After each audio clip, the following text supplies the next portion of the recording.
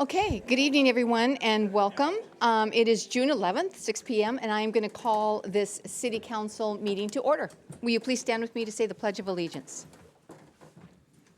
I pledge allegiance to the flag of the United States of America and to the republic for which it stands, one nation, under God, indivisible, with liberty and justice for all.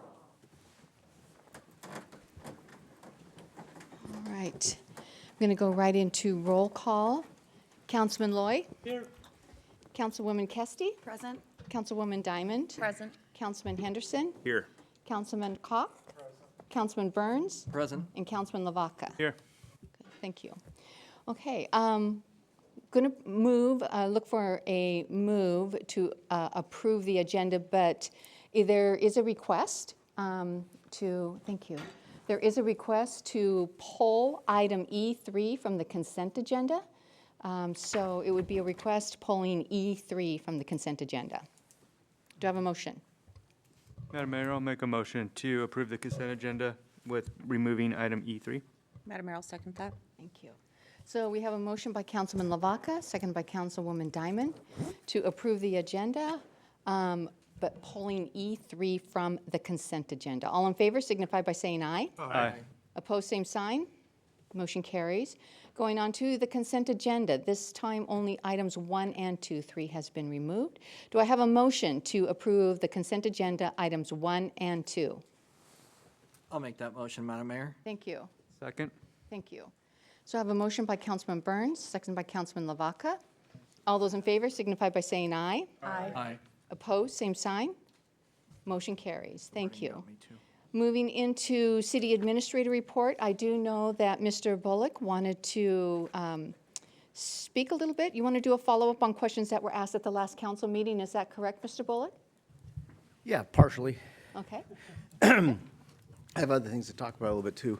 But council has asked about a couple different things, most notably the, what do I want to call it?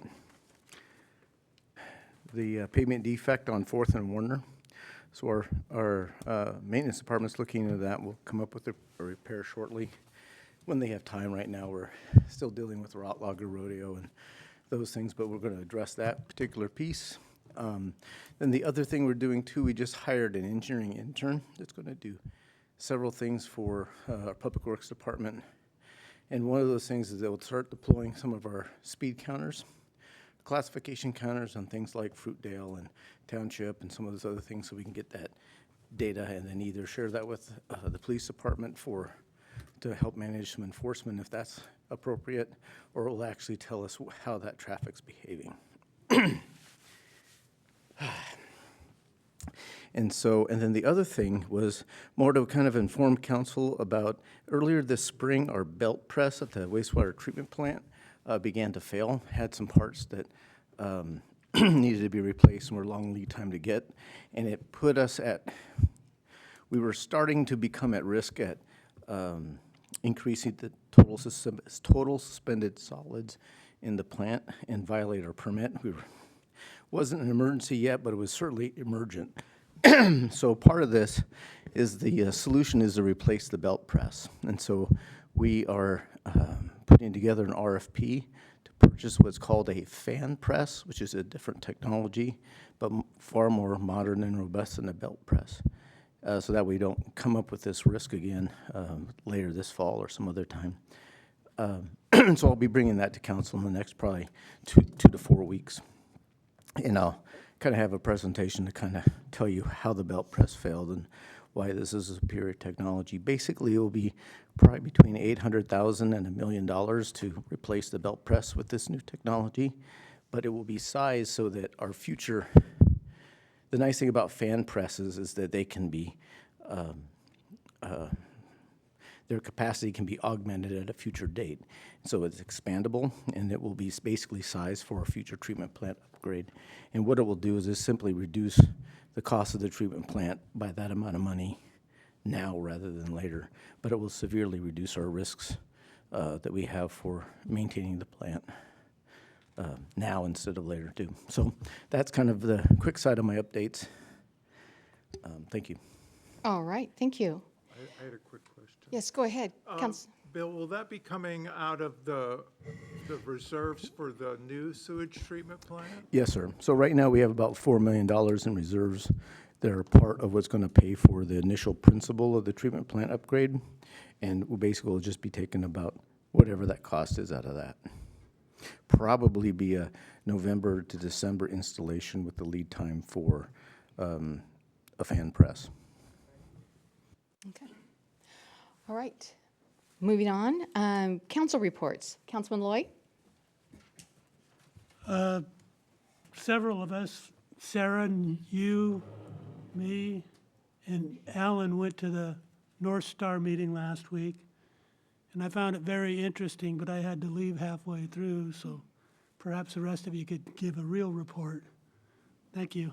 All right, thank you. Councilwoman Kesty? Thank you. I just wanted to start off by congratulating all of the Sedro-Woolley School District graduates. And then wanted to let you know that I was contacted by multiple people concerning the conditional use permit at the Methodist Church property.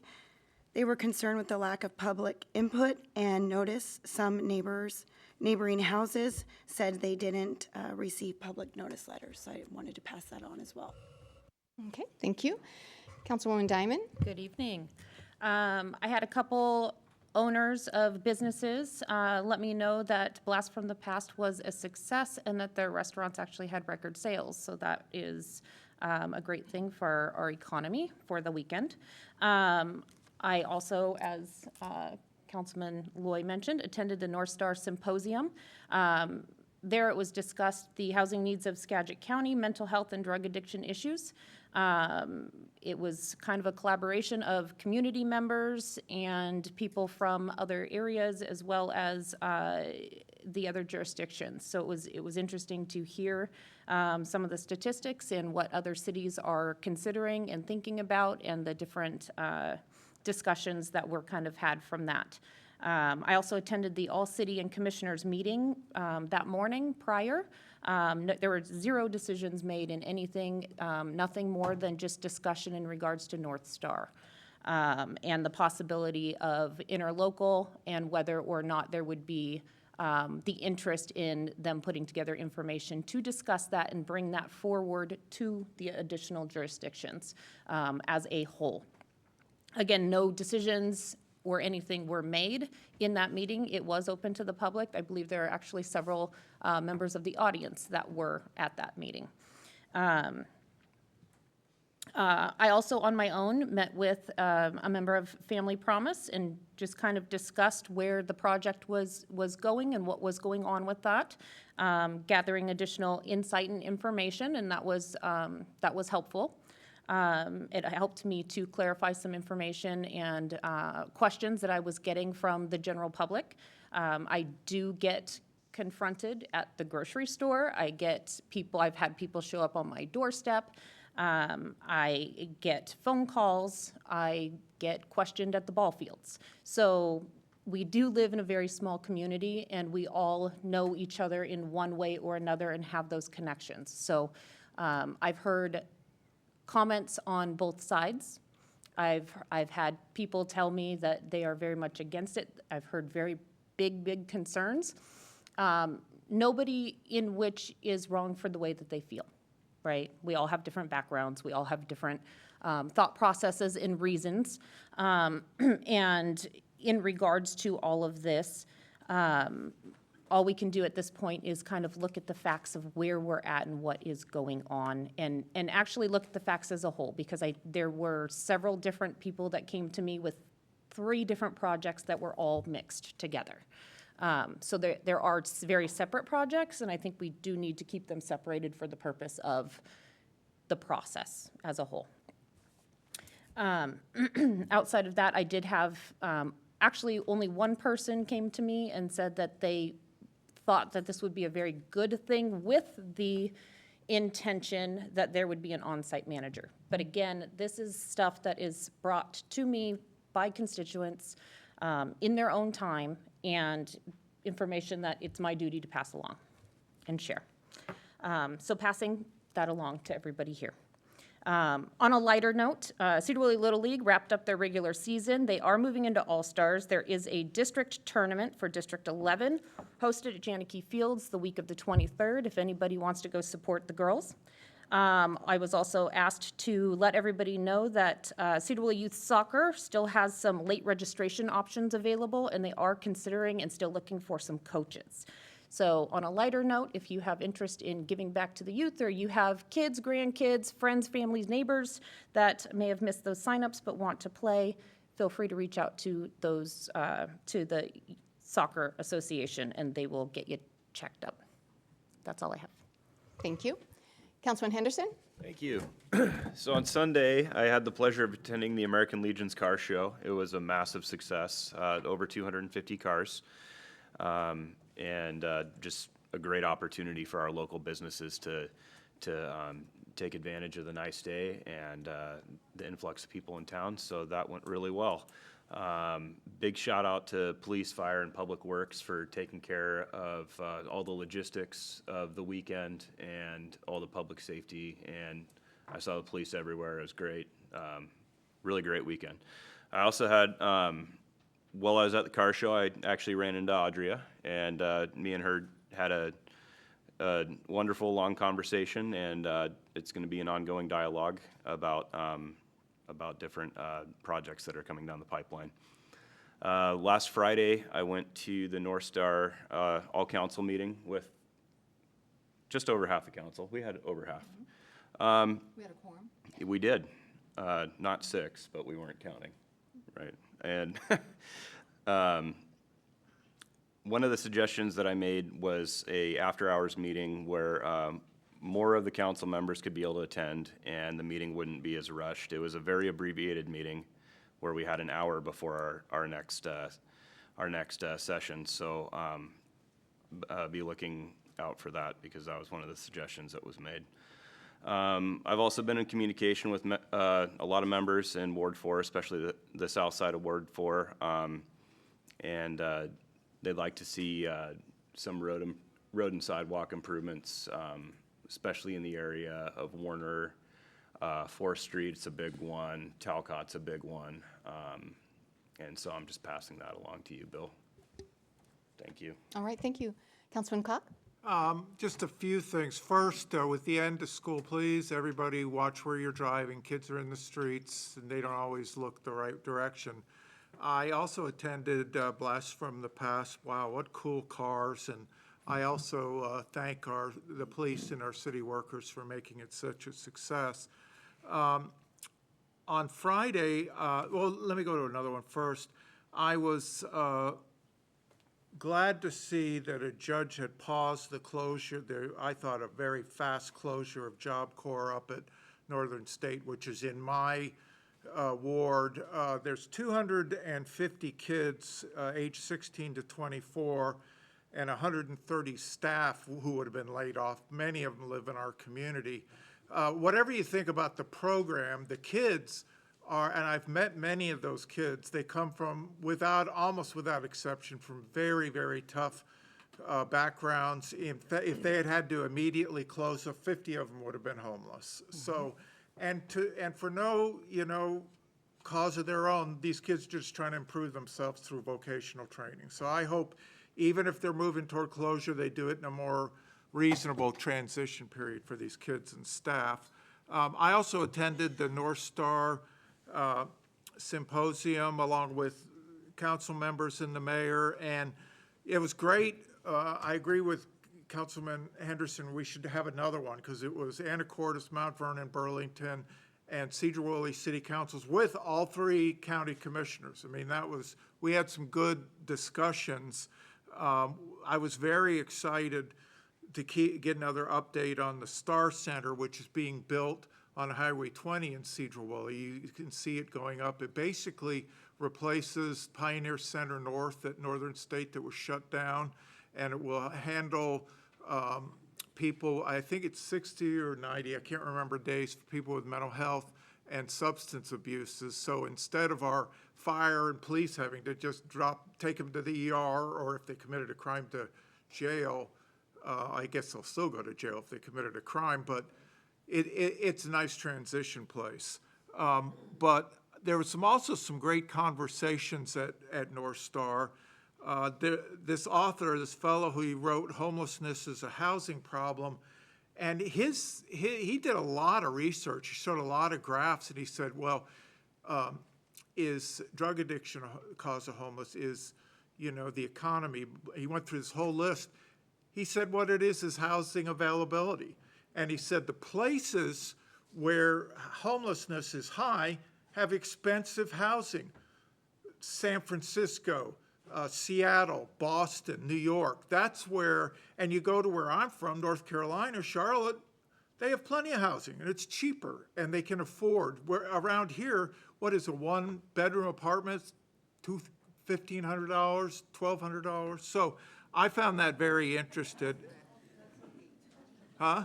It's more. It's more, okay, I'll believe everybody. And he also made a point that he was talking about that learned from other people that Seattle did not learn from San Francisco. They made the same kind of mistakes.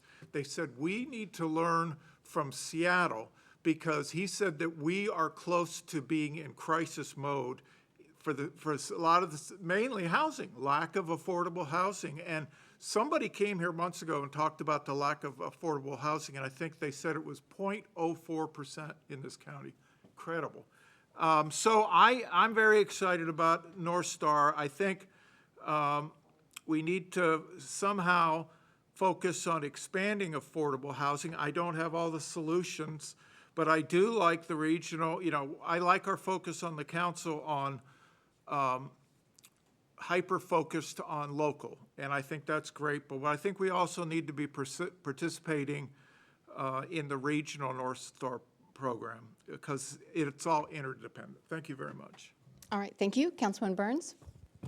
Well, I'm sorry I missed a North Star meeting. I've been taking a lot of time off work the last couple of weeks. I have a newborn baby at home, so I really like Councilmember Henderson's idea of doing one in the evening where it can go after work. I'd appreciate that. And Blast from the Past was fantastic. That was a wonderful event, and I really appreciate all the city staff that helped make that possible, as well as Monique from the chamber and everyone else who orchestrated it. I'd like to address a number of questions that I've gotten about Family Promise. I'm hoping that I can cover as many as I can for as many as people as possible, because I've gotten kind of a wide range of questions from some people, and I really did my best to collect good information on what's happened.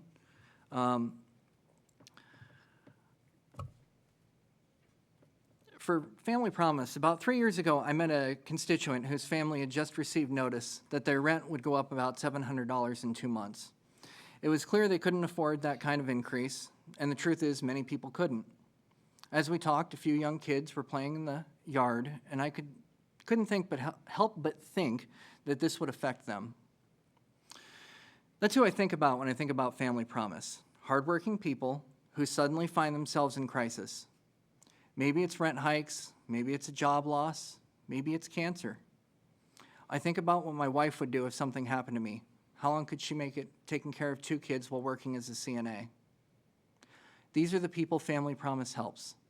They don't allow drugs, alcohol, or violence. They strictly enforce their code of conduct and require participants in the program to make progress towards getting back on their feet. These are requirements that will be enforced within their proposed housing, and that is perfectly legal under the provisions they are using. For around 10 years now, Family Promise has been sheltering families at Bethlehem Lutheran Church, right behind Central UMC, with very few, if any, issues related to the people who are actually in the program. They only serve families with children, and with around 400 homeless children in the Sedro-Woolley School District, it's clear their services are needed. I do not represent Family Promise in any way, nor am I here representing my church tonight. I've heard your concerns, I understand them, and I want to make sure that you have accurate information. Before I did my research, I had concerns. But I make my decisions based on facts, on what I can prove, and I hope you do too. Last November, the City Council met with Family Promise and several other agencies. We were given the plans for the tiny homes they hope to build, and the council seemed quite receptive. These are nice little homes, and they are well built. The council has provided funding to help Family Promise purchase a house, and we also gave them support for their winter shelter.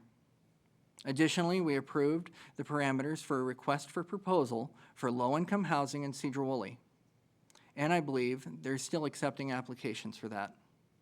I expect Family Promise will be one who applies, as they've discussed this project at multiple public meetings. From what I understand, Family Promise sent letters to residents within 500 feet of the proposed site, and I've personally seen the legally required sign posted on Pulte Road. There has been an opportunity to submit written public comment as required by law. My understanding is that there will also be a chance to speak directly to the hearing examiner who actually makes the decision on the land use, likely later this month. This is the beginning of the process, not the end.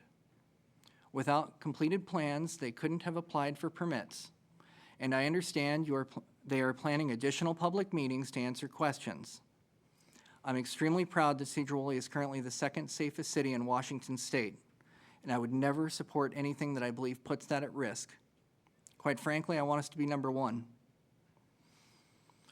And let's remember, we became the second safest city in the state of Washington with Family Promise already here, already serving and housing people in our community. Family Promise offers common sense solutions to the real challenges facing our neighbors, our friends, and our family.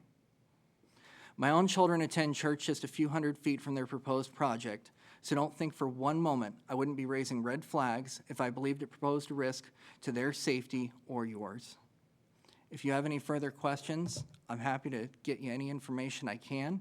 Audrey is probably a better resource for it because, as I said, I don't actually represent Family Promise, but when I hear something's happening, I like to find out everything I possibly can about it so I can make a good choice. Thank you. Okay, thank you. Councilman Lavaca. Thank you, Madam Mayor, and thanks for excusing me so I can go on vacation last time. I really enjoyed it. Absolutely. Today we had an opportunity to go down and push a fire truck inside the fire hall, a tradition that Bobby and Chief Wagner kind of gave a lowdown on, something that's been happening for well over 100 years. And what they do is they used to push the cart from the horse and buggy cart into the garage. So when they got actual motorized vehicles, they started doing that just as a representation of the old days. And so an opportunity to do that and then see the unit that the council approved to be purchased through the ER&R fund, the savings year after year after year after year for the 21 years of having that truck to be really able to buy a new one was nice. And it's good to see we have another vessel in the fleet that can actually help. So that was fun. I really enjoyed it, and I enjoyed you guys inviting me down. That was really cool. I've heard a lot about Jones John Liner. I think there's people that are seeing it kind of come about right now, so they're getting excited about that. The traffic might be a little bit of a hectic haze, so it's going to be interesting around this summer, but hopefully it gets done right on time before school season starts, so it's going to be very nice. Not the Jones John Liner, but the John Liner 9 roundabout there. And then Blast of the Past, 4th of July, things like that. You know, I mean, it was such a success. We're going to see the Lager Rodeo as amazing success, and that's all the more reason why we really have to be careful with the way that we, you know, as we discuss the taxes on these events or whatever that's going to come out to be. I think the council pretty much agrees we should figure out a way to cover that. But they obviously bring in the community, and that's fresh air, that's unity, that's people laughing, talking, meeting like Councilman Henderson did to random people like I do. So it's really, we need those events. Those are a staple of our community. So Blast from the Past was, again, amazing success. Job Corps, you know, that's something that's been a hot topic, of course. They do employ a lot of kids, and I've had an opportunity to get to know some of them that, you know, hired onto the place I work right out of Job Corps as floor helpers, and now they're in very successful higher positions over just a few years because they worked very hard. And so I have a heart for them. I want to see them succeed. The thing that gets me over there is I see all these empty houses up there that are just sitting there. The mold and the moss is rotting the roofs and things like that. And so there's no way for these kids to transition out. So they go back to Brooklyn, they go back to Detroit, they go back to where they're from. And I've done tours with them, and that's one of their biggest things is there's no transition, there's no nothing. So I don't see why we don't have something up there utilizing those houses rather than just letting them rot into the ground, if there's some sort of management system. We don't want everything tagged up, of course. And then, you know, as far as just a thought I had when Councilman Koch was talking about the housing being a severe issue with our homeless situation, the homeless situation in my mind's been broken out into one specific area in a big way, and it's been the encampments, and it's been transient drug use, and so there's been just a focus on that from when I first got on the council. There is a different slice of pie to that. There are transients, without a doubt, and it's a large quantity, actually. They take advantage of the system. There's no interest in getting a job. They're young, healthy, but they kind of feel entitled to where the whole community pulls together and pays for their way forward, and they never have to really do anything, and they're willing at living at whatever part they are. There's people who do use drugs, some that are addicted, some that want to, and that's a drain on that system, right? There's people that come back from the military, they're hard up. There's people that have lost a family member or a loved one, a child, and they never recovered, and they never had any desire to go on. There's people that have just gotten into hard ways, and so those are pieces on the pie that need to be addressed as well. And housing is a difficult one to say that's the sole reason. Housing costs in our community are high, materials are very high, property taxes seem to keep going up. One of the big things is that if the property value goes up, it seems like we can tax that value more. I don't know if that's a coalition, I'm not saying that's what's happening, but it seems like nationwide is if there's more money to be made, that's a good way to get money. But it does seem like that's part of what we see is rising property values, rising property taxes. And it's challenging because it makes it hard. Affordable housing, medium home price right now is $515. Rent is about $19 to $24 for a one bedroom somewhere. And those are units being built, trying to be built as efficiently as they can. The North Star built Martha's Vineyard, and that was about $310,000 per unit. VOC offered to do 41 units at $22 million at the time, but probably would have been 25. That's over $515,000 per unit to build an apartment, right? That's insane in cost. And to say that that's our solution for housing is to donate more taxpayer money into building these highly expensive. You got to figure out a way to make it better for developers, better for the taxpayer, better for property values, and stabilize that. But that's not, I don't feel, the sole reason. One of the big things is the family promise. I got back from vacation, I heard a lot about that. And that was, you know, family promise is a local place. North Star, with all due respect, I do think that they are really trying, but we have 10% of the funding that the county has, and we have an opportunity to see what can we do with 10% of that through the HB 1590 funding that we take in. We had an opportunity to either give $500,000 to VOC to pay for less than one unit, or to donate money to Family Promise, to Helping Hands, and to the Teen Center from the YMCA, and see what can you guys do with that money. And we gave them about $220,000, and they came back with results. All three of them came back with results to help the community. 60% has to go to brick and mortar of that funding, and that's every year. That's just taxpayer money coming through. 40% goes to services, or eviction prevention, rent assistance, things like that. That's money that the community draws together.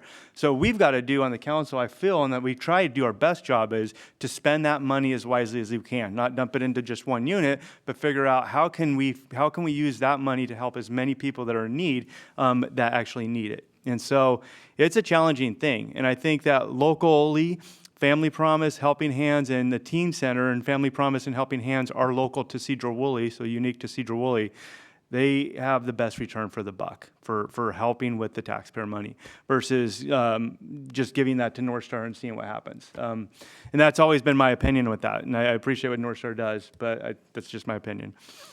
So Family Promise, I think, does a lot of good, and I know that there's sides of each one. I love to hear both sides of that, but I just didn't want the community to feel like Family Promise is not a good agency. They're actually homegrown agency, like Helping Hands, and Sedro-Woolley produces some of the best things that this world knows. And from Skagit Steel to the logging bridge across the Cascades, to our milling operation, to Sedron, Janicki Industries, I mean, Sedro-Woolley does amazing. The youth that are raised through this place, the programs, even the homeless.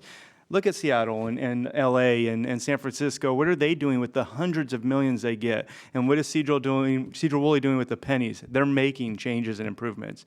I don't like programs that have 0 success rates. When I see a program with a 78% success rate, I think, wow, that's somebody doing something with our taxpayer money, because I'm not in favor of seeing that money go. And I appreciate you giving me the opportunity to say that. Thank you. Okay.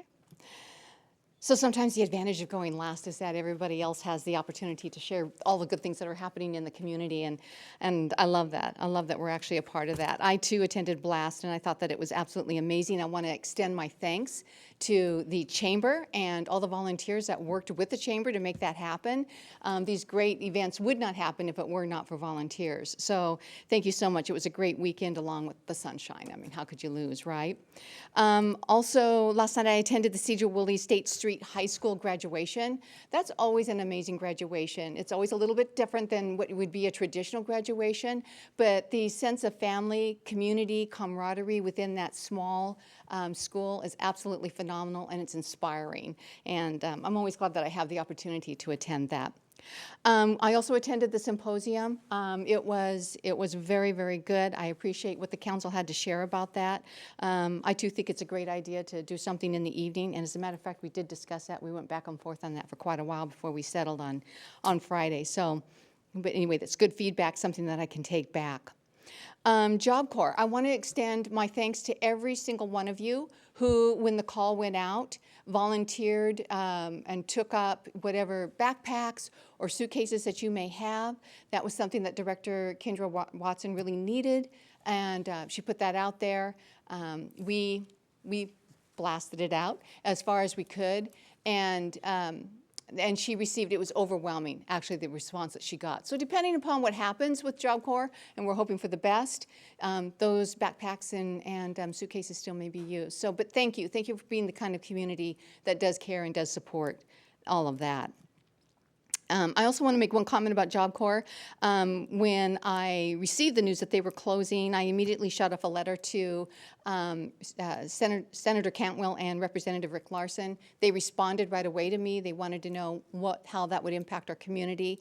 I was very impressed that they were on top of it, and I am quite sure that it is because of other leaders too within the community besides myself who reached out to our leaders both within the state and also within the federal, stating, you know, we need to step back, we need to slow down, and we need to think about this and really decide if this is the right thing to do, and if it is, then how are we going to go about doing it. I appreciated what you shared, Councilman Koch, regarding that. Just a couple of things that I found really interesting to the council. I thought you might like to know that we received the population estimates for 2025. From 2020 to 2025, we have gone from 12,400 plus to 13,360. That is an increase of almost 1,000 new citizens within our community. The only other city that beat us was Burlington. They had, it's estimated that they'll have almost 1,800 new citizens at the end of 2025. So certainly an area that's growing. Mount Vernon and Anacortes also received significant growth, but I think that it speaks to what's happening here and what's happening within actually across the United States. One last thing, Council, I did receive a notice from the Port of Skagit. I know that it went out to you as well. They are looking for you to, this is in your email, it's from Kelsey Taylor. They want to schedule a 30-minute survey. They'd like to gain your perspective on the potential capital campaign at restoring and re-imaging the hub building at the Swift Center on the campus. So if you could reach out to them and possibly set some time, I know that they would greatly appreciate it, and I think it'd be a wonderful opportunity for you to be able to give your input. I myself did reach out to them. I have gone through the survey. It doesn't take that long, and it was actually a lot of fun doing it. So I hope that you will do that. So on top of that, so for the sake of time, I am going to move us along, and I will cut my report short. We are moving right into 2 public hearings. The first public hearing is going to be on the amendments to Title 17 of the Sedro-Woolley Municipal Code, off-street parking and loading. It's Ordinance 209625, and this is the 3rd read.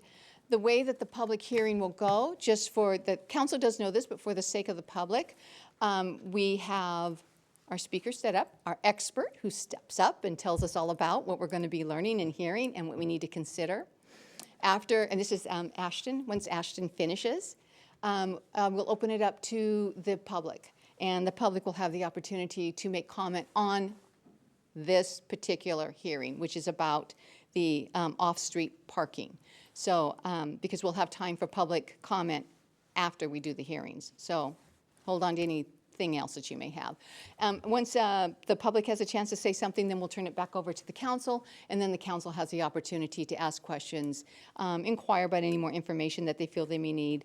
And it looks like in this opportunity, possibly make a motion if they so choose. Is that correct, Ashton? Yes, I am requesting action tonight. All right, thank you.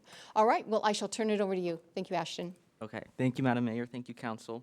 So since this is the public hearing, I am going to give some background for this for the sake of the audience, as well as anybody else that wasn't here for those initial meetings that we had. So back in June of 2024, community development staff updated the regulations for work-live units. City Council adopted that ordinance, but they did request the community development to look at off-street parking and consider a municipal code update for that.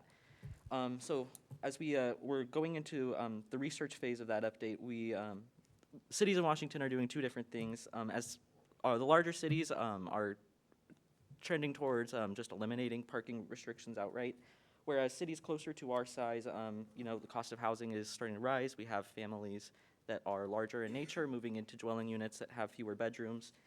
Family members are sharing rooms. They don't have enough parking stalls for the amount of cars that they have.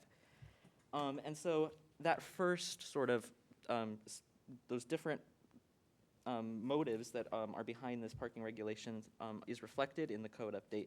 You'll notice that the Senate bill requirements that the Washington State Legislature passed earlier this year is marked with an RCW.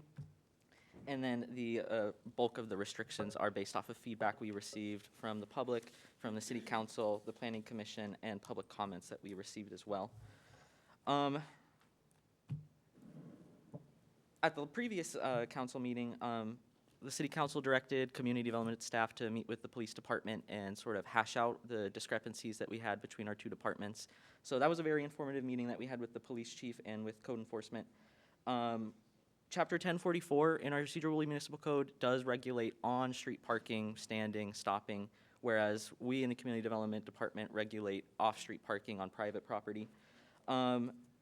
Because these two sections are in different titles of the municipal code, if council wanted to see any changes to on-street parking regulations, we would recommend doing that in a separate code update. That way we can, ensure that the private property update is passed in Title 17, and then the public parking is maintained in Title 10, and they are separated.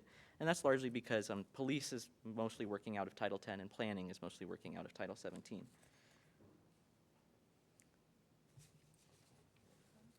Okay, and then one minor thing that I wanted to add, at the last update, or at the last meeting with City Council, it was directed towards staff that we wanted to have a little more clarity on the fact that it is the private property owner's responsibility to enforce parking on their private property. So a subsection was added to, or a clause was added to subsection 17.36.040 to address that. And then just to conclude, I just want to clarify what is not being changed part of this update. Minimum parking requirements for commercial, industrial, and public uses will still be the same. This is only updating residential parking and consolidating all of our parking regulations for private parking into one chapter. The amount of parking required for ADUs is not changing. You'll see that with our ADU update that's coming down the pipeline. And then, as I said earlier, on-street parking regulations are still going to be remaining in Title 10. So with that, Mayor, we go to the audience public comment, or do we want to hear discussion from the council? We'll go to public comment from. So have you completed your presentation? I want to make sure that you've been able to share everything you want to share. I did, yes. All right, thank you, Ashton. All right, with that, I will turn it over to the public if you want to come forward and give public comment regarding the parking be sure to give your name and your full name and maybe how you're affiliated with the city. And then keep it to 3, looks like is it 5 minutes? Is that what we're doing, or 3 minutes? We're doing 3 minutes. It just defaults to 5. Okay, good deal. Hello, everybody. My name is Paul Woodmansey, owner of BYK Construction. I just first want to thank the city council members and mayor for all the hard work you put in around the city, all these tough decisions and big meetings like this. It's a lot of time, a lot of thoughts, and a lot of thinking, and I just am thankful for that. So thank you for your leadership. I would throw something else out there. I did not expect this kind of crowd tonight because I thought this was a parking code discussion. So I would first like to say that personally, I own residential units in the city of Sedro-Woolley. We have rented directly to Family Promise before, and Is this going to be about parking, or is this is just because I'm only going to stick around for the parking. It's just one comment. Is that okay? all right? Is that acceptable? Yeah. Sure. We've never had a problem, and they're a fantastic tenant. So just want to throw that out there. Okay.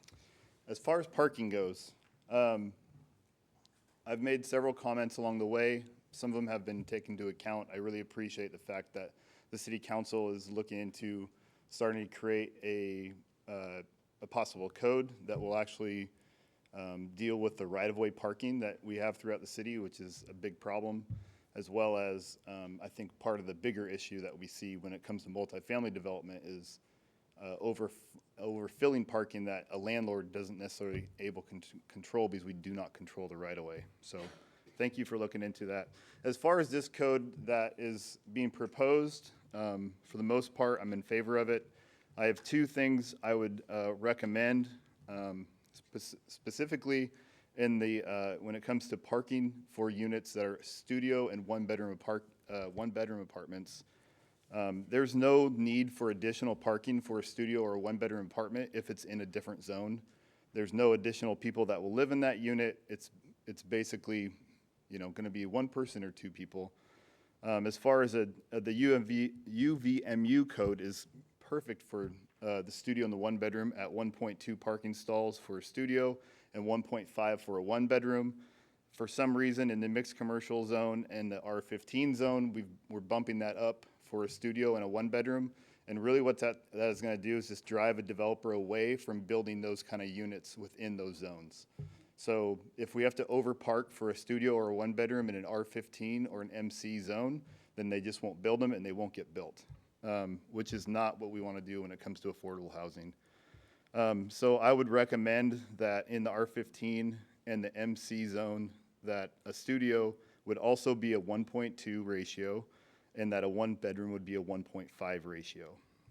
I do understand that in an R15 MC zone, if you have a 3 or a 4-bedroom unit, that could be a larger family.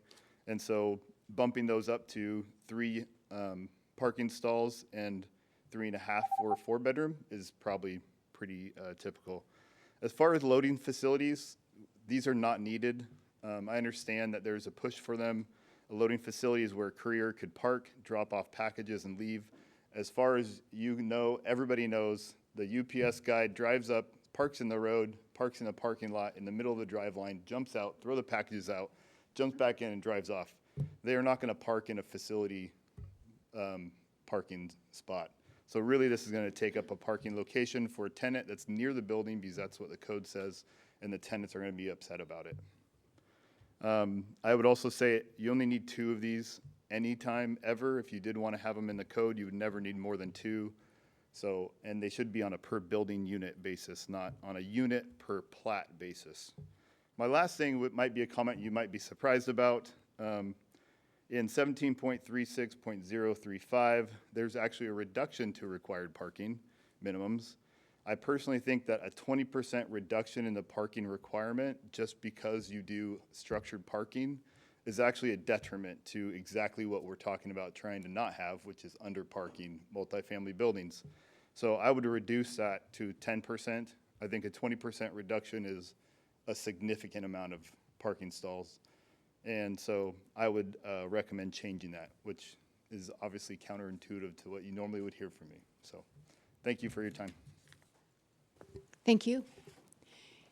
Is there anyone else who would like to make comment regarding the parking? Yeah, I do. Okay. Can you actually come forward and,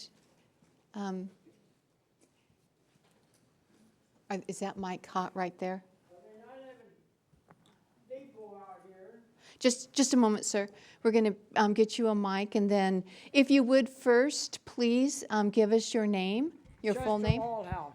I live out there, depot out there. I got a one-bedroom apartment. It's higher than hell by myself. But when I come uptown on State Street, there's cars sitting on the sidewalk, which is illegal to do, but these cops let them do it. They put their garbage cans right on the garbage can. They sit there 3-4 days. I got to go out in the street to get around it. Then out on the Cook Road out here, this busy Cook Road, they got construction there. They got the construction signs right on the sidewalk. I got to go out on the fucking highway to get around it. That's illegal. Why don't you guys do your job? I'm fed up with it. I can't get up and walk around like you guys do. I can't. I go down, I can't get up. And if something happens to me out there, I'm going to get killed. And you council people up here basically in my book, running your mouth, you won't do nothing for handicapped people in this town. You don't. And I'm fed up with it. I've lived in this town all my life, born and raised in this town. It's gotten worse. And the cops are the worst ones around here. I know for a fact they are. Then the other day, a couple of weeks ago, I was coming uptown, there's 4 cops in the gravel parking lot. I asked them what was going on. I said, none of your business. We're doing an investigation. Yeah. I find out 3 days later, somebody got stabbed out there in that area out there, but they didn't have the guts to tell the people that somebody got stabbed out there. There's too many girls and people out there in that apartment building out there, in and out all night long. So they're out there walking their dog. If somebody's out there stabbing people out there, they need to know. Don't keep that a secret between you and these so-called cops over here. I don't like cops. Never have. They're murderers. They murdered my brother, the county sheriff did. So I have no use for speaking cops. Excuse my language. With all the girls in here, excuse my language. I'm fed up with it. Why don't you guys do something about it? Thank So you. if I come back up here again and start raising hell because you guys don't do nothing, I will be getting a lawyer and I'll be suing the city. Thank you. So appreciate you making that comment or coming up making comment. Anybody else who would like to come up and make comment, please keep it to the ordinance 2096 that we just discussed regarding parking, if you would do that, please. Thank you. Anyone else? Okay, hearing none, I am going to turn it over now to the council for comments and for questions. And who would like to go first? Councilman Henderson? Thank you. All right. I was actually going to ask to table this because I still had stakeholders to talk to, but I did get some of my questions answered tonight. So I would like to ask you to update the R15 studio requirement to 1.2, and then the reduction in parking. I'm elated that the general consensus is a 10% reduction, so that's good. I'd like you to add that. And then the loading zones, I talked with 2 of the different developers with, and they were completely against them. They take up their parking spaces, and then there was one other one for the off-street parking apron, 25 feet in length, directly in front of all garage entrances. And there is other cities that don't require that. The proposition to 20 feet instead of 25, I'd like you to add that. Okay. So, This would also have to be, council would have to agree to this. Well, I mean, you can say I'd like you to add I'd like you to add a few things too. But we're going to have council agree to this. And I would appreciate it if you would actually address why and how you came up with the statistics that you did. Yeah, so I'll address each of your comments one at a time. So the first one being the R15 zone, as well as the MC zone, the 1.5 parking stalls for the studios. We originally, I don't remember it off the top of my head, but in one of those zones, we had required 1 parking stall for a studio apartment, and in the other, we had required 1.5. Under the guidance that I received, whereas the intention was to increase the parking for the smaller dwelling units, we decided to consolidate that to the 1.5, so that's why that number was chosen. I feel that a 1.2 would be appropriate as well if the rest of the council agreed as well. I feel that that would be an acceptable change. Same thing with the 10% for the parking reduction. I chose 20% because that's 20% was about on average for what I had seen for other cities to do reductions, and I just chose 20% for each of the reduction options. If 10% makes more sense from the development standpoint, I don't have anything against that either.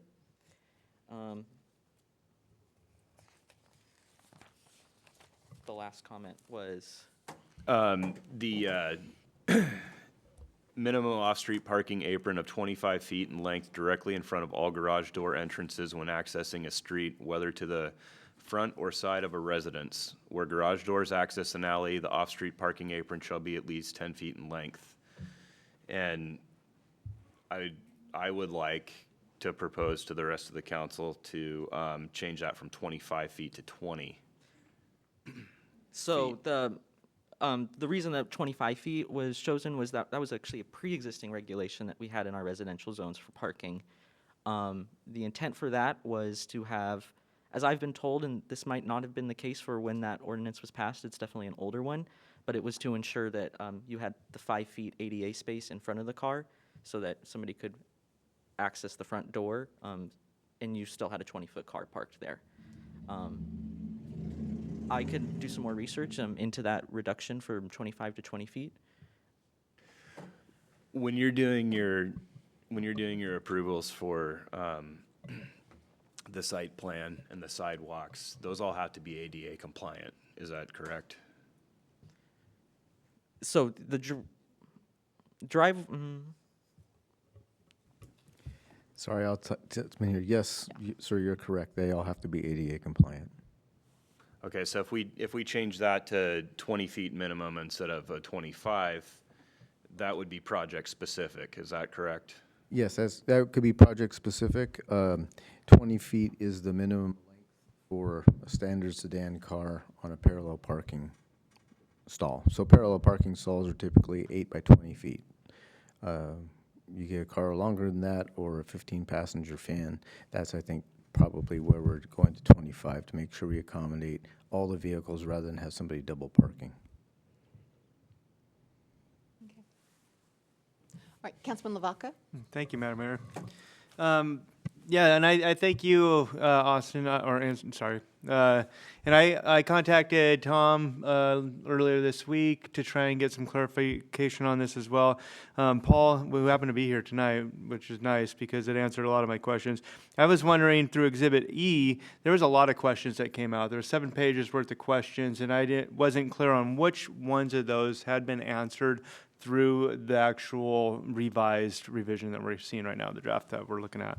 And so I was curious, how did we respond to that letter? It was pretty thoughtfully put out. How did we come to imply either that item or those items to the plan, or give reasons why not and respond back to the individual who put that in? So I was actually going to consider or table it as well, and try and get that information and have a discussion based upon what was the feedback and how did we respond to that feedback. Because it was so extensive, there's 7 pages there. However, you did come today to speak about that, and I didn't expect that, so thank you very much for doing that. Did answer some of those questions I had. I still have some others.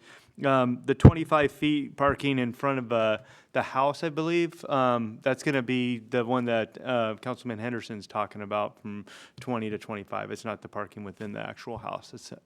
That's the one that you were talking about revisiting. So the fact that it was in the code before, I think that if we are changing up the code now, everything that Councilman Henderson put forward seemed very reasonable to me. So I would be in favor of seeing that go forward. I don't know if, I would like to at least table it for another 2 weeks if the council would be in agreement with that, just so I get a chance to go through it, Tom, or somebody, and figure out how did we, 60 pages worth of code, respond back to somebody who methodically went through, looked at it, gave a lot of good feedback that was, seemed not completely, in the favor of the developer, and feedback that seemed like it was more, reasonable compared to what other cities were doing. So that's what I would like to see. Okay, thank you. We still have other comments. Go ahead, Councilwoman Kesty. Thank you very much. Thank you very much for working very hard on this. I too wouldn't mind tabling this, and the reason why is because at the last time we had gotten together, it was my hope that Officer Carr could be represented and talk about things that could give her teeth so that we could actually, provide help to the street parking or the different things, the codes that are being broken, things such as that.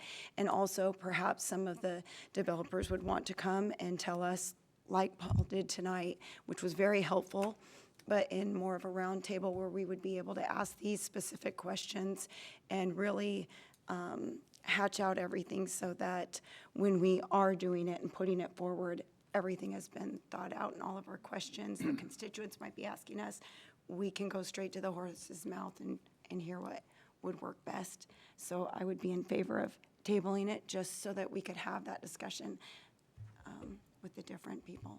Okay, thank you. Councilman Cook? Yes, I also think maybe some more time isn't a bad idea. And thank you, Mr. Woodmansey, for coming in. Those were excellent suggestions. I found the studio and the one-bedroom parking very interesting. The 10% and loading zones, you're right. I don't think I've ever seen an Amazon truck park in anywhere but the middle of the street. So I think we could save some developers some money there. Thank you. Okay. Councilman Lloyd? Yes, I've been keeping my eye on Mr. Woodmansey's project, being as I live there, and watching what you folks are talking about. And I would say loading zones would be expensive waste of money. Watching their development, just like he said, they don't come in and find a parking spot. They come in, stop, and get going.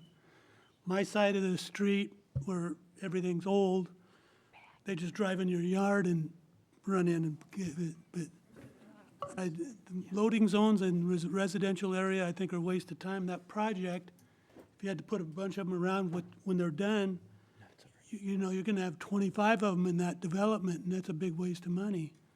So no on loading zones, and watching their development, I'm just assuming that it's close to what I read, and it looks like it's a pretty smooth operation. So if our numbers are around what they've got, it should work pretty good. Okay, thank you. Councilman Burns? Just so you have a consensus when we come back to this, Ashton. The 1.2 for studios and the 1.5 for bedrooms on both is fine with me. And the 20% when they were close to transit caught my attention as well. I've looked extensively at our public transit. I think 10% is more logical because a lot of people aren't currently using it. The parking length, if I remember correctly, my old Ford pickup is 17 feet long. Well, I can squeeze it into just about any parking space, but there's a lot of people who might have a challenge with it. So I'd be curious about a little more information when we decide on the length of the parking spots. But I don't want to make it so that we're making something you could park 2 cars in, 2 small cars, just to accommodate a handful of larger vehicles. So I'm perfectly fine with looking at that. And I do like the idea of having Officer Carr give us a little input, just so that we can make sure that we are having teeth to the enforcement side of this, anything that we are changing, or have the ability to make it a little easier for her to do her job so that we don't have more problems. Yeah, I would like to, just adding on to that, the 20 or 25, is there a safety issue that's involved in that? I'd like to know that. Did I see a light? Okay, Councilman Diamond? I was just going to concur with the reduction down to 10%. I'm okay with the 1.2 and the 1.5 for the studio and one bedroom. And then I would actually be more in favor of the 25-foot apron. There are a lot of bigger vehicles in our town. And I think we need to accommodate for that and be aware. So that's where I would be with that. And then I just wanted to state that I would like to see come back to us the on-street parking code and discussion for that in the future for update. I've got a lot of business owners, and some personal property owners in residential areas that are struggling with some parking issues and overflow parking that ends up over on them. And just kind of what kind of teeth can go into that and how that can be addressed when it affects their day-to-day business and coming and going. So if we can discuss that in the future, that would be wonderful. Councilman Cock? Yeah, just a quick question. Oh, I wanted to clarify that author talking about housing was saying it is a primary cause. He also mentioned mental health and addiction. But in terms of permitting, he said that municipalities or governments in places like Texas or North Carolina, they've cut way back on their permitting to allow construction to be much cheaper to build. So that's another major reason there's more affordable housing. So I think anything we can do to tighten up our permitting so we're giving our developers an easier glide path to success. Okay, that's kind of skirting the parking here, but that's okay. And Councilman Henderson? There was one last thing in these notes. Rooms indicated on building plans as office, extra room, or playroom, et cetera, that may be reasonably considered for use as a bedroom may be counted as bedrooms for parking purposes by the community development director or their designee. And I concur with the comment on this that they should have to meet the definition of the International Building Code. I believe we, I'll double check I think that the you did ordinance. change Yeah, that. Yeah. Yeah, I was just double checking. Thank you. All right. One more comment? Yeah, thank you, Councilman Madam Vaca? Yeah, I do thank Paul or Councilman Cock for making that comment because that is part of the what we're kind of talking about with the permits and the parking. Yeah, number 2, number 6, the bedroom definition, a section about public transit and Sedro-Woolley not even really having anybody on that transit route that's nearby, maybe at the park and ride. All of those comments that were brought in, I mean, there is a plethora of those comments. That's why I would like to make a motion forward right now to table it and have like Councilman Kesty put forth some sort of a workshop to discuss with residents and developers to see what works out really good and what are we looking at when we make this change. I'm literally about making changes. I'll second tabling it. Okay. However, we don't have another workshop until the end of summer. When is the time limit on this, guy, since they are passing stuff through? I saw that Bremerton lifted up all their parking restrictions. I know that Olympia is pushing to have the parking done. What is the time limit? End of this month. Is it? End of this month, correct? We need to have most of our no? Nicole? Parking is not end of this month. Parking is not related to the comprehensive plan. Okay. Parking is going to be a separate Senate bill that was passed from the legislature. Are we able to set it for the first week of September? Is that Well, we'll bring it back. I know we have stuff scheduled for the first week in September, but we need to look at our schedule. But certainly we'll bring this back. We have to bring it back. So, Yeah, and I can't quite find the deadline in the Senate bill right here, but I can find that and get that information. yeah, if we need to have it done in a session. well, if we have to have it done by the end of the month, we'll just bring it to the next session. We're tabling it with the consensus that all of those points that we brought up are going to be put into the code that's going to be brought back to us, correct? Or we're all in agreement that we want those edits to happen. Thank you. I can lead that. That's fine. Okay, well, I just wanted to make sure. Yep. I don't want it Well- brought back the same way it was presented tonight. If it's all right, I'm just going to repeat what I have on my notes. That way it's clear for everybody what I'll be bringing back. Perfect. So parking for studios and one bedrooms will be 1.2 and 1.5 in all zones, including MC and the CBD. We're going to have a work session with developers to discuss what their aspect of that is, to really focus on the on-street parking side of things. Also want to have a conversation with our code enforcement officer, have a group conversation. That way everybody's at the table and we know what parts need to be updated and who is going to be regulating each of those parts. The reductions I have right here, I heard both for structured parking and for transit, so reducing both of those down to 10%. I just want to clarify that was the consensus. That's a yes from me. The transit one is, if I'm interpreting that right, that's a yes for me as well. Okay. The transit's a challenging one because we don't have a heavy transit used system, which we'll be talking about here in a little bit, but yeah. Yeah, and according to how the proposed amendment is written now, we would have 5 transit stops. It would be our Park and Ride, the one in front of Hometown Pharmacy, and the 3 on Hospital Drive. Yeah, I believe that Mr. Woodmansey pointed out that those are not, at this time, they're transit stops, but they're not used to the point of where they're actually considered a heavy use transit or that location. According to the RCW is correct, but we can also set our own reductions for those transit stops as well. So that can be adjusted too as needed. Awesome, thank you. Okay. So we have a motion by Oh, Councilor there was LaVaca. loading zone, sorry, Yes, Madam Mayor. removing loading zones. And 10%, you talked 10%. And then I also I heard different things about the driveway length, so I want to do more research on that and bring it back. Yes.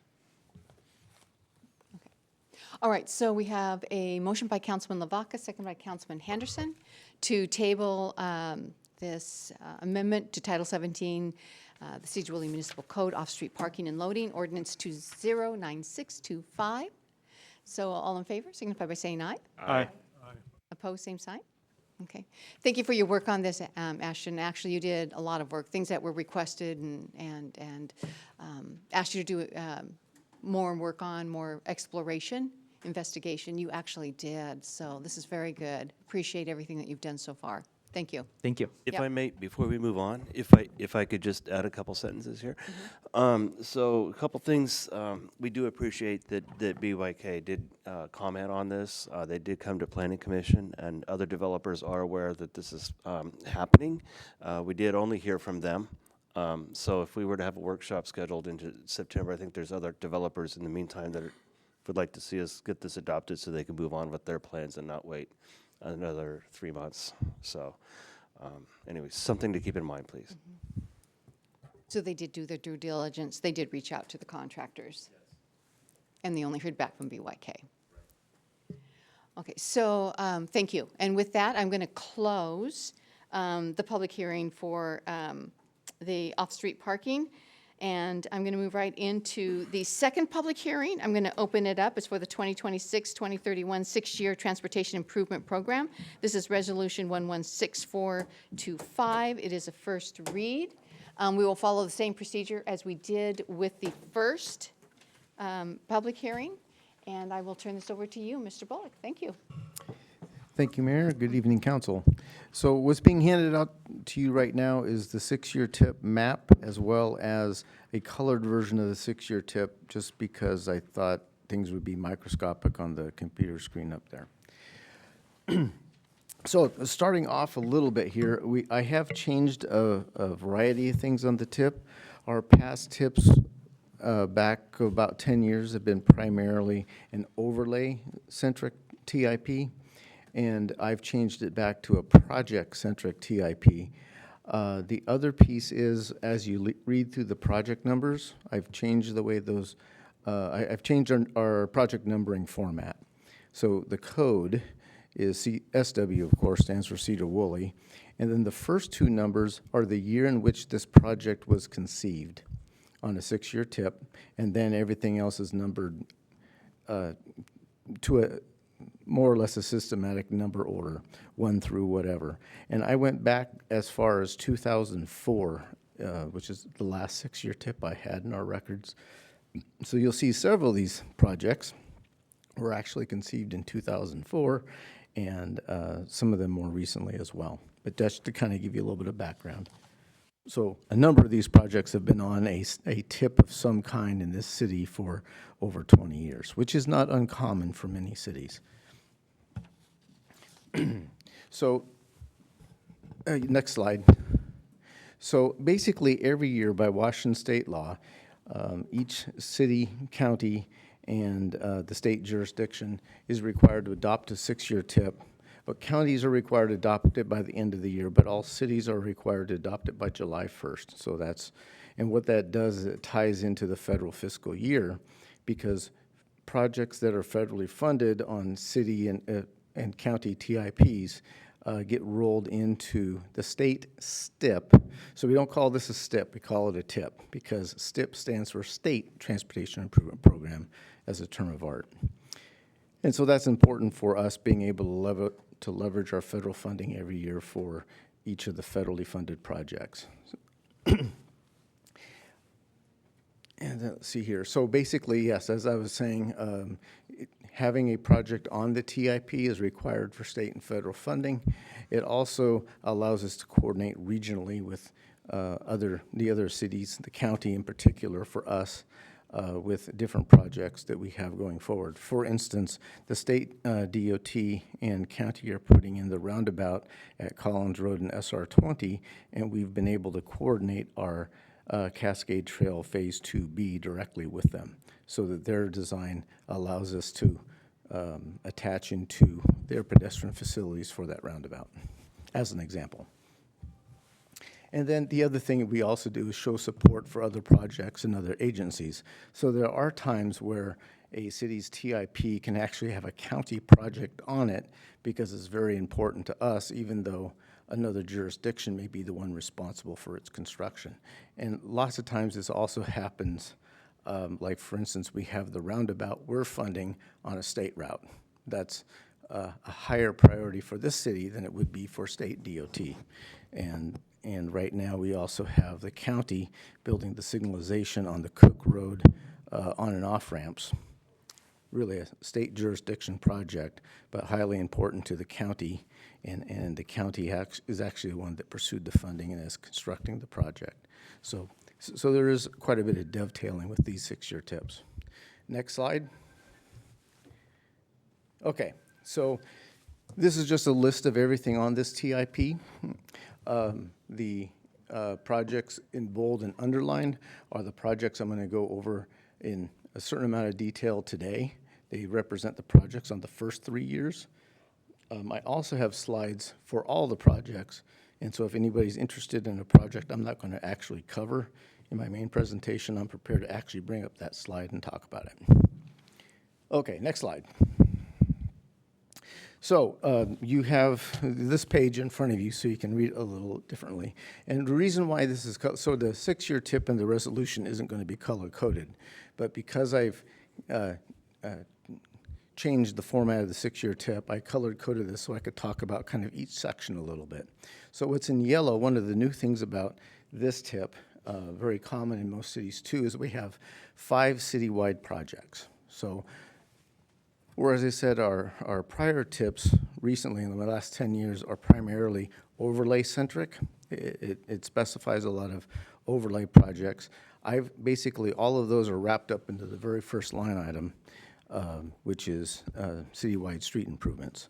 But then also to focus on, and this town does about $1 million of overlay every year. It's still funded by TIB primarily, but that's about what we budget every year. But then the others we've talked about some of these before, the multimodal gap and rehab program, which is mainly like sidewalk and bicycle gaps in those systems. And then safety and ADA enhancements, very similar to the, 42 ADA ramps we improved last year. That's where some of these would go too. Now granted, we do ADA improvements with our street improvement program, but the street improvement program wouldn't necessarily correlate to the spot improvements we do from time to time throughout the city. That's what that line item's for. And then minor construction is really just sort of a catch-all for being able to do a small works project here or there and fund it. we've had a recent need for that with some of our manholes on some of the roundabouts that actually were put in with wood shims and finally rotted out. And so we had to go back and fix those. And then again, citywide storm retrofits, mainly transportation related. So this town, like many others, has different areas in the city where we have a culvert that was built with, is a steel culvert that's rotting out. That's what this is intended to do, those types of spot improvements as they come up before we lose one and cause quite a bit of damage to the road. So the next two areas are in green, and these are our projects that we have either currently funded or are currently in either design or construction of some type. And so these are projects that basically don't really change their priority because they're already in process. We're already spending money on them in some way. And then the blue is basically the projects in our second and third year. And these are projects that I generally consider as on deck. So one of the things with a 6-year TIP, and even regional as well as state TIPs, that we have the ability to make a change or amend something basically once a month, okay, anytime throughout the year. And some of that in a jurisdiction of our size happens that if we have an opportunity from a legislative earmark or something that may apply to a specific project in the 4th, 5th, or 6th year, we may elevate that immediately, which would require an amendment to the TIP so we can take care of that priority. So if there's opportunities or there's something that happens that we need to deal with sooner than later, we always have the opportunity to update the TIP and rise something in priority to meet a need, okay? And then, so like I said, that blue column there is kind of what I consider on deck, but we may also bring something on deck later. And then the orange is, so I'm going to go to the gray, which is the very bottom one. These are really planned projects. These are the projects at the very bottom that sometimes last 20 years on the tip, but we keep it on the tip because we want it, for whatever reason, for it to remain visible, okay? There is very low likelihood we are going to do $40 million of street projects in the next 6 years. But that's very typical of city transportation improvement programs because there are certain projects we want to remain visible. We may anticipate development. If it occurs, having it on the TIP gives them an expectation of how we want to tie that into our overall transportation system. And then the orange is just kind of, I guess, what I consider what's between being on deck and what's more of a long-range plan. But all these projects give us kind of a list to draw from as we start completing things and as we may have an emerging need. So that's kind of and so the idea here, when you look at this tip, if you notice all the numbers for preliminary engineering construction kind of follow diagonally down the table. And so this gives you hopefully a at-a-glance idea of what our priorities are, or at that snapshot of what our priorities are, and how we intend to step into them, funding things and kind of as part of my guideposts when I look for grant opportunities, depending on what's coming up. This gives me a good snapshot idea of what it is and how we're moving forward. So that's kind of a primer on this style of 6-year tip. And this table is what's being adopted with the resolution, not in the past. So this uses a kind of a local format. What Mark Freiberger did, which some cities do, most cities don't anymore, but he follows the federal funding format, and that really hasn't been required of jurisdictions since 2012. It is a format, but I find this much easier to use in a practical fashion. And then we do fill out that federal format, but only for federal jobs that we have. Okay, next slide. Maybe, hold on. I'll ask, is there any questions? Okay. Yes. You give your presentation, then we'll go to the public, and then they'll have their Right. questions for you. Okay, good enough. And then, so this is just a couple different slides on what I do to develop this TIP. This is an example of a typical planning level project estimate. So I have several standard items, but this is like, I think it's 28 line items I'm not reading through the right side of my bifocals unless I look up, so. And a typical project sometimes has over 60 line items, but this is kind of the larger value line items, and then there is some different contingencies in here to take into effect. But I haven't really designed anything yet, but this is just my experience throughout the years. Gives us enough money and an estimate to fund a project without underfunding it. Next slide. Okay, so a couple different things.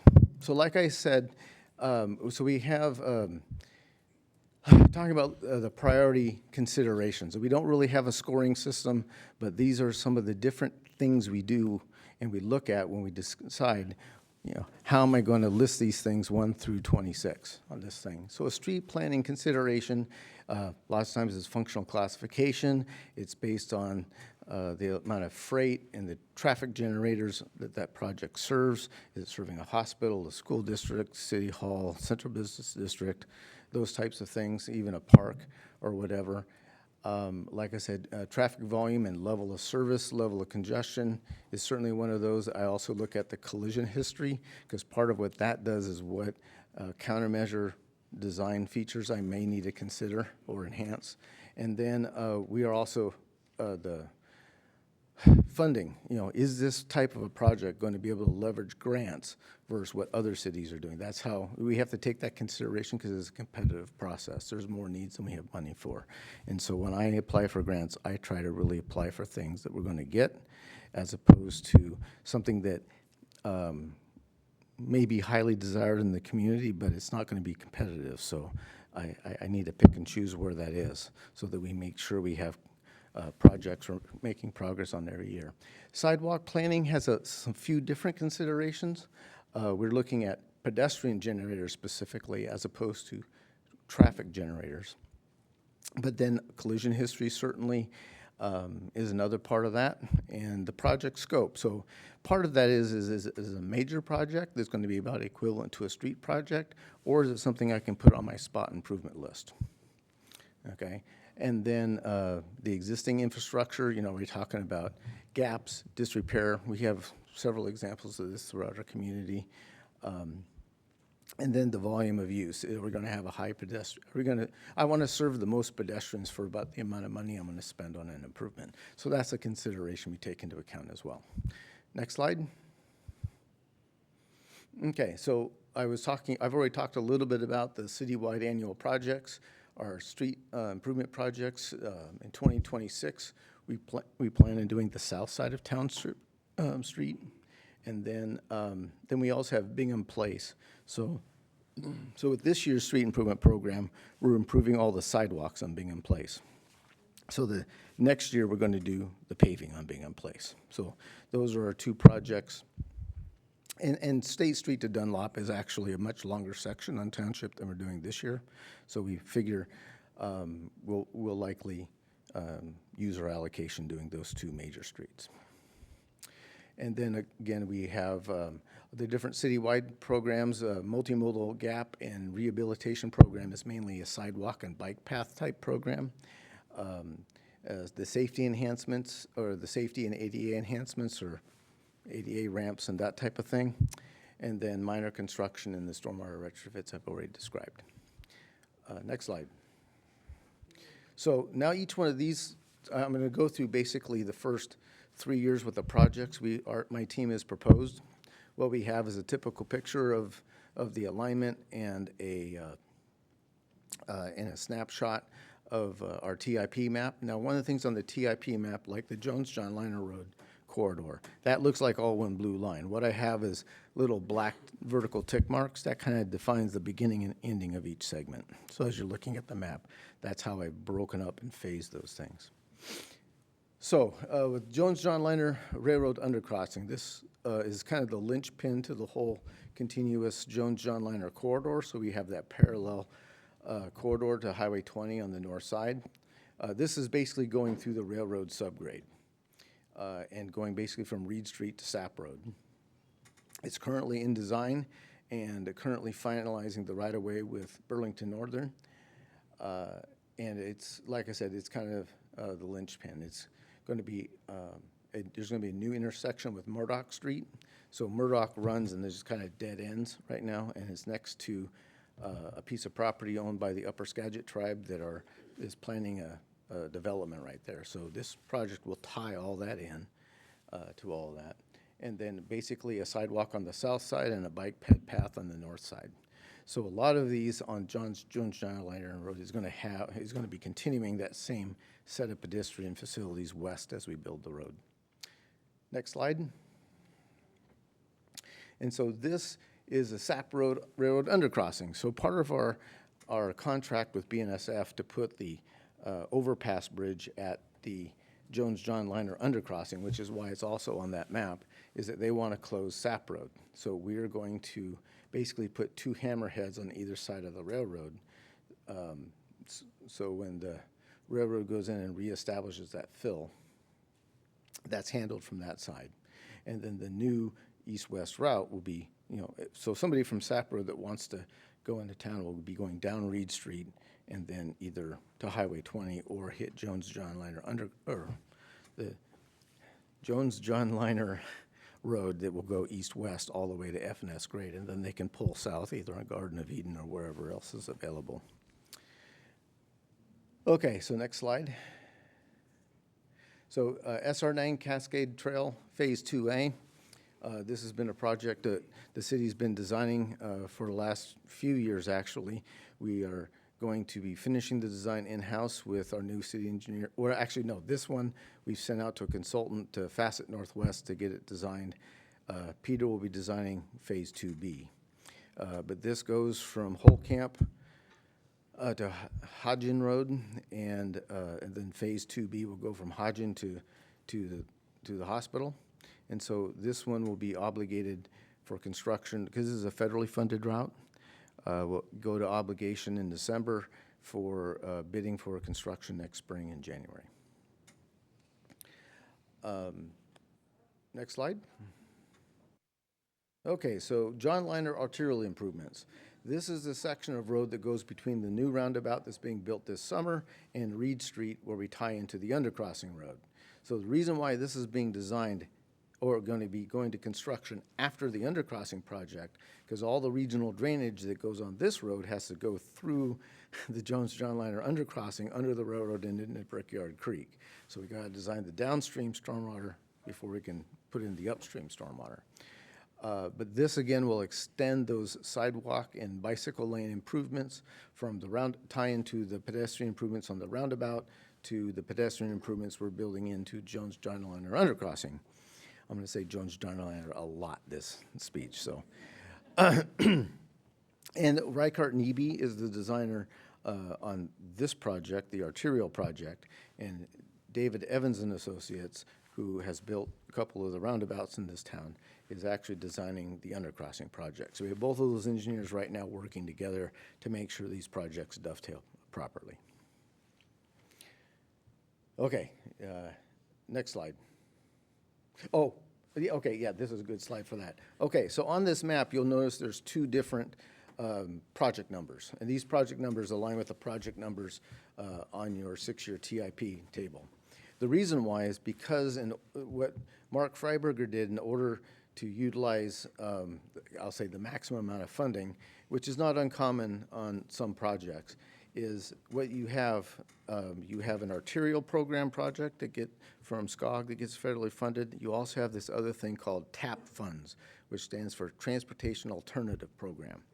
And so what Mark did is he utilized TAP funds to build the bike path on the north side, and then use the arterial funds for the main road and sidewalk on the south side. So really this is one standard project, just funded in two different sections, because that's how the funding broke out when he applied for it. Make sense? And so those two numbers on the same road correlate to what that division is. But basically, this particular project is the bike ped improvements, and it's going to be basically a 10-foot wide bike ped path with a 3-foot buffer on the north side of the road that then will tie into the bike bed path on North McGargle Road and continue north throughout this corridor as well. Next slide. So this is the Phase 2B of Cascade Trail I just described. This is going to be designed in-house by our new city engineer. And so we will use consultants to do, for instance, the geotechnical work and the right-of-way that you'll need to go down this. This has already been coordinated with WashDOT to a degree to dovetail into their roundabout design they're doing next year, and they're filing up their roundabout design this fall. So we'll have this coordinated with them, but it basically extends the 10-foot wide bike ped path. So we'll have a bike ped path that goes all the way not only to the intersection and someday continuing into Burlington, but it also provides that service to the hospital and ties in with all of our bicycle pedestrian path on Highway 20 that goes all the way through town. And the biggest challenge in this is going to be coordinating all the little right-of-ways and stuff, because we got several driveways to cross and that type of thing on this project. But it should also be a pretty straightforward project. Okay, next slide. Okay, so the next piece on the now we're on really the Jones Road improvement, because John Liner is going to end at Sapp Road. That way we don't have to change any of our addressing, which is a good thing. But so the next phase of finishing this corridor, and if you remember, the Jones-John Liner corridor is a entire corridor project that Mark attempted to get raise funds for to potentially do it all at once. We may try for those again in the future after we get the first two legs of this built and get under the railroad. We may be more successful because our cost-benefit ratio will improve. But what I've done with this TIP is I've just assumed we may not get those, and so I've broken it up into separate phases so we can accomplish that over time, although we could still do, the whole corridor at once as one kind of mega project if we ended up with that congressional earmark to do that. But right now, we're going to plan it in phases. So this phase right here, so we have to cross Brickyard Creek. And one of the hardest things to do on a road project is cross a fish-bearing creek. So we're going to do that split box culvert that's fish passable and improves it, have to do some stream restoration on both sides as its own standalone project, wide enough to put the road through as we continue with the next phase of Jones Road. And that just basically simplifies your permitting so that when you do get to the road project, it's already been done. So it's better to do it ahead of an actual road project. So that's what this does. Next slide. Okay, so with this, and granted, this tip still carries on that vision of building and enhancing kind of the north Sedro-Woolley transportation network with Jones-John Liner as the backbone, and part of this is 2 phases to improve F&S grade road from basically Edward Murrow Road, right where the roundabout is, all the way in 2 phases to the end where Jones Road connects with F&S grade road. And F&S grade road has some drainage issues. They have some old drain pipes, so we've got to fix and correct those. But basically, new sidewalk, bike path, pedestrian facilities, and rehabbing the pavement. And then right now there are a few street lights on some of the power poles as we put street lights on every power pole. So basically urbanizing this section of road so we don't have people walking on the shoulders anymore. Next slide. And then the Cascade Trail extension. So this is basically takes where the Cascade Trail ends about 400 feet east of Township Street as its formal alignment on railroad, on the railroad, old railroad right-of-way bed. And right now, we have loose gravel on it. This would upgrade it. So the city of Bellingham has a spec for I don't want to really call it a gravel trail, but their trail system, they're very proud of having a trail system that's a natural material rather than just pavement. And they've gone through the process of having that spec for the limestone path be accepted by the as a federal ADA compliant surface. So that's basically what I want to do here. So we're taking away the loose gravel that we have, which is problematic for folks in wheelchairs and those types of things, and basically making that ADA compatible surface It's about 4,000 feet of trail, and then that would also include purchasing that property from the railroad as well, so that way we have full control over it as opposed to permissive use. And we'd also include some drainage improvements where we need them, but also those trail enhancements, so things like park benches and that type of thing as you go along so people can enjoy the trail as they need to. So, next slide. And then Garden of Eden Road improvements. This is, of course, will be another north-south connection from Jones Road to Highway 20 via FNS, a little piece of FNS grade road. But this is basically, again, similar to our Jones Road improvements where we're adding new sidewalks, adding bike paths, adding stormwater where we need it, because a lot of these roads that don't have curb gutter sidewalk, when you add curb gutter and sidewalk, now you got to add storm drainage because it can't just sheet flow onto the property, adjacent properties. And street lighting and that type of thing as well. But this section of Garden of Eden Road it will right now be one of the major ways you get from Jones Road to Highway 20. And it will dove into our improvements on FNS grade. Next slide. Okay, so that's the pieces I had. So this is basically the list of projects that we had at the beginning of this, just so if we need to refer to them, we can refer to it real quick. But I'm going to defer to the mayor of what the next step is for the public hearing, but any questions, I'd be happy to answer them. Absolutely. We'll get to that in a minute. You bet. So having completed his presentation, I am going to open it up to the public.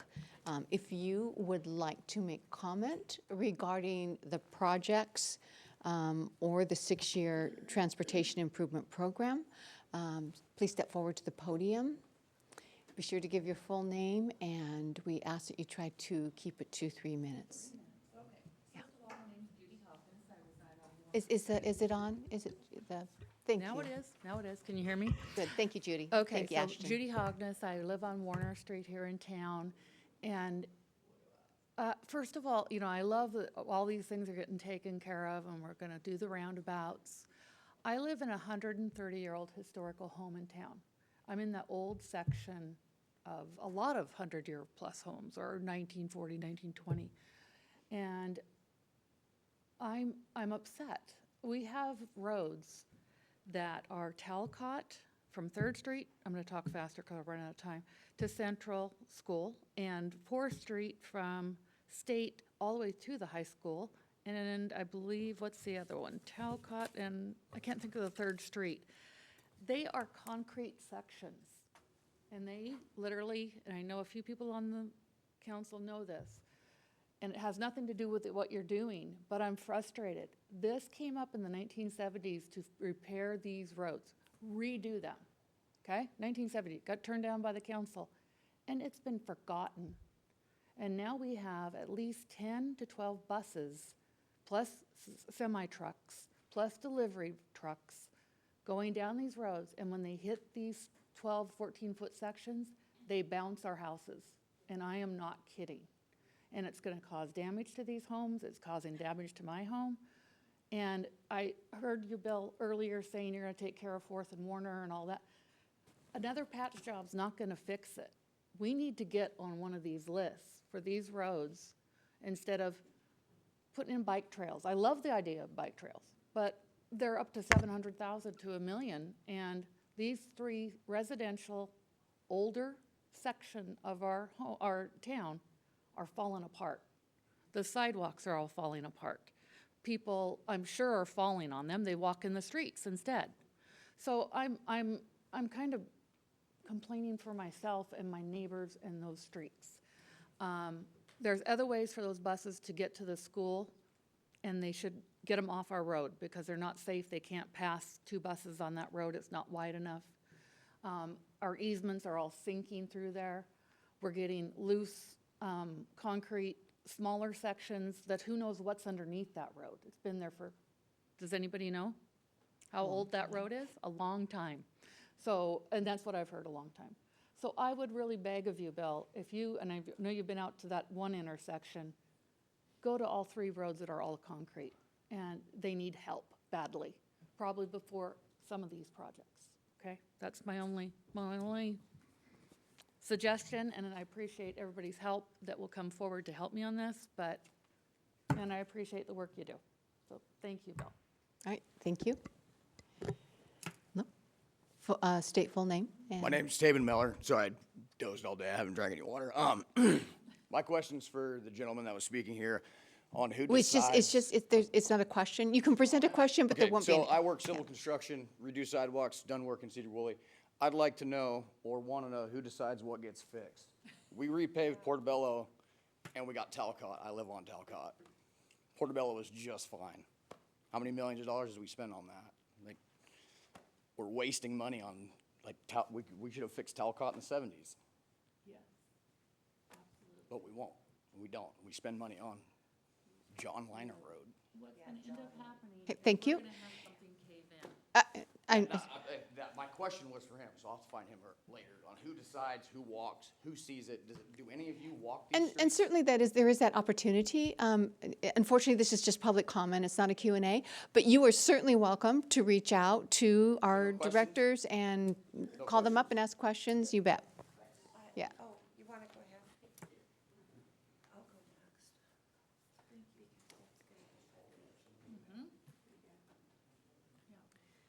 My name is Dorothy DeFremery, and I live on the section of Garden of Eden between Jones and F&S. And my concern is they're on my side of the road, which is the west side. They're not just putting in a sidewalk, from what I understand, judging by what they've done on the development north of me. But they want to put in a sizable sidewalk with a sizable green buffer. Now, to do that, they would have to take out a lot of trees and greenery and things. You know, I have quite a stretch along that road, and it just concerns me. Why are we taking out trees to plant grass that the owner of that property is supposed to maintain? And I know some of the others here also live on that section. And yes, thank you. It makes no sense to me. And trees are needed. Grass is a bother. People have to spray it or cut it, or you know, a lot of places where the owner has to maintain that buffer zone, it just goes to weeds. And, you know, personally, I can't do that on the stretch of property in front of my house. And I guess I'm just voicing frustration that it would be even a consideration to give up the trees that are there just for this buffer. I look all around the county and I see sidewalks that go to the street. And there's no green buffer, and I just don't see why we're wasting that much space and taking it also away from the property owner. Several times I had come to the city and said, where is the line that I can build a fence? Where do I put that fence? And I was sure I got the right answer. Well, that fence would have to be removed to do, and I'm not blaming you because you didn't, I mean, I know you do a lot of these things, but I know you didn't do this.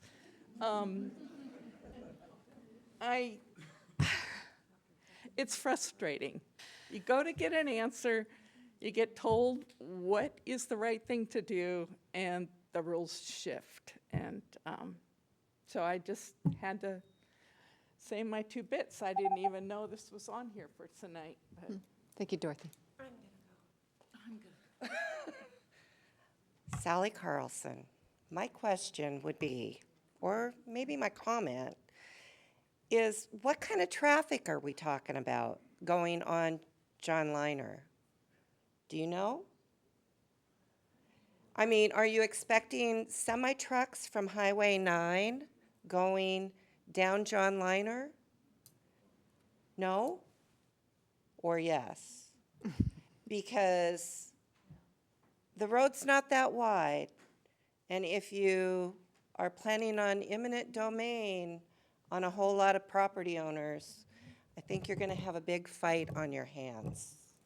And I don't know as if the city really wants that. You can all be replaced, you know that. Well, in our defense, how long has this been going on? How many years? John Since Liner. 2004. Since Well, 2004, as far as the last 6-year tip, this road was on as a project was 2004. Yeah, yeah. So, okay. All right, anyone else?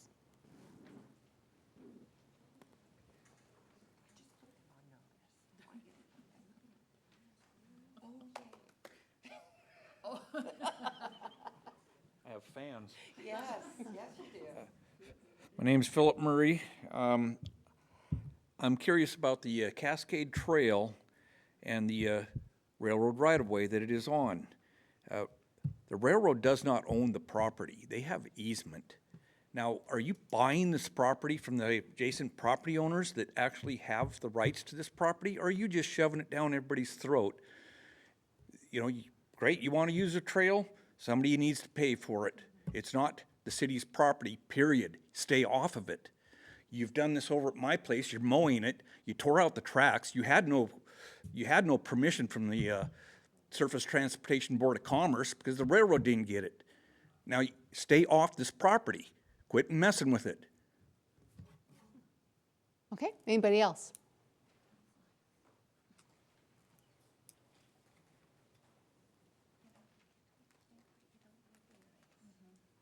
My name's Larry Hedgepath. I'm not a resident of the city, but I am a property owner here. And I didn't come here to talk about streets. I just waited through that to talk about the family promise. But I'm really struck by the detail presented here and made available. And I'm wondering, and also by the problems that have been brought up here. I had never heard of any of these problems before. I don't live here. I mean, my tenants live here, but they don't complain to me about the things that the folks are talking about here. I am wondering if there's some way, or if there is a process in place to where a person that is interested in this can get this kind of detailed information in another venue without waiting for a council meeting or whatever. Is there some place, is there a published place where there's maybe an A, B, and C? We're planning on these in the next couple of years. We're thinking about these, and we might be thinking about these later on. Any kind of way to see the future that's coming at us with this? Because I get the feeling that a lot of people feel blindsided by some of this stuff. And even people who've talked about from 1970 on, there's been issues. I just feel like there's part of it here is the communication. What's available? I don't know, and maybe a lot of people here don't know. What's available? How could this kind of information be made available to the interested parties, whoever they are, before they get to the board meeting or to the council meeting, when they're still being, the decisions are still being made or being considered, when the lists are being assembled in the earlier stages. I know you can't do all of that because you got to do your work and stuff, but at some point, what's the earliest and how can you get this kind of information out earlier? Or is there a process in place that I'm totally unaware of to provide for that? It just seems like, I'm not saying that's going to solve anything, but it might help. Okay, thank you. Anyone else? All right, so I will turn it over to the council for questions or comments. And I will start with you with Mr. Henderson. All right, thanks. I was just writing some stuff down as you were talking, Bill. Probably most of my council reports have to do with Ward 4 and the condition we have the worst streets in town by far. And so under the SW 2501, the citywide local street improvements, I was wondering how we could prioritize and get more grant funding for the local access roads not just the main arterials, but like the smaller ones in there too. And then if you could touch on the other meeting, we were talking about sidewalks, and you brought up again the ADA spec material. If you could touch on that a little bit while everybody's in here, so they could know what their sidewalks could be replaced with as a cheaper option temporarily to make them safe until we can afford to put new ones in. And then just another thing I noticed looking at the map, everything north of Highway 20 is getting massive priority, right? And that's where like a lot of our funding comes in. Now I know those are more competitive projects, so if you could touch on a brief explanation of why those projects get the funding that Talcott Street might not get from the federal government, and finding a way to get those other smaller streets on the south end of town fixed. Okay, I'm gonna stop you right there. So there's other council members that want to ask Okay. questions, and I can easily come back to you. You've got a good list going there. If nobody touches on it, we'll come back. So he's giving you a laundry list there. Yeah, that's fine. Would you like me to start answering a few of those questions? So one of the questions, I'm going to speak directly to funding and state and federal funding. Basically, the vast majority of the money, over 90%, goes towards functionally classified collectors and arterials. If you remember the presentation 2 weeks ago on the transportation element, I had that one picture up there that showed the functional classification within the city. All those colored roads are what's eligible for state and federal funding. Local access funding, except for some different complete streets, sidewalks, pedestrian type funding, which TIB is just this year starting to make eligibility open to more local access roads. Local access roads generally get funded by the city's general fund. Now, my team and I have been talking about this, especially with the concrete roads in town. Concrete has basically a 50-year life cycle, and then we're well beyond that. And what concrete roads do is they start to crack and tilt, as opposed to how asphalt roads fail with potholes and that type of thing. There's a couple different strategies. It's possible we could reclassify some of those roads as collectors, and there's other collector streets that maybe could be basically declassified. It's kind of a trade you have to do, but then that would maybe make some of those eligible for federal funding and or state funding. The other thing we can do that, again, my team's kind of been working on this conundrum because it's can be very expensive, and yet local jurisdictions throughout the state are expected to fix those with their own funds, which basically with the state and federal funding, we force multiply our existing funding by 4 and 5 times. So that's why we concentrate on those types of roads. But we may be bringing to council some proposals where we forego our street improvement program for a couple of years, build up funding that then can be used on transportation, and potentially do some spot repairs on these roads, so that where we have significant concrete defects, we can at least fix those, a panel at a time or something like that, and then get something that is less severe. How's that? But to replace blocks of concrete road at a time literally costs, you're starting to approach millions of dollars for a couple of blocks, and that's just the nature of concrete. It lasts a long time, but it's then very, very hard to repair. And just doing an asphalt overlay, which we have some roads on Warner and some of those other southern streets where they did do just an asphalt overlay over the concrete, and then that all of a sudden gets worse when that pavement, it's a shortened life cycle. Most pavement is expected to last 25 to 30 years.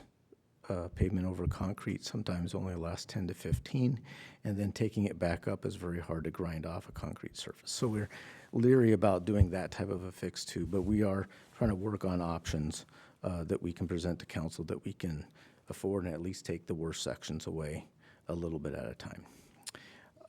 As far as some of the challenges to sidewalks in those areas where we have large trees and we get root damage that basically tilts the sidewalk panels, we're thinking about converting some of those. We're going to start with a particular block on Talcott. I don't know which is exactly one yet, but we're trying to figure it out. And then convert that to basically a cinder path that our city forces can maintain. If we get kind of root damage into a tight gravel path, is much different to repair than concrete. And we're going to see how that works as a test section. And if it's favorable to the residents and use, we might convert more sidewalk to that. And then in the future, if we want to reestablish a concrete sidewalk, that limestone material makes a very excellent base for concrete sidewalk as well. So it would be an easy conversion potentially. So there are some solutions we're trying to figure out to some of these areas of town. And the reason why they haven't just been done is because they are very difficult to do. But we're going to try to solve some of them. You and I've already discussed this. We've had lots of discussions Yep. regarding I've this. 'Cause lost I track happen of- to live on Talcott. But Sure. a question that I did ask, and I don't know if you have an answer to, and I think that it would be pertinent, especially to those who live on streets, not Sure. just Talcott, but others, where they are smaller streets built during the 20s and 30s. So really, you can only park on one side. And usually, sometimes only one car can get through at a time. If you were to repair those roads and bring them up to date, is there some sort of state or federal law that would require you to expand those roads? Because I had been told at one time that you would have to expand those roads. Is that true or not true? There are width standards we have to maintain,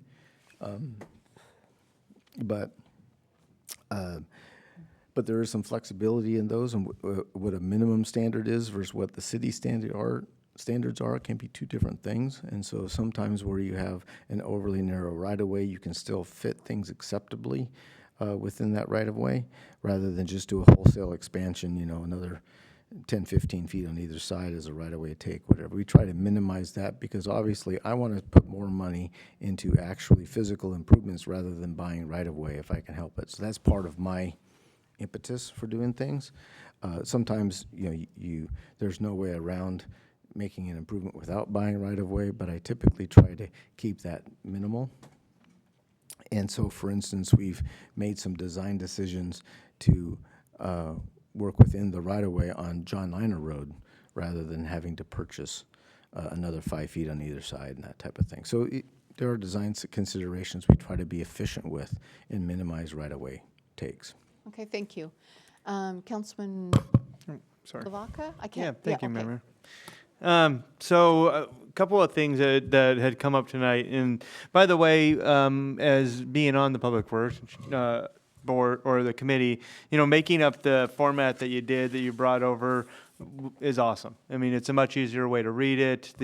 Mark did a fine job. He was a very technical individual, great engineer, but he wrote 10th degree engineer drawings in format, and you had to read through packets and packets to try and get what we're seeing right in front of us. So it makes it very easy. In our last meeting, we discussed putting this on the website. Is it on the website right now? No, I don't want to put it on the website till it's adopted by council. Okay. Because it's not official yet. But once we adopt it, this will be on the website for people to see and then comment on, and then be able to maybe provide. Yes, sir. Okay. And then we also talked about producing a QR code that, possibly hang on some sort of on the light post throughout the neighborhoods. People can easily click it with their phone and then put in a comment, hey, this road's bad, or we got a pothole here. And then you can see where we see the most comments, and you will know where to attack first and be able to prioritize. That's part of our outreach plan. Okay, good. Just wanting to make sure that there is a path forward to communicate that to the public. Okay, and then I'm going to go to Councilman Koch now. Oh, if I may, Well, how did we get so limited?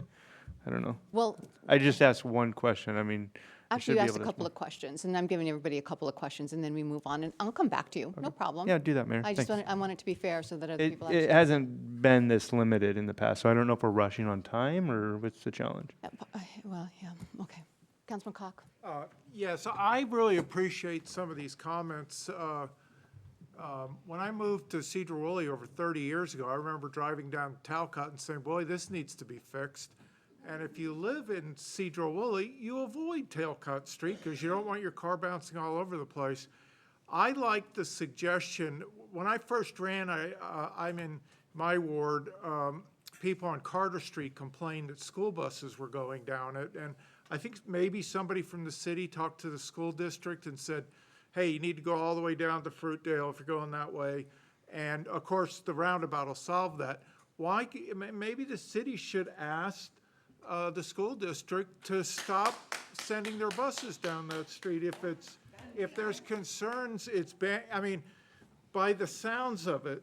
I've made that request. I want to go on record saying I've made that request more than once. Good, because it sounds like this is such a onerously expensive fix, and I appreciate all the research that you're doing into it, Bill, and this sort of shift in focus to try to get some of these local things fixed.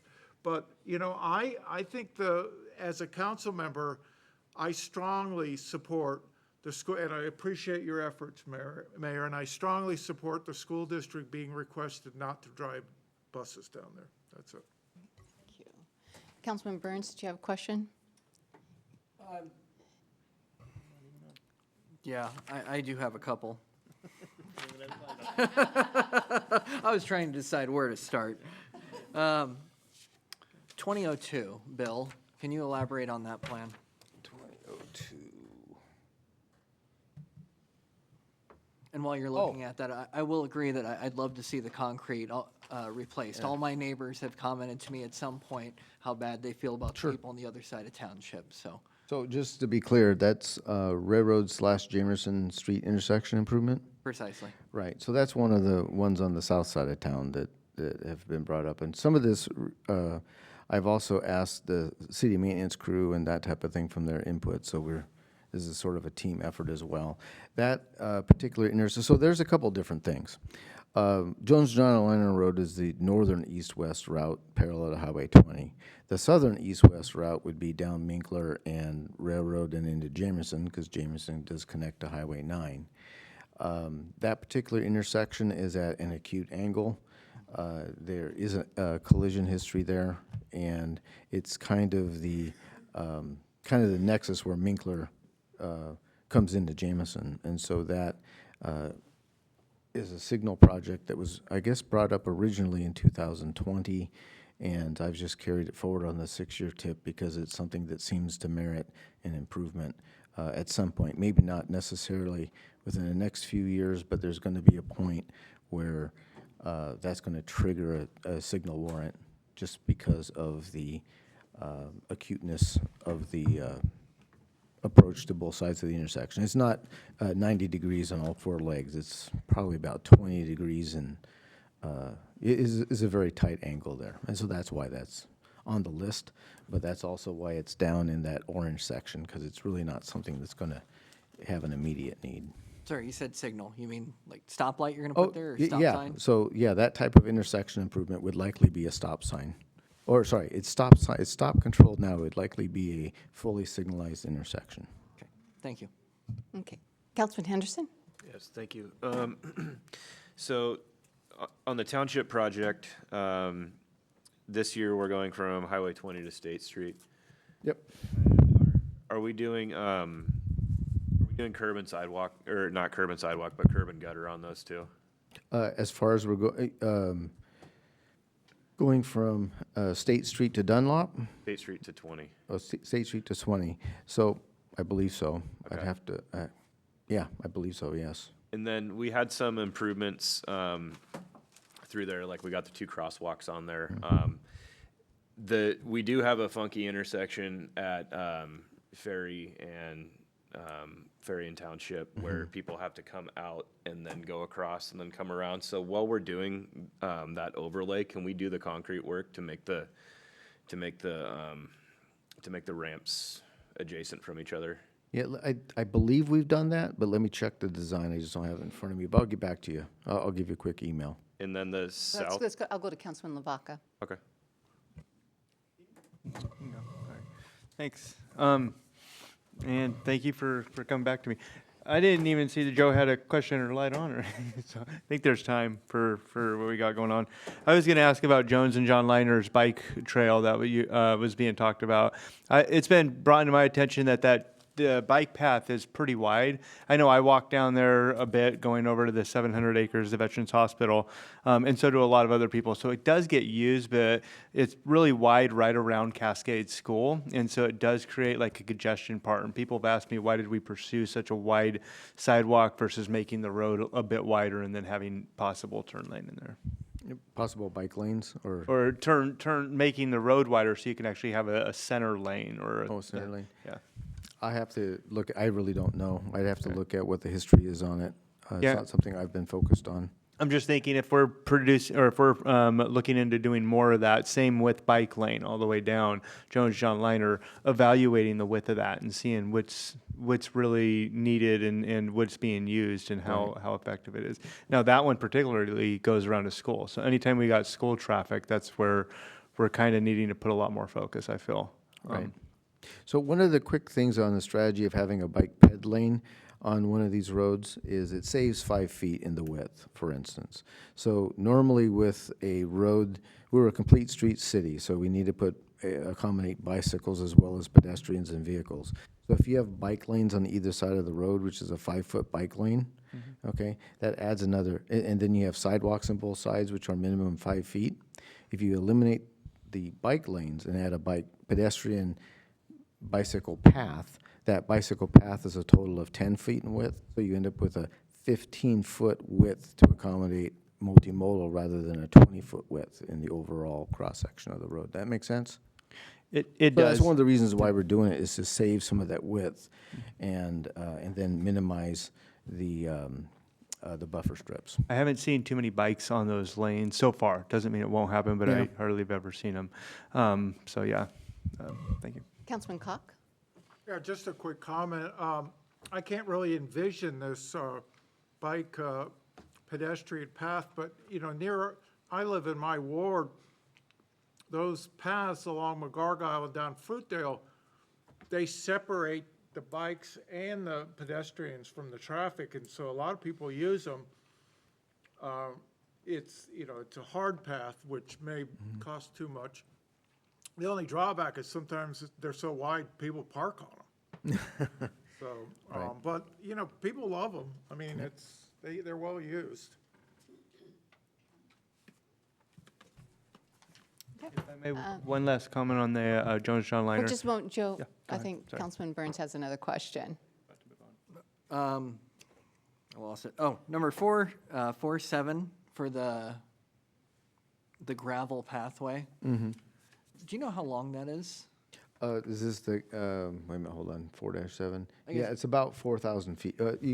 So you have the lengths of all these improvement projects right after the title, so that's about 4,400 feet. Great, thank you. I'm asking because I'm always thinking about Railroad Avenue and Right. the problems I've seen on that. I'd love to see one of those trails added to that section for safety. There's just nowhere for people to walk on that Right, part. but the railroad, the Jameson and Railroad is just an intersection improvement. It's not a road segment improvement. But we will, and so if, speaking of that real quick, sorry, you got me on something. So Railroad Avenue is, all the streets around there are what I call at-grade streets. So they basically just have shoulders in the edge of the road. They don't have curb, gutter, and sidewalk. For a intersection project like this, we will basically ensure there's enough right-of-way to put those facilities in, because it doesn't necessarily make a lot of sense to have ADA improvements and curb, gutter, sidewalks in just an intersection, have it not connect to anything later. So we will make sure, as we extend those types of improvements out to that area, that we don't have to yet buy more right-of-way to improve the intersection. So we'll basically plan for those, but keep everything at grade when that project's built. I wasn't necessarily meaning to connect the two, just I'd really like to see something done over there just for safety for people understood. to walk. Thank you. So Bill, you have this down as a first read, but you have a motion here. Are you looking for a motion no, that to was, not? I guess that it's was, just- I should have said sample motion, Mayor. I expect not to get a motion until next council meeting. Okay, the reason I ask is because if they have questions, I want to give them opportunity to Yes. ask questions. So Councilman Henderson. Thank you. So back over to township, in the past, we've had a discussion about when we're doing an overlay on that, and so it looks like we're gonna do at least gutter and possibly curb, but probably not. my question is on the sidewalk on Bennett Street that butts up to Township. We've had a conversation about finishing like that last 40 feet or 60 feet. Is that something, as long as we're doing that project, we can just build that into the project cost and just knock it out? And then we discussed in the past about doing a couple of the lighted crosswalks there too, possibly on Bennett and Jamison. So if that could get considered when you're going for that overlay, that'd be awesome. Thank you. Okay. And Councilman Lavaca? Thank you very much, Madam Mayor. So on Jones and John Liner, there was a question on traffic, and I just wanted to see if you could help answer that. And that was, from my understanding, going to be about 3,000 to 4,000 cars a day anticipated when I was talking to Mark about that. Yeah, that's okay. That's And fairly accurate. is there an effort to get some sort of? We've talked about this before. I've talked about this with Mark before, but some sort of a flyer out to that local ward or wards, because it's going to be two, and then it's going to be. So all of the wards along that pathway, let them know what the intent is, what the additional traffic and projections are, and what that end project looks like as far as it's phased through. Part of our outreach for the transportation improvements and both projects existing under design as well as potential construction within the next couple of years is that we're going to have a citywide open house to answer those types of questions and also provide that type of information. And we'll also address corridor-wide improvements and what that ultimate vision was.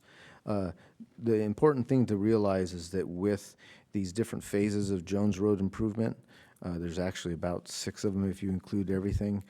This is going to likely happen over a number of years and potentially even a decade and a half out. Kind of just sort of depends on how those dominoes fall into place. So these are long-term improvements, starting from the east side, moving towards the west side generally. And so the important thing to know is that all of this isn't happening in the next 4 years. It's going to happen as we get those opportunities to fund them and build them as they go. So. Hence the 6-year plan. Hence the 6-year plan that Which is actually, in every as city we is see, is actually carried a over 20-year for more plan. than 6 years. Yes. And with some. And so Is there one more question that there you was have? on make sense? Nelson, Warner, and Talcott. There's obviously need. We've talked about that need before, and we've talked about it in the committee. But as far as funding for those type of projects, that money comes in from impact fees, from what I understand. So are we seeing additional funding, or are we pretty much set into a position to where our funding comes through our reliance on Olympia grants? So we've got to put things into our municipal code, agree to do things as a comprehensive plan. Otherwise, we're not going to be in their favor. I'll answer that in a couple of different ways. So our local transportation funding is mainly made up of REIT 1 and 2 monies, transportation benefit district monies, as well as transportation impact fees. Now, they all aren't used citywide, but that's basically our available resource that we use. And like I said, we fund some things locally out of that, and other things we, again, force multiply that funding by attending grants, and we use that money for our matches, okay? And then and like I said, in the next, I'll just say, before the next TIP, I'll have potentially a recommendation to say, to give council some options and get that feedback to say, hey, do we want to forego doing a full overlay program or street improvement program for a couple of years, build up some of our internal money so that we have enough to do a reasonable project on some of these local access streets, because that's where I'm allowed to spend the money, right? And like I said, we're already trying to troubleshoot that, especially as we have me, Peter Lane, and some other new blood to kind of come up with some of these other ideas to tackle some of these things. And it is going to be a remediation more than a full-blown 5 blocks of new street on each one of these roads. But the idea is at least make an improvement that we can afford, and just like I said, forego our traditional TIB money for a couple of years, which isn't a bad thing. We just need to understand how to approach it, and I'll come up with the best options and recommendation for council at that time. Okay. So we've spent an hour on this. So good questions, some good challenges from the crowd.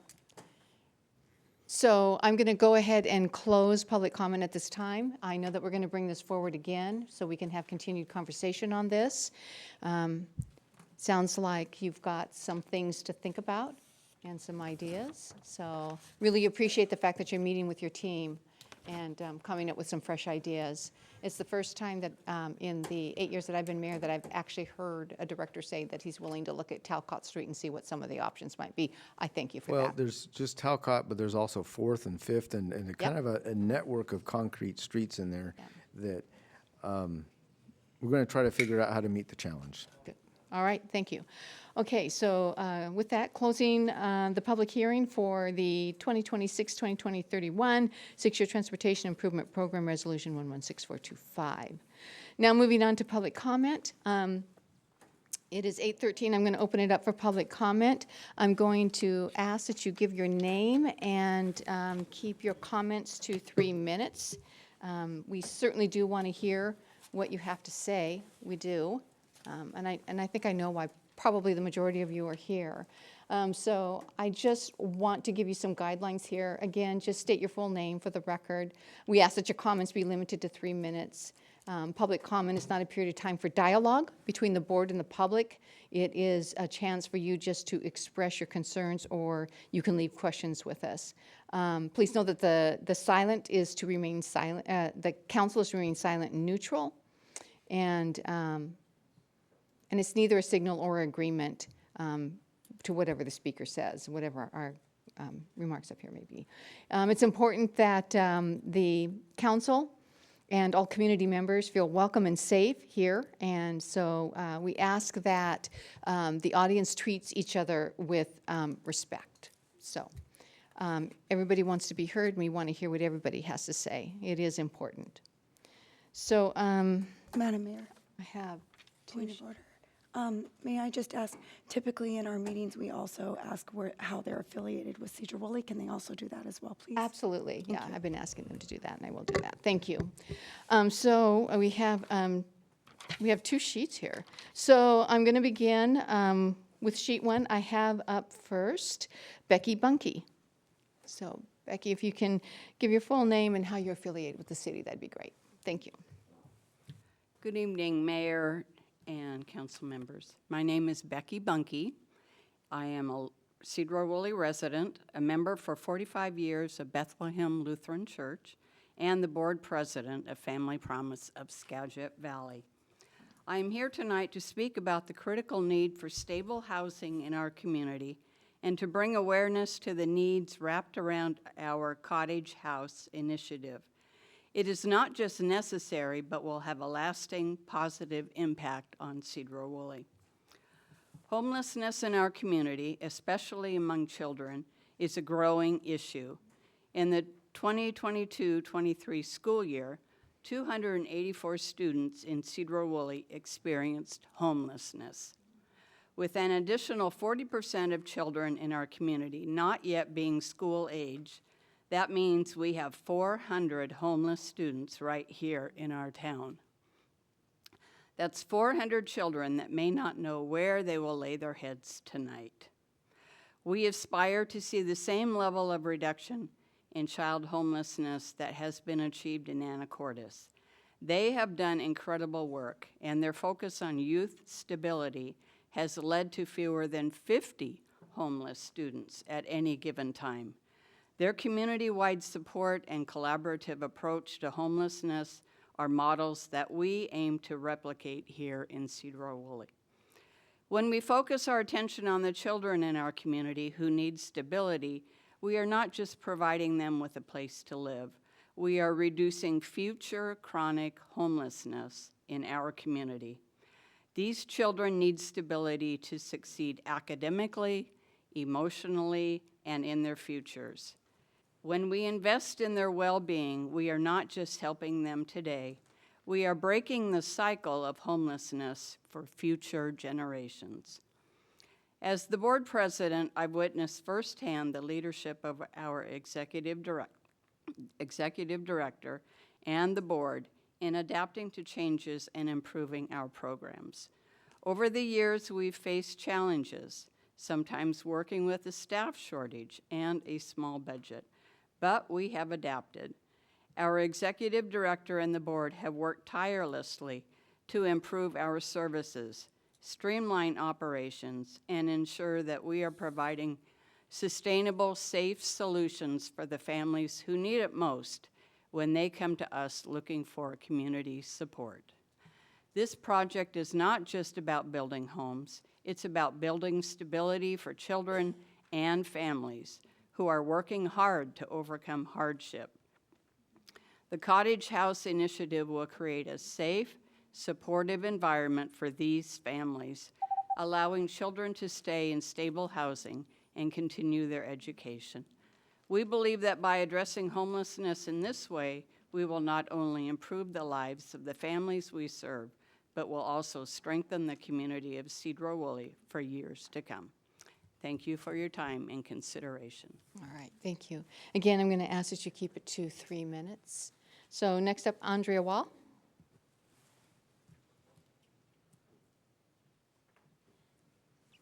Good evening. My name is Audrey Wall, and I am a local Sedro-Woolley resident and the Executive Director of Family Promise of Skagit.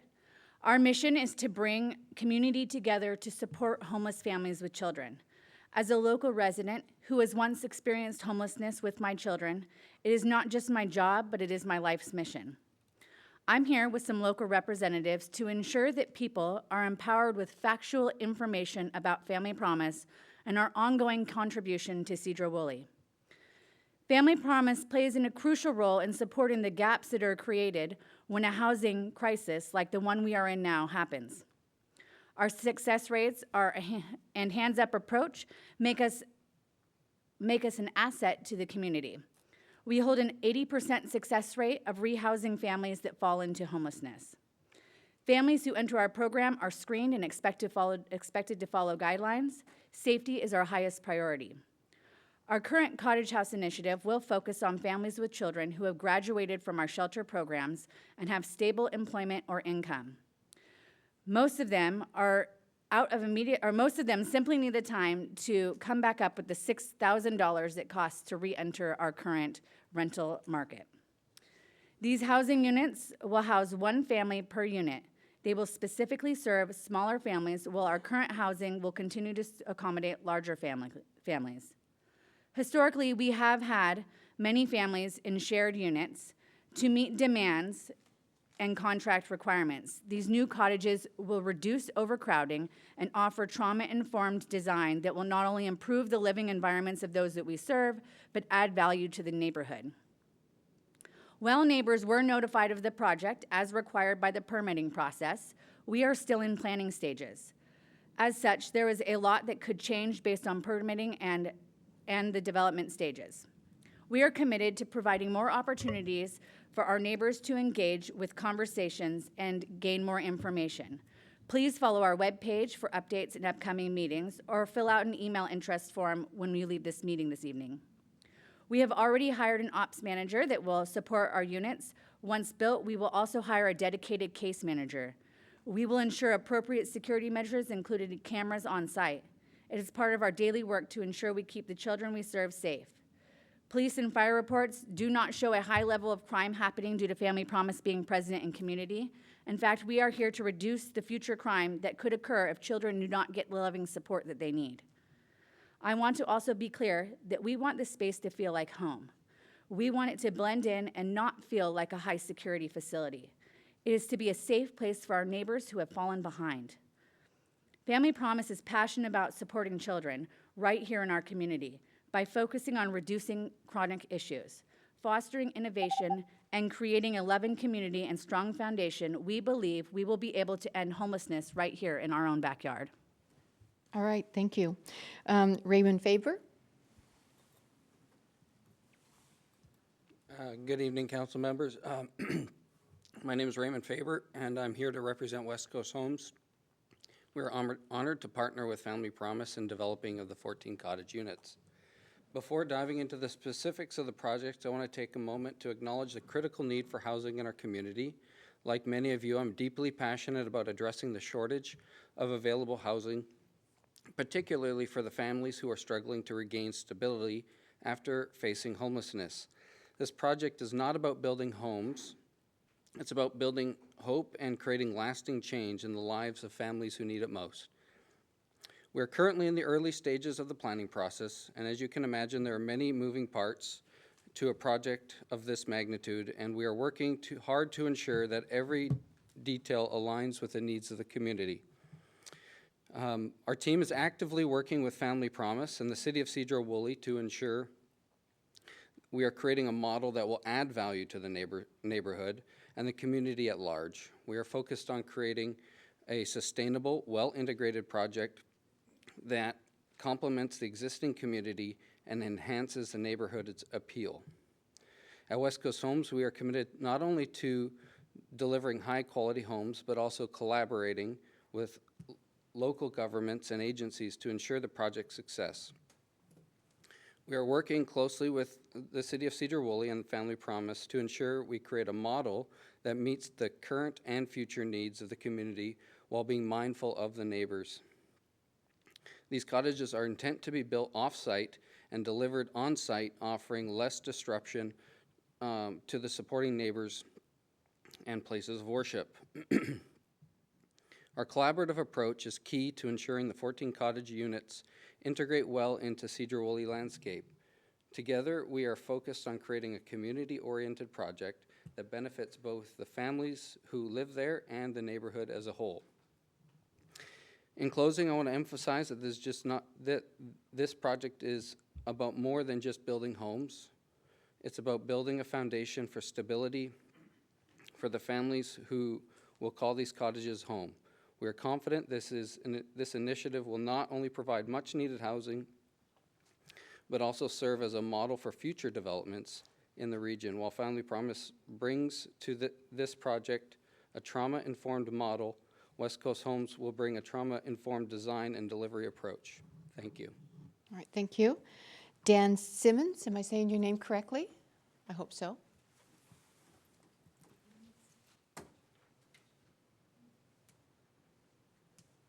Council, Mayor. I'm Dan Simons. Simons, thank you. I'm a longtime member of Central United Methodist Church and chair of the trustees. The trustees is a glorified property committee, but we also have contract authority. I've been fortunate to see the community come together in meaningful ways over the years, and I'm proud to be a supporter of the Cottage House Initiative. Our church has been committed to helping those in need, and when we first learned about this project, we saw the immediate alignment of our mission. The project isn't just about building homes, it's about building hope and providing stability for families who need it most. We have seen this firsthand with the Habitat for Humanity homes that are on the west end of the property. So this project is on the south side of the church. The 4 Habitat, called Habitat Village, are on the west side of the church, all church property before. We know that this will have a positive impact. As a longtime member of the church and someone who has worked on the capital campaign, I believe that this project will be an invaluable asset to Sedro-Woolley. It's not just about physical home, it's about lives we are changing and the hope we're providing for families who have struggled to get back on their feet. The initiative is especially important for children as it gives them a chance to grow up in a stable, supportive environment. Family Promise works hard to ensure the impact and trauma that each child experiences is limited. One of the ways they do this is by keeping the children in the home, in the school district they came from. So if you're from Mount Vernon, you're going to go back to school in Mount Vernon. You're not going to end up, so you're going to be with your friends. It's cool. This supports a reduction in trauma and reduces the impact on the city. My role as campaign chair of the capital campaign is that I've come to know more of the people that see this vision as reality. We've made great strides, but the most rewarding part will be seeing these families thrive, knowing that they are contributing to the community they call home. Central's trustees believe that this construction and the environmental impacts that come from it is probably quite a bit less than if we allowed 7 single-family homes there. There's less square footage, there's less parking, less paving, it's much, and the trees stay in place. I am proud to support this project, and I firmly believe that this initiative will be a positive force for Sedro-Woolley. It will benefit the city, the churches on either side, and most importantly, the children who deserve a bright future. Thank you. All right, thank you, Mr. Simons. Wilma Reyes?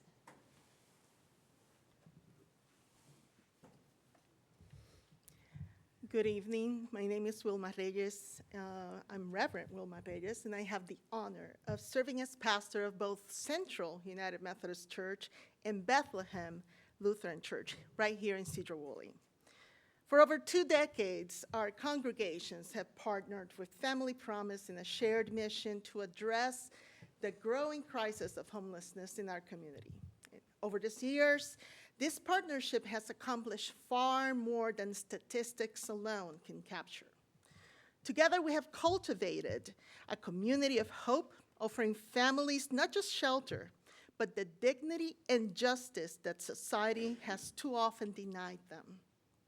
As long-lasting institutions rooted in service and compassion, we believe that when we work together for the common good, transformation is possible. In fact, the impact of our efforts has been visible in ways that are both tangible and measurable. One clear example is how properties that once stood empty and were subject to frequent vandalism are now vibrant homes for families participating in the program. And what has followed is a documented reduction in crime in our immediate areas. It is precisely for this reason that we were surprised by recent public comments suggesting that this program increases crime in the neighborhood. Let's be clear, this is not just misleading, it is false. Publicly available data from the police departments show that Bethlehem Lutheran Church, the site hosting Family Promises year-round shelter, seasonal shelter, and transitional housing, has seen merely 2 arrests in the past 9 years, and both are related to domestic violence. This goes to show the efficacy of Family Promises screening process for every participant in the program. And yet, misinformation continues to circulate. These baseless and inflammatory claims now being directed at the proposed cottages project at Central United Methodist Church are generating fear among neighbors. Fear that is not grounded in fact, but in speculation and stigma. What I have come to love most about this community is how deeply people care for one another. The congregations are served have reimagined how to use their sacred spaces for the good of the broader community. They have embraced the call to serve, to see and affirm our shared humanity, and to extend a hand to those most in need. And tonight, this meeting is offering those of us in positions of public responsibility and opportunity to pause and reflect on what truly motivates our decisions. Are we acting in the best interests of the communities that have entrusted us with leadership, or are we serving personal ambitions driven by fear, ego, or the desire for control? True leadership demands a commitment for the common good, guided by integrity, accountability, and a genuine concern for the well-being of others. So thank you for your time. All right, thank you. Amber Lang?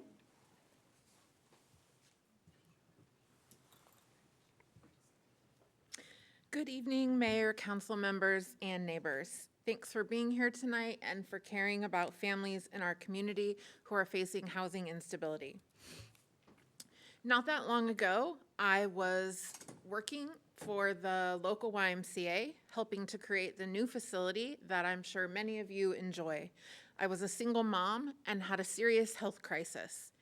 I was unable to work full-time, trying to care for my kids, and felt like my life was falling apart. In the midst of that, I went to parenting my own 2 children to my niece, who is 16 years old and found herself in need of a home. In the midst of all of that chaos, my landlord decided to sell their home, and we were met with the real possibility of homelessness. I can't describe the fear that I felt and that my children felt in that process. But Family Promise stepped in. Because of their work and because of the support that they receive from our community, there was a home ready for myself and for my children. And when we moved in, we weren't just starting from scratch. Family Promise worked with the community to make sure that we had furniture, volunteers helped us pack and move, people brought meals, and allowed me to focus on healing. That process allowed our family to feel something that we hadn't felt in a very long time, and that's hope. They didn't just help us to survive, but they helped us to stabilize. And they stayed with us as I continued my journey. I moved out of state for school, and they championed me. When I returned home to Mount Vernon, the city of my origin, they were there again. I was part of the just 5% of families that they served with out-of-county funding, which helped me to finish my degree and continue coming back to this community stronger. Today, I live in Mount Vernon and work in Sedro-Woolley. I can't move to Sedro-Woolley because, frankly, I cannot afford it. But I'm proud to work with Family Promise, the same organization that once helped me stand back up. I now get to walk alongside families who are going through what I once lived through. I get to give back to the very community that lifted me up when I needed it. 2 of my children graduated high school here. My youngest attends school here, plays sports here, and receives needed supports for his autism.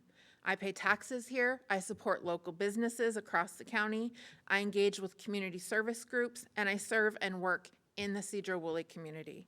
My story beautifully shows what happens when a community shows up, what happens when we choose compassion over judgment and action over apathy. I'm here tonight to say, let's keep doing that. Let's keep showing up for families, let's keep bringing hope to children's lives, and let's keep being that kind of community. Thank you. All right, thank you, Amber. Mandy Farr?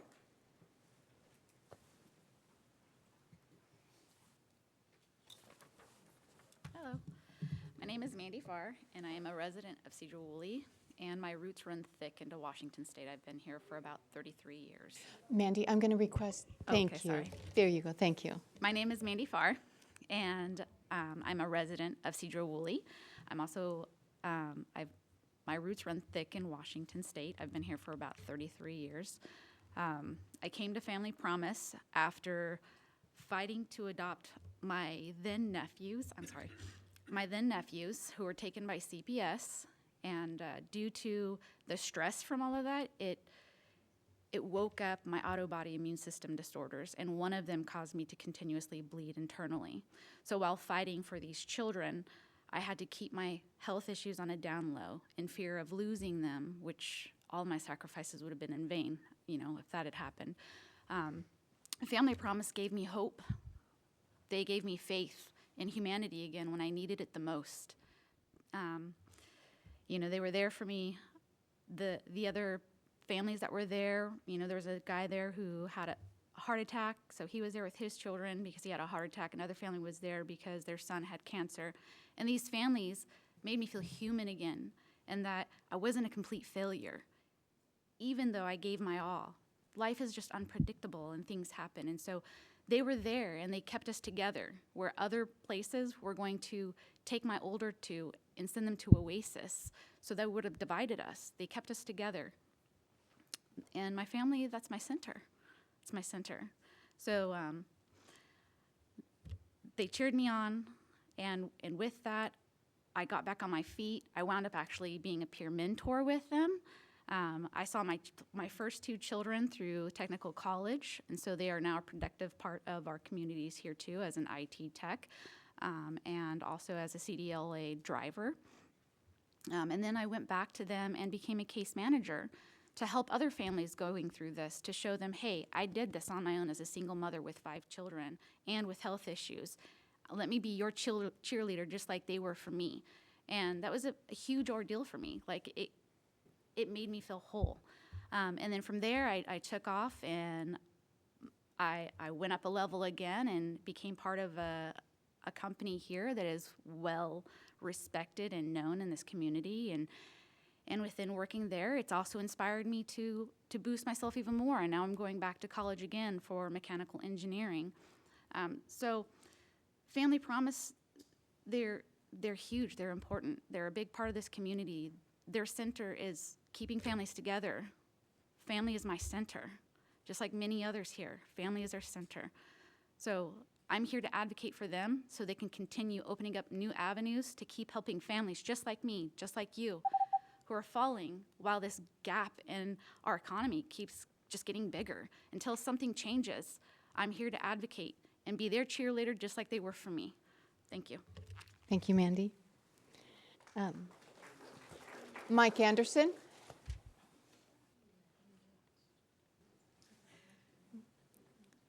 No Mike Anderson? He left. Okay. I think it is Shelton. Am I saying that name correctly? Is there a Shelton? I apologize, I cannot read the handwriting. Okay. How about a Nikki Levy? Or Lava?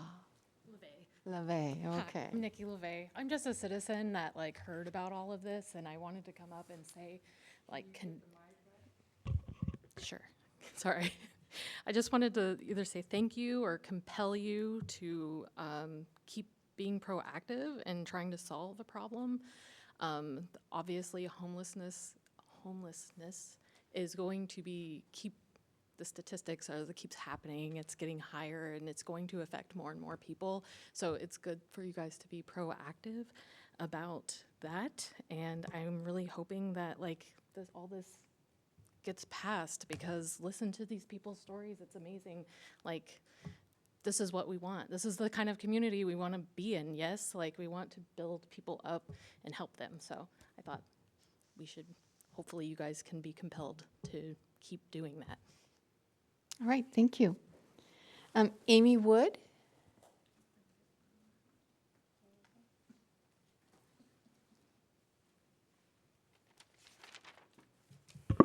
Hi, I'm Amy Wood. I'm not as eloquent as some of these people, but here we are. I'm here to remind you guys again that you took on your roles as council to serve everyone in this community, not just white families, Christian families, straight families, and housed families. Many of us are one missed paycheck away from being unhoused at the rates that rent is now. And I just want to clarify for everyone here that Family Promise has an excellent reputation, which you guys have heard. And the last 6 months alone, they have served 105 families. That includes 230 children. And we owe those children the free public education and safety that we promised them. I also want to be clear to everyone here that every person on this council is and has been aware of these plans to expand housing for this program for the better part of a year. This council agreed to donate city funding to help expand the number of families served in Sedro-Woolley and have seen plans for a project for tiny homes, which was spoken about. Community members have had access to these discussions and plans the entire time. It was discussed during a public council meeting many months ago and is still available on the city website for review.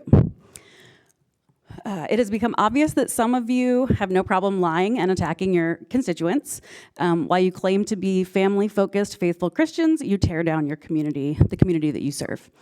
I've seen some of you make misogynistic comments on social media, make transphobic comments at school board meetings, and some are giving legal advice, although they are not lawyers. Now you guys, some of you are attacking a program that helps local children and families have a roof over their heads, and that's not cool. Not everybody is as privileged as you, so maybe work on the empathy there. If you're not able to fulfill your obligation to support the entire community, then you don't want to be a part of this community. You want to live in a bubble shielded from people that aren't like you, and the bubble around Sedro-Woolley does not exist. This community is for everyone. Families of color, families whose home language isn't English, queer families, families that live in poverty, disabled families, non-Christian families, working class families, people who are mentally ill, people with chronic illness, and the unhoused. Do better. Thank you. Okay, thank you. And Dana?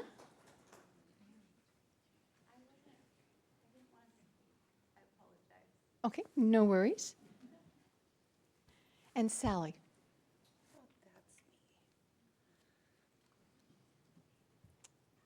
Council, Mayor.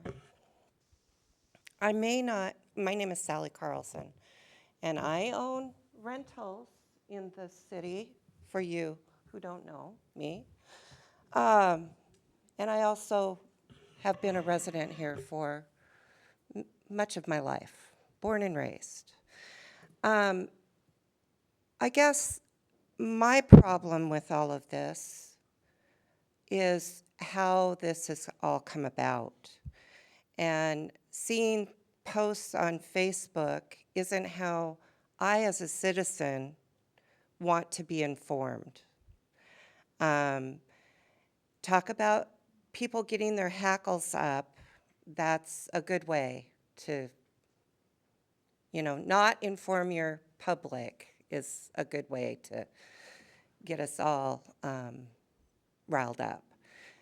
I may not be opposed to family promise.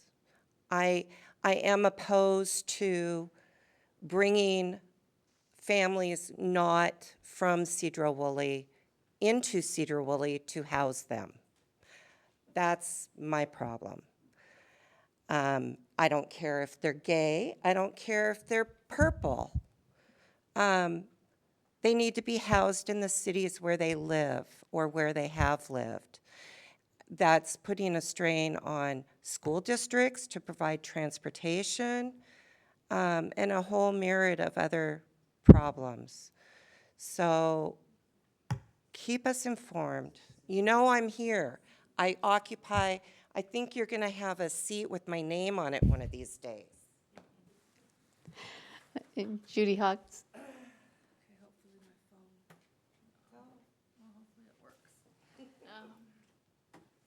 Liz, can you hear me okay? Yes. First of all, Yes. thank you for allowing us all to speak and have our own opinions. And my name's Judy Hogness. I do live here in Sedro-Woolley. I've lived here for 13 years now.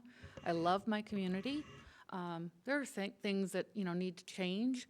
But, I heard about this the first time, and I've been very involved in our community with the city council. And the first time I heard about this coming into, or being proposed to come into our town, was on a Facebook post, okay? And it's no different than how we heard on the battery facility. You're kind of blindsided. It's like, what are they gonna do? What are they, how are they gonna do this? I'm not against helping families, moms with young children, and have a roof over their head, or help pay their rent, or whatever. My problem is when things are represented one way and you find out it's being done another way. I did some research and on, I think it was the Bethlehem Lutheran Church, it was, on their pre-application. They were applying under RCW code 36.70454S. And, most of it just plays into line like they've been saying.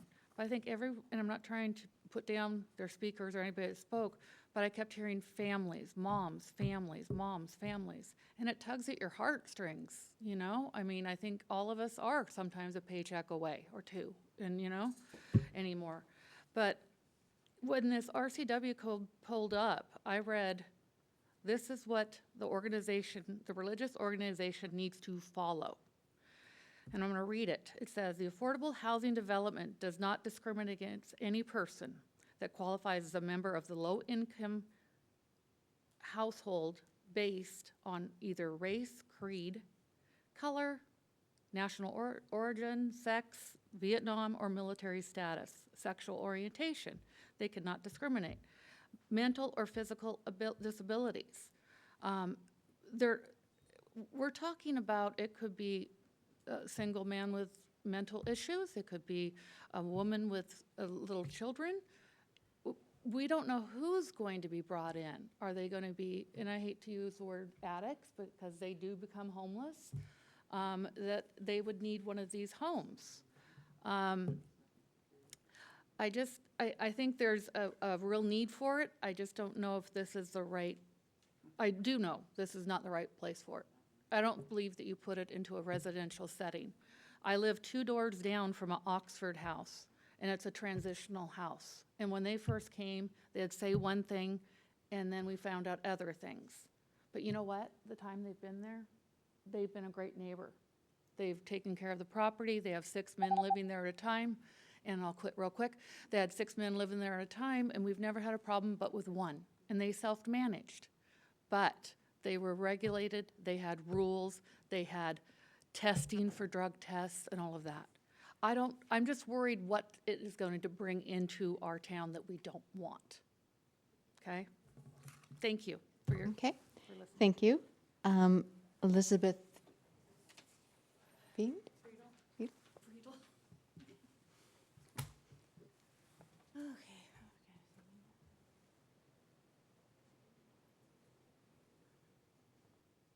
Sorry. My name is is everyone? My name is Elizabeth Friedel. I'm a lifelong Sedro-Woolley resident, born and raised here. I've never lived anywhere else. This is my home, and I want to fight for it.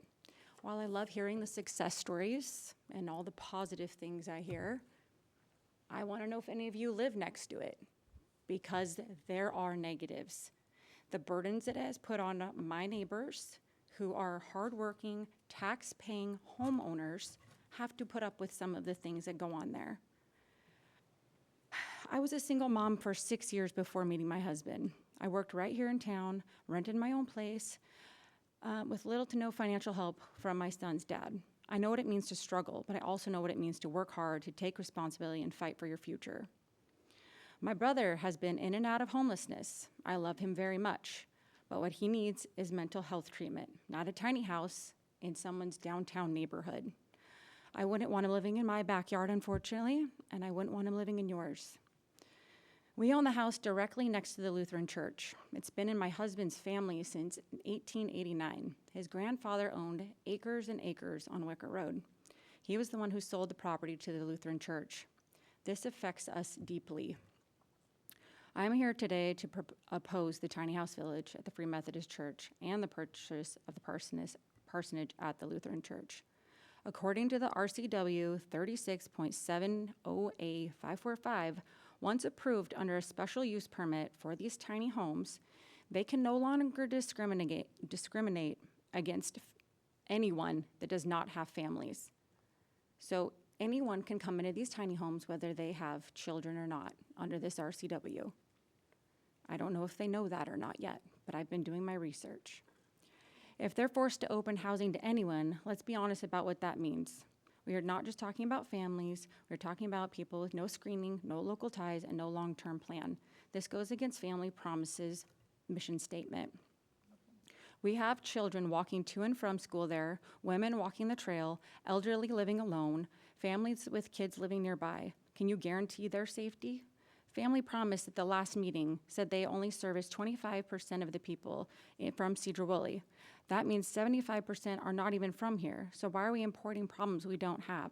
Let's help our own people stay in their homes instead of building tiny house villages in the middle of our neighborhoods. I filed a public records request with the police department for just the parsonage.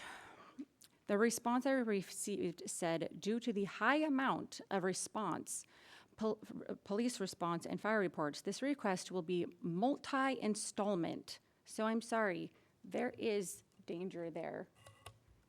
I don't know where you got your facts. That's just for one house. Imagine if there's 14 more. I'm here for my home, my children, my neighbors, and my town, and I'm telling you clearly, I myself and my neighbors do not want this. Okay, thank you. Dorothy DeFremery?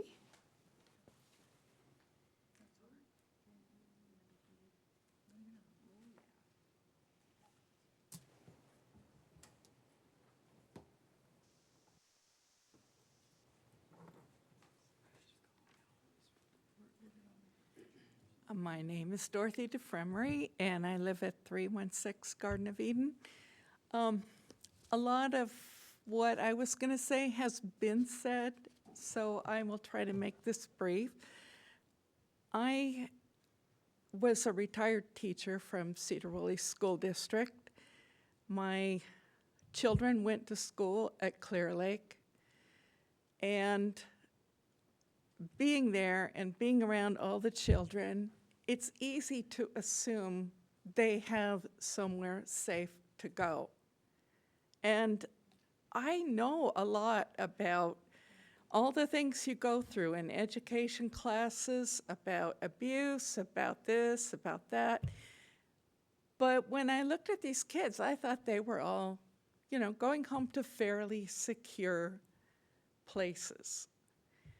My daughter tried out for basketball in the 6th grade and was on the team. There was another little girl who wanted to be on the team, but had transportation issues. And that was all I was told. But after the game, I gave her a ride home. This girl and her mother lived in a trailer. And I'm not talking about an Airstream. I'm talking about the kind of trailer that sits on the back of a pickup truck. And that was their home. And, you know, we don't realize how many kids are experiencing that kind of home situation and how much a group like Family Promise can help. And the screening is a real thing. They do screen. I've been up to Bellingham to Homes Now, which is a village for homeless, and they screen very carefully, and there have not been community problems. I live right next to Skagit Whatcom Housing Development. When they first moved in, I thought, oh my goodness, I don't want 8 houses next to me on 1.5 acres. They're great neighbors. They are fantastic families. And it was because they were given an opportunity. I think that's what we need to be able to make possible for people. Not everybody grew up with the kind of privilege that not all of us had, but a lot of us had. A lot of us went home to a supportive family. A lot of us went home to knowing we'd have meals prepared. And my heart goes out to all these kids that I never even realized that I was working with. And more I started finding out home situations where these kids were going home to just about nothing. Those families can be helped. They are local people, and we have an opportunity. I think we should take it. I could say a lot more, but most of it's been said. Thank you. Scott Heiner?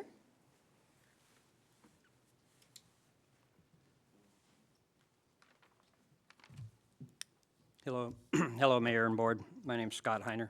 I'm a resident here in Sedro-Woolley. I've got a kind of couple topics I'm going to hit on tonight. The first being about 6 years ago, I did a short plat. I owned property on the corner, and I split 2 lots off the top road, which left my house right here. As I was doing the short plat, I contacted the city. I said, hey, I realized I have 9,000 square feet between these 2 lots and the house that I would like to make another lot. And the engineer said, oh yeah, that's no problem, you can do that. So I called the surveyor, said, hey, he said, no problem. And the surveyor does his thing, draws up the 2 lots with a side lot here and the house remainder down here. So 4-lot short plat. And then it came up with the engineer or something. They said, well, when are you going to remove that garage? Well, that 3rd lot had a garage. I said, I'm not removing the garage. I need the garage for my house. I use it for storage. I use it for shop. Oh, you can't develop a lot and have a garage on it. I said, really? I mean, that just sounds about as stupid as can be. It's a 9,000 square foot lot. And I called back to the city. I spoke to, I think it was Katie, and she said, oh yeah, you can't do that. So if I tore, they said you have 6 months to tear the garage down. If I tore the garage down, develop that lot, can I get a permit to build a garage on that vacant lot?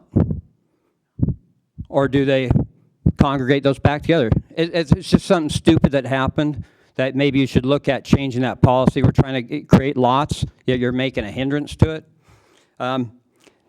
So they didn't approve that 9,000 square foot lot, so it's still part of the house. To this new development, the problem's density. I've got a background in real estate. I've been in real estate 40 years. One of the gentlemen, I think, said over here, it increases the property values. That development's not going to increase property values, and that's what the people who live around it have a problem with. It's this high density, small houses, cram onto a little thing. Once they say you get approved, you can't always discriminate against who you're putting in there. And that type of development will not increase property. You're lucky if your property values will maintain and not go down. And if that is a bad development, then they probably will go down. It's a shame that we have one contingent that comes in and starts calling, you're racist, you're this, you're that, you're misogynist because you don't look out for these people and those people and those people. You look out, you take the information, you make the best decision you can. That's all you can do. I think looking out for the citizens who own property around there, you're doing a disservice to them by allowing this type of development to go in. It's been stated a couple times that a number of these people aren't even going to be coming from the homeless in Sedro-Woolley. I've heard 75% come from out of the area. Why would you do that? Why would we import homeless people? That makes zero sense at all. The last thing I'm going to talk real quick on, because this is super important, is we've got the train on Highway 20 there. It's got those 3, look like second growth logs on it. How cool would it be if we got a hold of like Rockport State Park or someone, and when an old growth goes down, we acquired a length of it, removed the 3 smaller logs, and put a big old growth on the back of that train. That would be really cool. Anyway, thank you very much. Thank you. Judy Lemley? Oh, that was cute. Big old, yeah. I'm Judy Lemley, and I almost forgot what I was going to say. Been here too long.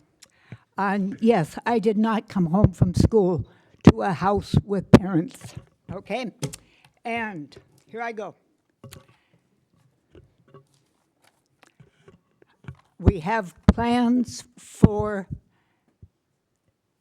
the east side of the Lutheran Church. I took these over to the Lutheran Church, to the office. The door was locked. I knocked on the window. The girl said, just a moment. She came outside. She said, oh, you can't come in here. You cannot come into this church.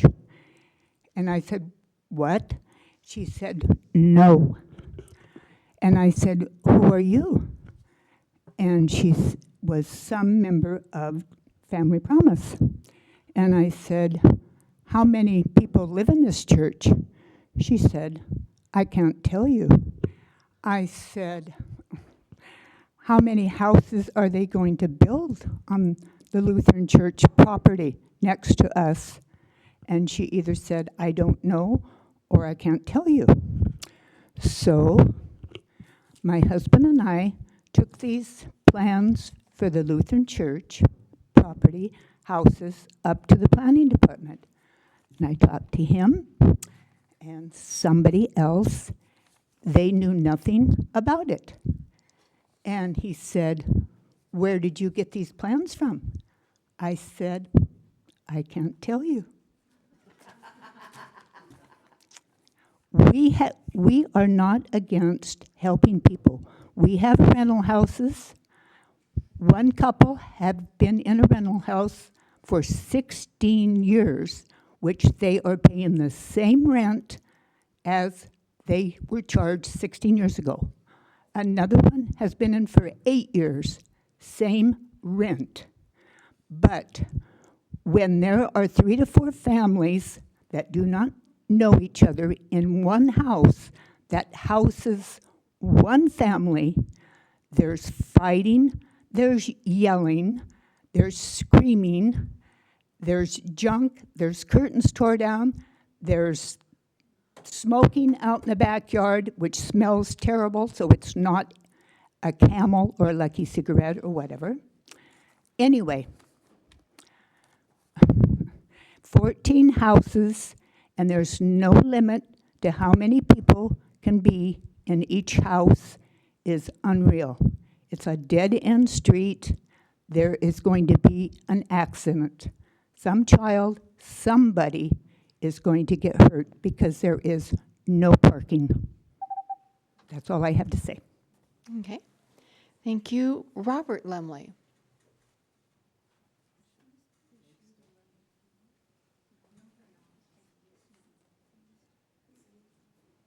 Good evening. My name is, my broadcasting? My name is Robert Lemley. I live at 1026 Jeanette Street in Sedro-Woolley. I've lived in the city of Sedro-Woolley for all of my 94 years, and I call Sedro-Woolley my home. Recently, I discovered that there were changes coming in the form of density and population of homeless people in the church properties belonging to the Lutheran Church and the Methodist Church. It was very challenging to find good, solid, honest information about the situation. The comments today here have enlightened me a great deal. I have a greater appreciation of what Family Promise has been attempting to do. However, I still have some reservations about the development at the Methodist Church property, where 14 homes are going to be built in a pretty high-density way. I wonder where the financing is coming for this project. It's going to be a multi-million-dollar project before it's completed. The infrastructure to provide sewer, water, electricity, all of the features that are required before a home can be established. Who's paying for them? The other question I have is, when the homes are built, who owns them? They are built on church property. Church property is non-taxable. And I wonder if this home is also going to be tax exempt and cut out property taxes to the city, the county, and the state. I also wonder, these are so-called transitional homes. Transitional to me means just for a little while and then we'll go on to something more. I assume that the effort is to establish employment for these people that you're trying to help, to upgrade their lifestyle, and in a transitional home, that doesn't come in a matter of months. It seems to me it would take an extended period of time. And this doesn't really lead to being a transitional home. It's more of a permanent home almost. I also have questions about who's paying the utilities for these homes. Will this become something that whoever is paying to build the houses, are they going to be responsible for the maintenance, the continuing maintenance? I just have a lot of questions that are still in my head. I've been enlightened a great deal by the folks that have spoken before me. And I'm looking forward to further meetings where these questions that I have can be answered. Thank you. All right, thank you. And Larry Hedgepeth?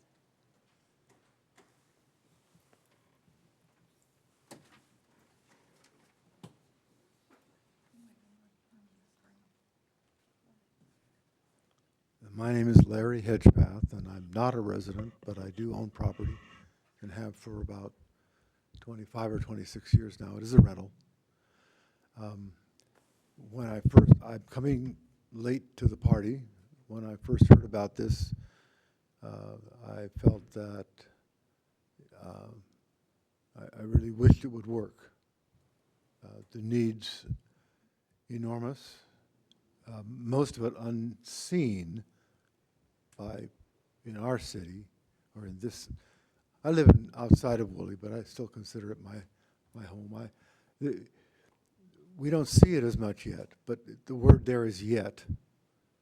We're part of the world. We're part of the Washington State. The problem's going to be with us for the duration of my life, certainly, and probably for most of you will be struggling with it. I hope my children or grandchildren live in a world where it's been solved and people don't go homeless when they are working and have a family.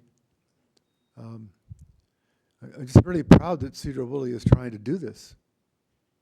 I don't think it's a bleeding heart thing at all. I think it's a very rational thing to try. So I came here pretty much sold. And I still am. But I'm also concerned because I think the questions that have been raised here, especially Mr. Lemley had lots of questions that I was thinking of as a real estate owner myself, about how the things are all going to work out when the rubber hits the road. But also about the young lady here who was concerned about the notice that has been given, and although there's been notice given, there's a feeling on some people's part that it wasn't really given very adequately. And also about the question of how, whether there are actual limits. Is it possible that Family Promise could lose control of who's in the buildings, and how many are in the buildings, and that sort of thing? These are pretty sobering concerns. I also hope that there's some more public venues where this stuff is brought forward, maybe in a round table or some where you can go back and forth and have. There's no, like you say, there's by definition and by design, there's no back and forth here between people and anybody else, themselves, each other, you guys, anybody. So it's like talking to a wall, but the wall has ears, and that's good. And I just feel like, I mean, I'm in a learning stage on this one for sure. Although I'm supportive, because the need is so great, and the people that this is not going to solve the homeless work. So many homeless people they can't, they don't have any place to stay. They're in a tent somewhere. This is for there's more than one class of homeless, and they're not trying to help everybody any more than Habitat does. But still, it has to be done, and these are legitimate questions. I'd like to hear the answers, or at least hear people try to grapple with it. Okay. Thank you.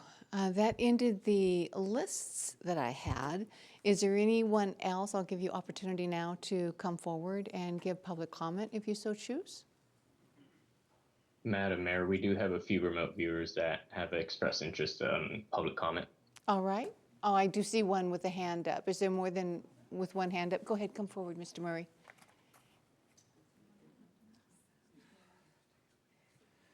My name's Philip Murray. I'm going to talk about the plat of Woolley and the library. The city somehow, now I'm not sure who's even running this, whether it's city or county, but they're pushing their traffic through the parking lot onto railroad right-of-way. The city paved it with the engineers, not Bill's, but the engineer pushed it, paved it, just did it because he wanted to. And it goes over to Eastern Avenue, which was never dedicated to the city for public use. So now the library has meetings. They park all over the railroad property. That is not library, it is not city, it is not county. And they're driving all over it. They come out of there and they drive through everywhere. There used to be railroad tracks there that stopped that. The city took them out, they have no right to take them out at all. It's not city property. They spent a week doing this with city employees with taxpayers' money. Now they're mowing it, trying to mow it, but I mow it before they can, try to. They're trying to take it adversely or something. And you need to block that off because the library was supposed to have put bollards in there to stop the traffic coming through. It was in the meetings. So they knew it, but the city did something else. Now there's traffic constantly going on Eastern Avenue, which is 300 feet long, me and my neighbor. We were supposed to receive that property when the private spur left. Now, I'm sick and tired of dodging cars out there. Keep the damn cars out of there, put the bollards in there, and quit parking for the meetings there. You gave away the old library to the YMCA. Wonderful. You could have had meetings there and charged people for it and brought in revenue to the city. But you gave it away for $1, I believe it is. No, It's not? no. City still owns it. Hmm? City still owns it. Yes, you gave it away for rent for $1. They still own it, but it could have been something else. The library should have been a library, not a meeting place. That's not a library. You would have had a lot more room for books and everything else there. Anyway, I'm done. Thank you. Okay, thank you.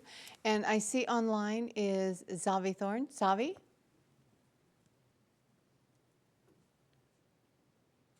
Okay, I think I just unmuted it. Can you hear me? Yes, we can. Hi, my name is Zavi Thorne. I'm about a 17-year resident of Sedro-Woolley. And I was actually going to comment on the roads earlier, but now I'm going to definitely comment on, oh my God, where do I start? And I'm going to try to keep this, I'm really trying to keep my blood pressure at a good level here. I came here 30 years ago as a homeless veteran. Okay, I'm a Desert Storm veteran, honorably discharged. Served for 12 years with the 18th Airborne Corps out of Fort Bragg. I served on a rapid deployment unit, and I am a veteran of 2 armed conflicts. I'm 100% disabled. Oh, I'm also a certified volunteer peer counselor with the Washington State Department of Veterans Affairs, so I have worked with people addicted to drugs. I've worked with, I've worked the whole gambit. Anyway, my rent's gone up to $1,600, so I don't know what fantasy land somebody is sitting in that thinks that our rent is not going up. It has gone up. That's a lot to me because I'm a 100% disabled veteran, and we make under times $4,000 a year as at 100% disability, and you can look up the rate. I'm not sure exactly what it is right now, but to give you an idea, I cannot get my guaranteed home loan because I don't make, as a 100% disabled veteran, I do not make enough money to make those payments when you've got dilapidated logger shacks going for $250,000. And I don't know what fantasy land people are living in that, oh, we've had our home for since 1890 or whatever, or we've been here 95 years. Good for you. Good for you. I'm glad you got that. I'm glad you got your privilege. I'm glad that your daddy's daddy got property, got their house for $5,000, $6,000, $7,000. That's really nice. Good for you. Good for your privilege. I'm like I said, I'm trying to keep my blood pressure down here. So yeah, Family Promise is probably going to be helping out my family soon. Okay. Well, the people that say that people shouldn't live in Sedro-Woolley that aren't from Sedro-Woolley, you're in a little place called America. We do not have borders. We do not have, we don't have any of that. Anybody that lives in the continental United States or any of its territories, Guam, Puerto Rico, they can come to Sedro-Woolley and live. Okay, deal with it. Okay, just deal with it. Anyway, peace out. Love y'all. Sometimes. All right, talk to you later. Bye-bye. Thank you, Zavi. And I believe is it Norma Suarez?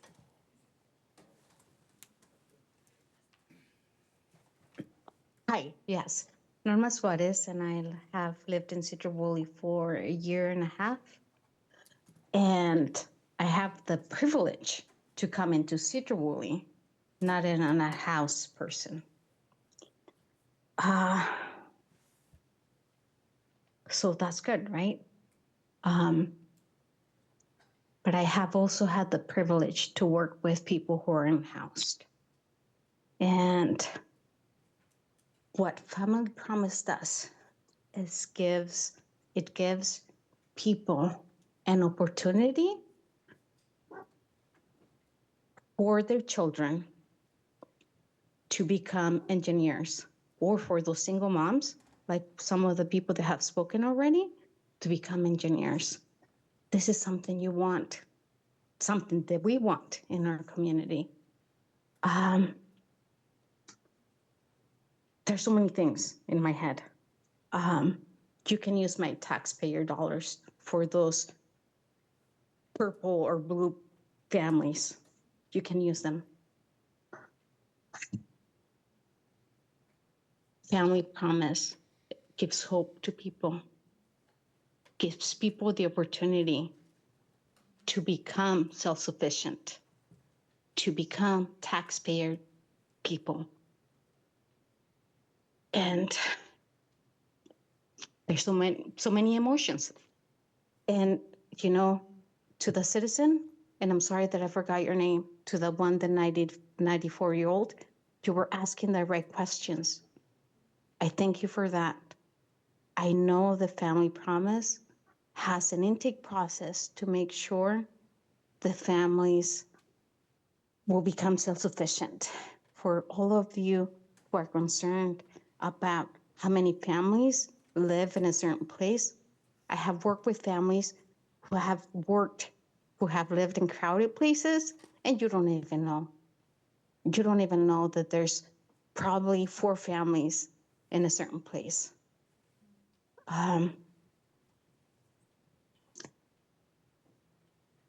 You have a good program here who's giving hope to families. That's all. Thank you. I support this. All right, thank you, Norma. So Woody, I do not see anybody else. Is that it? Madam Mayor, there was another person that was watching with Zion Thorne that would like to speak. Zavi's That- already spoken. He's already given public comment. There's another individual that's watching with him that would like to give public comment. I'll let you decide on that. Okay. I don't see the name up there. I'll let them present themselves. All right. You're alive. Hi, can you hear me? Yes, and you are? I am Shayla Clevin. My name's in the comments. I am a resident of Sedro-Woolley. I live at 830 Township, which is the Hillsview Apartments. It's subsidized housing. I have absolute faith that Family Promise can live up to what they promise, which is safety, security, and her family's need. I got out of Sedro-Woolley in 2020 during COVID and was homeless myself. I am a blind woman, a mother of 2, and I was homeless myself so that I could take care of my parents as they were passing away. If we'd have known that Family Promise was an option for us, maybe my family wouldn't have been torn apart after my parents both passed away. My son is currently homeless, living in his car. He works full-time with his fiance, who also works full-time.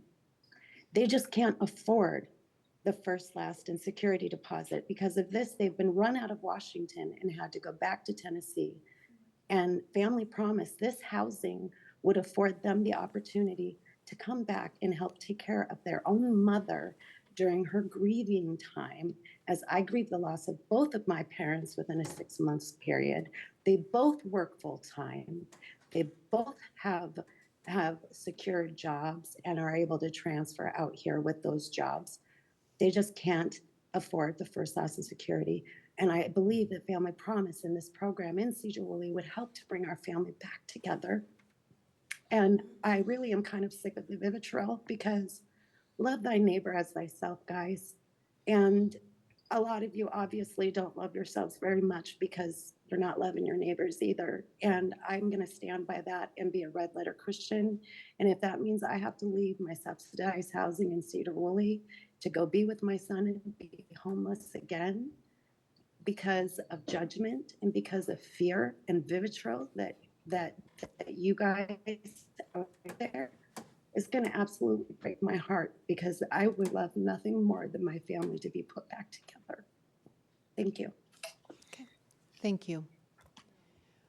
All right, I do not see another. So, online. So it is 9:23, and I am going to close public comment. And for the record, so I know that we are well past what we would consider our 8 o'clock hour. If there is no objection to the council, we will move forward and complete what is left of our agenda. Madam Mayor, if I may ask just one question to the council. I tried to follow last week's or the meeting. It was 4 hours long. I don't understand. Did we pass something in the council? Is this coming up before the council for a vote, or the cottages that the Family Promise is doing?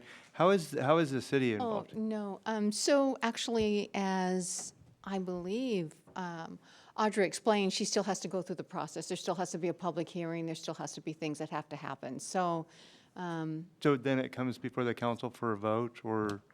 I'm not sure. no, I don't think it will ever come before the council for a vote. This is, understand. no, It goes to the hearing examiner. yeah, So it's not, okay. yeah. So it's not a council deal, because I don't think we've ever talked about that. Okay, I just didn't know. It sounded, I didn't know from the comments. I was trying to Well, follow I along can like where appreciate, we were at. I can Thank you appreciate, very Mr. much. Lavaca, your question, because it is a little bit confusing, because we have heard from several different service groups because of the funding, the 1406 and the 1590. So you've heard a lot of this already because of the presentations that they have given. But as far as the homes themselves, you know, we don't vote on that. Well, I don't know if it's appropriate or not in terms of the hearing examiner, but it sounds like a lot of the folks here would just appreciate, and we've had some very good people who could answer questions, some kind of forum where people could just sit together and talk about it and get questions answered. Maybe it's not us, maybe it's the church and the neighborhood. I thought you mentioned that, Audra. Didn't you mention that? I think she said that. We received a lot of information. Okay, okay, okay. Okay, because Yeah. I think that would be very helpful, because unless you can have exchanges and back and forth and talk and answer specific questions, then there's a lot of, I don't want to question anybody's, motivation. It's sometimes they're worried about what's going to happen with their property values. That's valid. They're worried about their neighborhood. But I think having a meeting like that, and I'd love to sit in on it. I hope we're all invited to it. Okay, yeah. Thank you. Okay, all right, so, so moving on, we are moving on and going into, we do not have any unfinished business tonight, so we're moving right into new business. Then the first item on the list is the comprehensive plan update. This is a draft, it's the climate element. This is a first read. And Mr. Glover, are you taking this? Yes. Thank you. Thank you. So as we've been hearing the last several council meetings, and as you know, we're in the process of updating our comprehensive plan. We've been getting draft chapters to you for your comment and review. And tonight will be our first review, of our climate element that'll be part of our comp plan. The climate element is new this time around. So I'd like to turn this over to Alex from Facet, who has prepared this and will review this with you. Good evening, City Council. Thank you for being here with us tonight. I think. Alex, just one moment, yeah, please. sure. So, Of course. Can I ask those of you who are clearing the chambers to do it expeditiously? Because we still have another presentation and we have other business that we need to take care of. So if you can do it as quietly and as quickly as possible, that'd be great. All right, thank you very much. Okay, thank you, Alex. Go No ahead. problem. Woody, can you pull the PowerPoint up? And I'm not sure if Heidi's still online. But I think I'm joined by Heidi. I know it's been a long night for you all, so I'll try to make this super concise. Next slide, please. So I believe that you all have seen the draft. Sorry to interrupt. Oh, go ahead. Heidi, you should be able to unmute yourself. Is it muted? Alex, can you hear me? I can hear you. So I'm joined by Heidi, who is online. She's with Kimley Horn, and Kimley Horn has been helping our team with the greenhouse gas emissions and BMT reduction goals and strategies. So we'll briefly go over the House Bill 1181 requirements, and then the requirements of the resilience sub-element and the greenhouse gas emissions sub-element. And then just for time, if you all have any questions or concerns about the goals and policies that are included within the climate element, we want to give you an opportunity to go through those. Next slide, please. So as you know, our team has been coming to you with the different elements and their proposed updates, but the climate element and the resiliency sub-element and greenhouse gas emissions reduction sub-element are new to this periodic update. Next slide. So House Bill 1181 was enacted in 2023 by Washington State legislation, which requires the integration of a new climate element, which focuses on climate resiliency, greenhouse gas emissions reduction, hazard mitigation, and advancing environmental justice. Next slide. And then for 11 of the state's largest and fastest growing cities and counties and their cities that have a population of 6,000 or greater as of April 1st, 2021. That also requires the adoption of a greenhouse gas emissions reduction sub-element. That includes Skagit County and the city of Sedro-Woolley. Next slide. So just to bring you back to the engagement that's occurred up to this point. So as a part of Commerce's guidance, we formed a climate policy advisory team that included businesses, Skagit Council of Governments, WashDOT, School District, the Chamber of Commerce, and Skagit PUD. We met 3 times throughout the project to review all of the information that was included within the climate element. We also put out community surveys, which included a climate impact survey, a household travel survey. Both of those were also available in Spanish.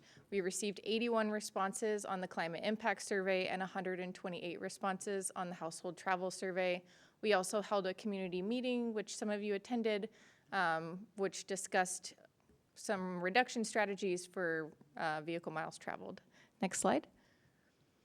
So the resilience element under House Bill 1181 has 3 requirements for the resilience sub-element. Requirement 1 is to address the natural hazards created or aggravated by climate change. Requirement 2 is identify, protect, and enhance natural areas to foster climate resilience. And then requirement 3 is to identify, protect, and enhance community resilience to climate impacts, and that includes social, economic, and built environmental factors. Next slide. So because this is a new element, Commerce put out a guidance document for how to create a resilience sub-element. So step 1 was to explore climate impacts. Step 2 was to audit the plan and policies. Step 3 was to assess vulnerability and risk. And then step 4, you could do a number of 3 pathways or a combination thereof. For the purposes of this climate element, we chose pathway 1 and pathway 2. Pathway 1 was to select or adapt existing goals and policies, and then also develop new goals and policies, which are included in the climate element, which has been distributed to you. And then where we are now is step 5 is integrating those goals and policies into the overall comprehensive plan. Next slide. So one of the other requirements of House Bill 1181 is that for every identified relevant climate hazard to Sedro-Woolley, you're required to develop 1 goal and related policies.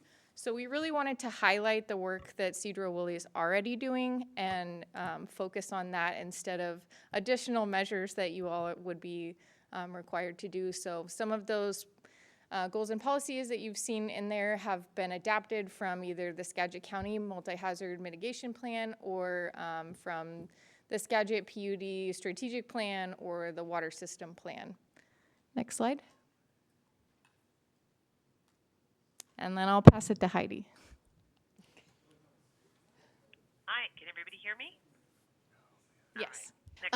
We can barely hear you. Is there any way of Okay. increasing your volume? I will try. Does There that you help? go. That's good. That's better. Thank you. Yes. Okay, yeah, I have my microphone like touching my lips. Okay, we'll have a headset on, so I will get through this. Thank you for allowing me to attend virtually. So yeah, we have teamed with Facet on the greenhouse gas emissions sub-element, and again, the definition of GHG emissions mitigation are actions taken to reduce or eliminate the greenhouse gas present and future in order to reduce the rate and extent of climate change damage. Next slide. Again, Commerce put out guidance related to this sub-element, and there are a potential 3 pathways to get through it, and cities and counties for which the creation of a GHG sub-element is mandatory, such as yours, guidance recommends pursuing pathway 3. So this is what we did, where we created a GHG emissions inventory. This includes both city operations and the community at large, so that's also important to understand. And then develop GHG reduction goals and policies based on that emissions inventory modeling. Next slide. And here are the results. We did it for the base year of 2021 and 2022, as you can see here. You know, the unit of measure for greenhouse gases is the carbon dioxide equivalent, a metric ton of that. They're big numbers, as you can see, 21,105. And I think it's best to put that in perspective by looking at the percentage of the inventory, that sort of third and fifth column there for the 2 years, where you will see that electricity consumed, again, this is for commercial, residential, industrial, whatever the purpose, is roughly, 13, 14, 15, 16% of the inventory, somewhere in that range. Natural gas consumption, primarily for creature comfort, heating, hot water, et cetera, takes anywhere from 41 to 47%, and that's going to fluctuate a lot with weather. Transportation, those emissions are somewhere between a third, a little more than a third of your emissions. And solid waste, which is the waste that is generated within the city and then hauled off to landfills, where it is left to off gas basically, and that's a very small percentage.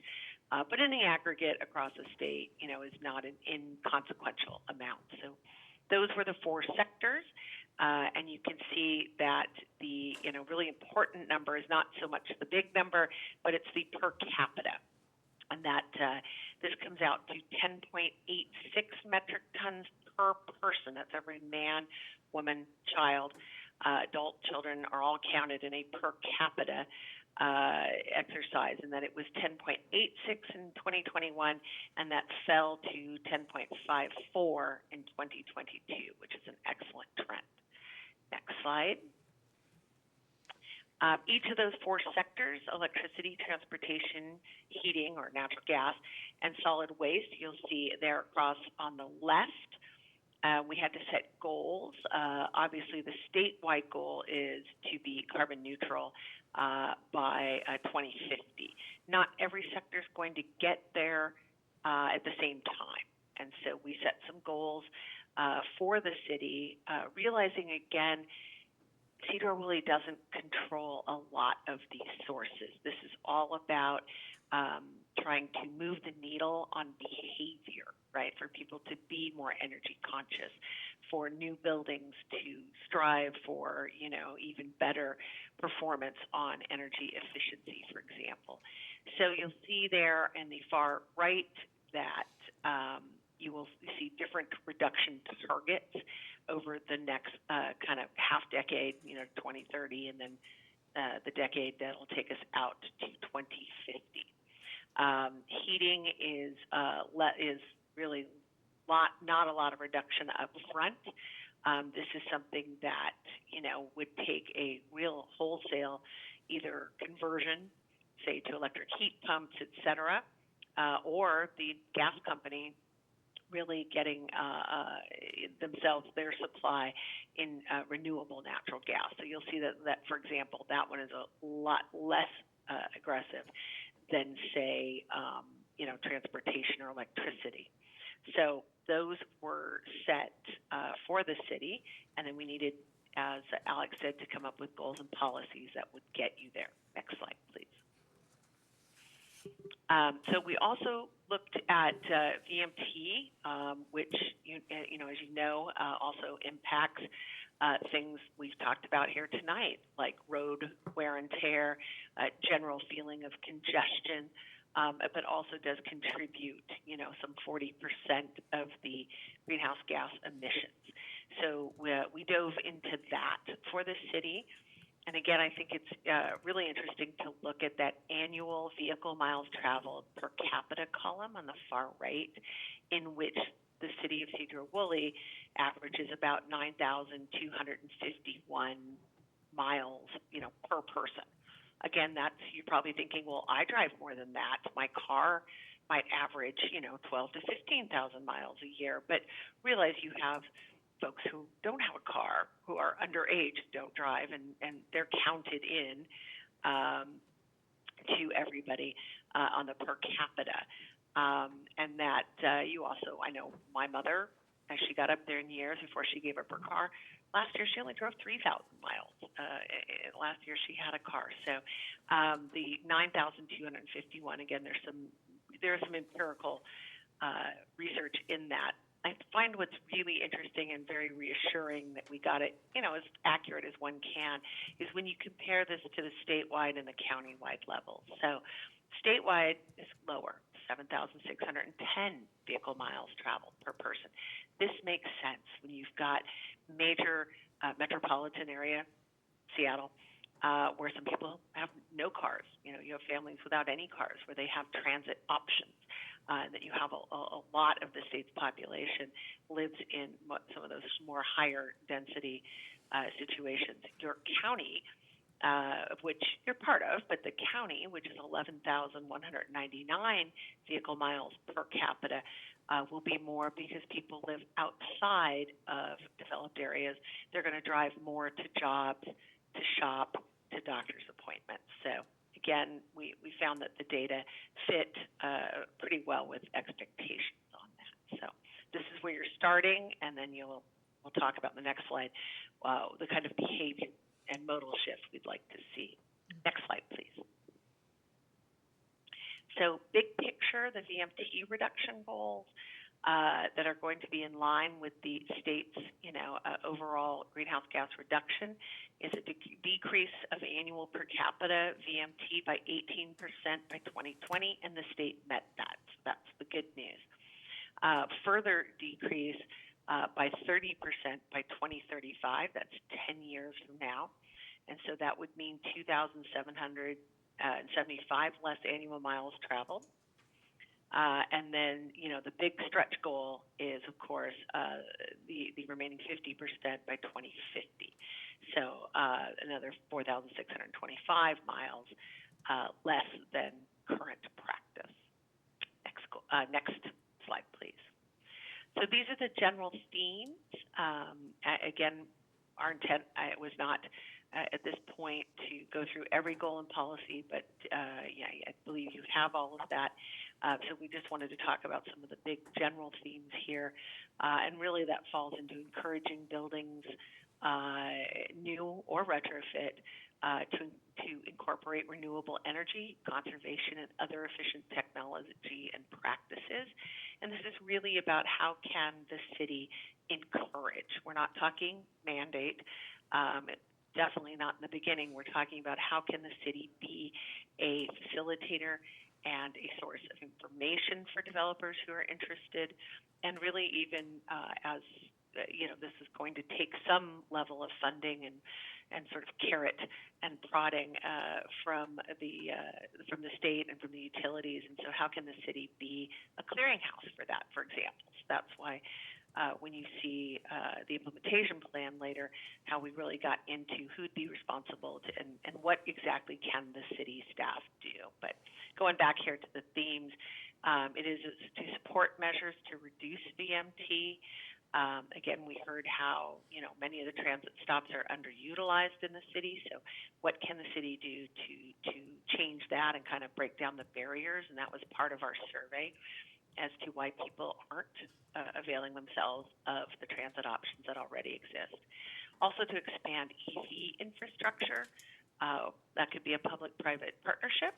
Also to incentivize recycling material and really solar access and allowing maybe easier permitting on that, all to really reduce the GHGs, starting, a big push on the transportation sector, but really from all the sectors. And then there's also increasing the tree canopy, which both sequesters GHGs, but also helps reduce on a heat island effect.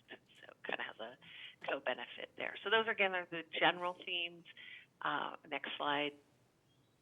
And I think that's back to you, Alex. So I think we put a placeholder here because we have each one of the goals and policies in case there's any. Sorry to interrupt. Can you speak into the mic or make sure the mic is on? Oh, yeah, I could turn it back on. I'm sorry. So I think the intent here is that we have a placeholder where we can discuss any of the goals and policies that council would like us to go over. Okay. All right, so go ahead, Mr. Lavaca. I see Oh, you. thank you very much, Madam Mayor. And I do want to thank you guys for working on this, but I got to be honest, I don't approve of it at all. I think this was $500,000, so it's about $40 per person here in Sedro-Woolley for every man, woman, and child to come up with a plan to tell us to drive less, which means that we can't go where we want to go and work where we want to work. We've got to work from where they tell us to ride the bus more if we want to get around, right? That's underutilized already, and we spend a lot on that transportation. To go with electric vehicles for our city is one of the goals, right? Where's the expand the electrical vehicles infrastructure in all the houses and buildings? That's a lot of money that's subsidized from taxpayers, right? A lot of people don't think that, maybe they don't want electric vehicles, but even if they did, PSC is pushing us to give control over our thermostats and our electric boxes so they can turn that off when they feel we don't need it. So you see where we're heading with this. The green cover, we have 500,000 acres of forest right there. We live in Sedro-Woolley, Washington. We do not live in Seattle. I would ask the council somehow to fight this because this is absurd. This is Seattle. This is Tacoma. This is something else. This isn't our problem. And Washington's very green anyways, but we have tens of thousands of acres of agricultural land. I mean, we're not densified. That picture of the forest, that represented us. The picture in emissions of the big giant power plants, look around. I don't agree fully with it either because if you look at industrialized areas with power plants, that's a very small percentage of the planet. 70% is water, much is desert, much are mountains, much you can't build on. So a very small amount of industrialized areas like smoking a cigarette in Safeco Field once a week. And I think it's even more than that. So there's a lot of this that doesn't make sense to me at all, except for pushing higher taxes and control. And I know a lot of people in our community disagree with that, but I think there's a lot of people that do agree with my statements. And I think we should try and push against this. But thank you for building that. All right, thank you. Councilwoman Kesty? I'm sorry, I know it's getting late, so I'm going to keep it really short because I think this is comical and yet incredibly infuriating. Because on one hand, I appreciate everything that you have to do, and I understand that you have a job and you have to do it, but I am in complete agreement with you, Nick. And also, I find it so irritating that this is supposed to be green, yet Olympia will, or the governor will have us put a BESS project in right next to a water that could kill all of our fish. And you're talking about being green, you're talking about people driving less. It's just an absolute joke. And I hope that people pay attention to this stuff because this is happening in our state and people are voting for these policies. And then our small communities are having to deal with the fallout of it. And you're trying to find a happy medium to appease them while having to deal with us when we're saying absolutely not. So that's my 2 cents. I am not for any of this, and thanks. Okay. Councilman Henderson? Yeah, can you toggle back to the last slide, please? So under the first bullet point, I know that they were bringing up in the past how the state's trying to get rid of natural gas. And one of the things that I spoke with the real estate association with was they really wanted us to not adopt any of these building codes that would restrict the use of natural gas. Now we're building houses more efficiently is smart, right, for the consumers. But I don't want to put anything into this plan at all that would like restrict our natural resources that we have here. Understood. And then the other thing with like the tree canopy cover, like Councilman Lavaca was saying, we do have a lot of trees here, but one of the things that we do get here every year, every August, is a lot of smoke from forest fires. And one forest fire creates more smoke and carbon emissions than we have since the 1800s. So, and then what exactly in here would you guys be asking us to adopt? So the entire climate element and the resiliency sub-element and GHG emissions reduction sub-element would all be part of the update of the comprehensive plan. So you would adopt all of it in order to be in compliance with Commerce and the Growth Management Act. Okay, so we're gonna move on to the next element after we get done asking questions here. So they're all at the same time. So if you have comments on the resiliency sub-element or the GHG emissions reduction sub-element, we can take any of those questions. Okay, thanks. Councilman Cock? So just to follow up on that, these are your effort, and thank you for the energy y'all put into it to comply with the Growth Management Act. So this is something coming down from us from Olympia. I will say, however, that I'm more in terms of on the green side, just trying to encourage people, which is what it looks like is happening, which is fine with me to encourage. I don't want to mandate. However, I strongly believe climate change is happening as we speak. The fires are coming because of climate change. When I was at Western Washington University, I talked to scientists who came down from Alaska and the polar ice and saw it melting every year. If you go to Shannon Point Marine Center in Anacortes, they have research ongoing about the acidification of the ocean because of climate change. It's going to start killing our fish. So we do have to make efforts. I think just encouraging people to do all these is fine. But you know, I'm not a fan of mandating, but I think unless we do something, we're going to be handing our grandchildren a horrible planet. Thank you. Okay, thank you. Councilman Burns? Sorry, I don't have my computer ran out of battery, so I can't look through this. How much of this is actually changing the physical policy versus what we suggest residents do? We framed it very loosely, the loosest that we think that Commerce will accept. And that was based on all the feedback that we've heard from you all, from city staff, from the public, from the Planning Commission. We really did try to make this as loose as possible, especially in terms of the implementation plan, because I think that's the next thing that's going to come to you all. So there is a greenhouse gas emissions reduction implementation plan, but Heidi can speak to this a little bit more, that we're not sure that Commerce will even accept it as it is, because we really didn't do anything that is going to result in changes to your development regulations, specifically based on all the feedback that we've heard. All of the language that you'll see in there is encourage or prioritize or incentivize or really highlight things that you're already doing. Just wanted to point that out, that we really did try to accommodate everything that, and we hear you, but that's sort of where it's at. Yeah, Alex. Yeah, I'll just add to that slightly. Exactly. We've heard all of you, and you are not alone in these concerns. I think I'll generalize it with that word. And so we are really trying to help you thread the needle to be compliant with Commerce. They do specifically take on this issue proactively in their guidance and state that planning to do something is not enough. They wanted to see actions and actionable goals. So again, when you really dig into them and see the implementation plan as the next step, and again, we're open. We're here to help and guide. We're not really. No one's really sure what Commerce is going to say when these start rolling in.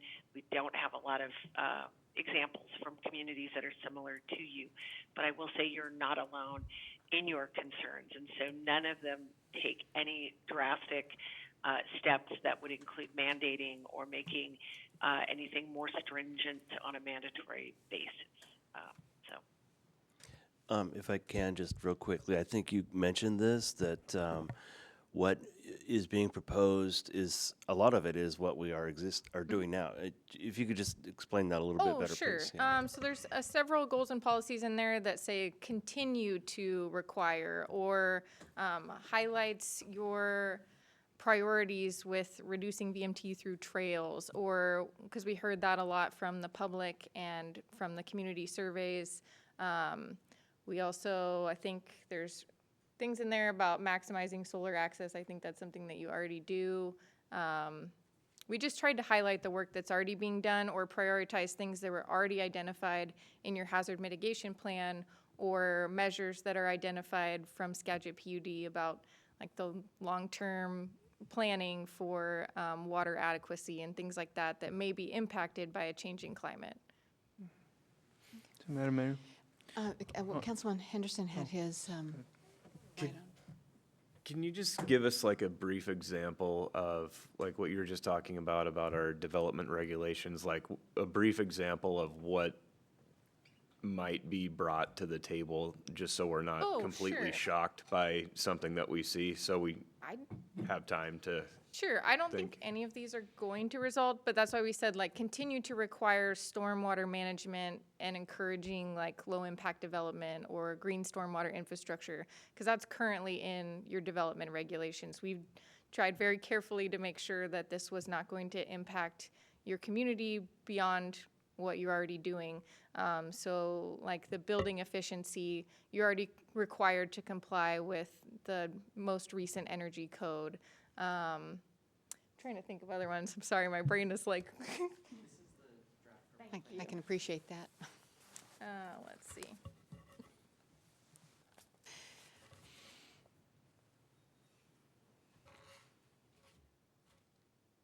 Yeah, like so CR 1.1 is continue requiring the design and construction of new commercial and residential buildings to reduce and treat stormwater. I think there's regulations, established regulations that incorporate best management practices for reducing the risk of wildfire, extreme heat, flooding, and other hazards. That's just something that you already do in your code. Let's see.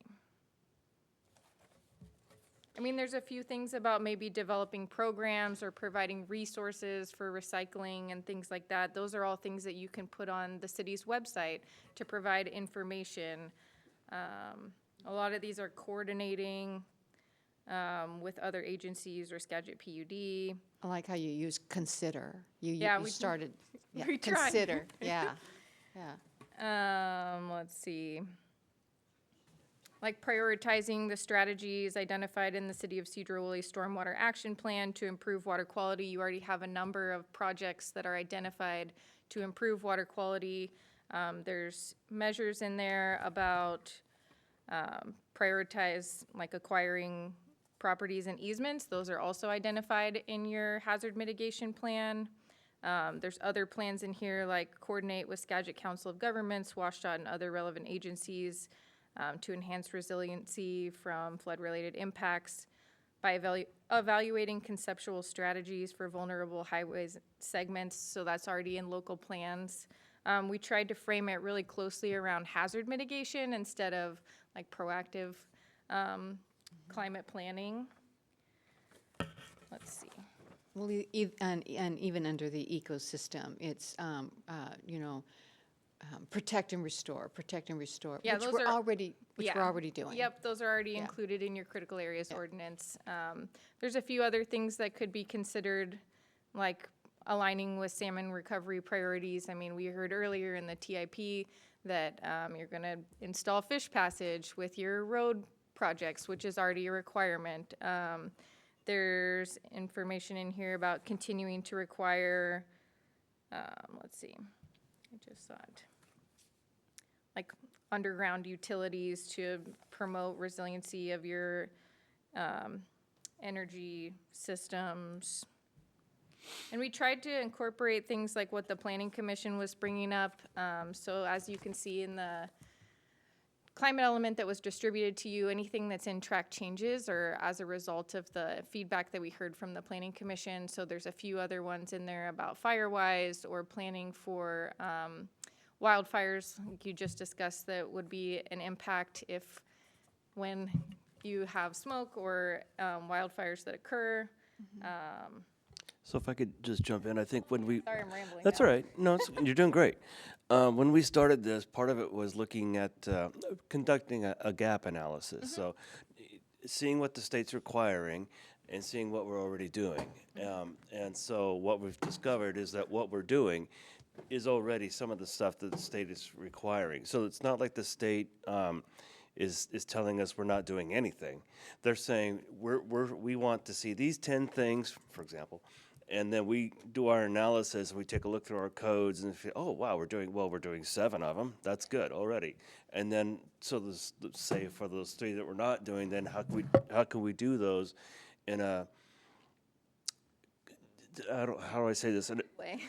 Carefully, Yeah. sensitively, conservatively, still meet the goal, but perhaps not something crazy or radical way over here. We want to keep it with what we're doing. That's my hope is how this comes out. Now, maybe I'm naive, but we'll see. We'll find out. Well, and I think the resiliency requirements that we have now for the goals and policies do address each one of the relevant hazards to Sedro-Woolley. So there's drought, extreme heat, extreme precipitation, flooding, reduced snowpack, and wildfire. So all of those goals and policies based on the Climate Policy Explorer that Commerce put together in conjunction with the goals and policies that we created as a result of the feedback that we heard from you all, do meet the minimum requirements for the resiliency sub-element, and we do believe that they meet the minimum requirements for the GHG emissions reduction sub-element. Were you on first? Yeah, I think so. Go ahead, Councilman Cock. So the hilarious. resiliency aspect is something, some of this we're just kind of adhering to a higher power per se that we have to go along with because it's, it's the state, whether you disagree with the policies or not, they went through the legislature and people voted on it. People voted for those legislators. However, the resilient stuff is very useful to us because we have a high threat over the years for flooding. We have, we're in a drought now, I believe. So there's threats for fire, threats for wildfire. So I think that all that, it's sort of risk management, and I appreciate all of that. I think we can use that all to our benefit. Thank you, Councilmember. Madam Mayor? Yes. So, as far as the risk management plans go, I mean, those are pretty on par, and they're obvious. If you look at the trends throughout the nation and globally, the hurricanes, the tornadoes, the droughts, the floods, and all that stuff, it is a trend pattern over the last 100 years that just skyrockets. So does volcanoes and earthquakes. They have nothing to do with what we're doing, right? And if you look at the charts, they'll say don't use these two to evaluate climate change because people don't use those correctly, even though they're on the same exact trend pattern. I was wondering about this GHG 8.2, which is prioritize converting public fleets to zero emission vehicles. So that's all of our public fleets. That's taxpayer funded, right? Charging stations, the power grid, all that stuff's public funded. So it's pretty substantial increase in taxpayer funds. For forestry, to forest fires, we don't manage our forests. We haven't for many decades, which is quite unfortunate. And there's a lot of studies from other countries that do manage their forest, and they don't have the fires. So they don't have the smoke emission release, and it doesn't affect their communities the same way. I don't know much about, there's 3 states that did a whole entire scientific study. They brought peer review. They did a whole bunch of committees on it, and they ended up banning geoengineering in 3 states, and 37 states right now are on board to ban that. 25 that are very well committed to it. I don't even know what that is, but I want to know, like, am I paying to reduce all of this carbon while man is up there making more problems for weather? Are they creating tornadoes or whatever they're doing? Geoengineering, right? So what are we actually paying for? Why are we working so hard to reduce it? Right now, today, it's suggestive for some of it. Some of it is pushing things that they asked for 10 years ago. Now they're pushing more. In 10 more years, we're going to be in a challenge where it's going to be not suggestive. Like you said, the mandates aren't coming down yet, at least, but that means that there's room for building mandates. There's room for driving mandates and vehicle monitoring and all that stuff. That's what I hope that we try to avoid as a council. There should be unified cities that, like, it was Heidi was saying that, there's a lot of communities that feel just like this. Why aren't we communicating with them? Instead, we're standing by ourselves saying we won't get funding from Commerce if we don't do this. If we don't take a stand at some point, guys, we won't have a stand to take. That's my view. Thanks. Anyone else with questions? Alex, do you have other presentations? Are there any immediate concerns or things that we can address in here before we come back to you all? Is there anything that we can do that would make you more comfortable, or is there anything that is that red flag? GHG 0.82 would definitely be, that's a definite one. Building wisely with new technology, that's smart, managing forest, looking at HAZCOM, which we should be doing anyways, that's smart stuff. But there's stuff in here that's going to cost the community greatly, and we should probably look at, like, what are we asking for? Entire fleets? I mean, that fire truck's not $1 million now, it's going to be 10 million, it's not going to be making it to the fires. Anything else? Thank you very much, Alex. And thank you so much for being so patient. You too, Heidi, for sitting through quite a lengthy evening. It was a good evening, lots of good information. But thank you so much for being here. Absolutely. Yeah. No, I was at a different public hearing last night in a different community, and I always say democracy is never quick and neat and clean, and so but this is this is truly where people get to be heard, and so it's always fascinating to sit through these. So no problem. Thank you for your attention, and we will be back in front of you soon with other parts of this journey. All right. Thanks, everybody. Thank you, Heidi. Yeah, people need to remember they are the government. Yep. So moving on to item number 2 under new business, and that is the business license endorsement municipal code update. It's ordinance 2100-25. This is a first read. Kelly? Good evening, Council. So the Finance and IT Committee began discussions on rewriting the business license section of the municipal code back in 2024. But we brought it back again to the current committee in February and then again in May.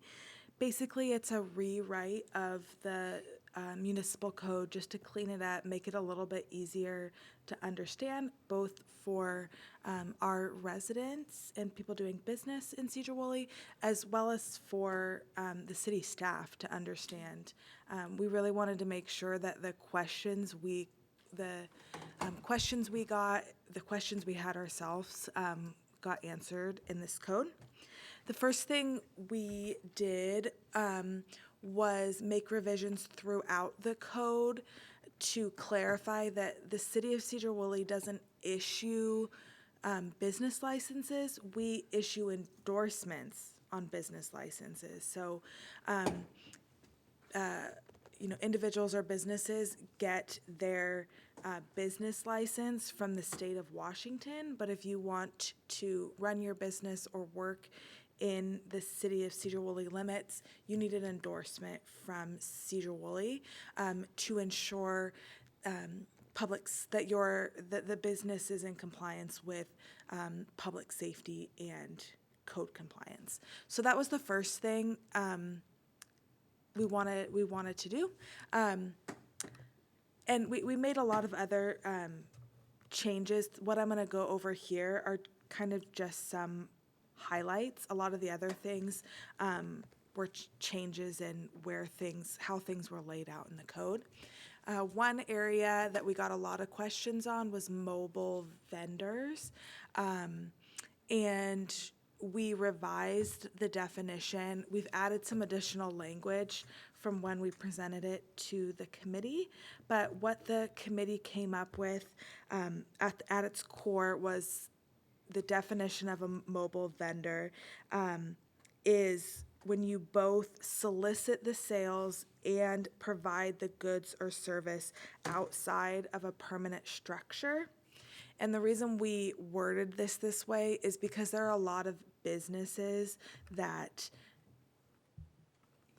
drive as part of their business, and wanted to make it clear whether those businesses were a mobile vendor or not. Kelly, may I just interject just 1 minute here? So when you say committee, I want to make clear so that the council does know this has come before the Finance and IT Committee, and this is where these discussions took place, correct? That is correct. Yes, okay, thank you.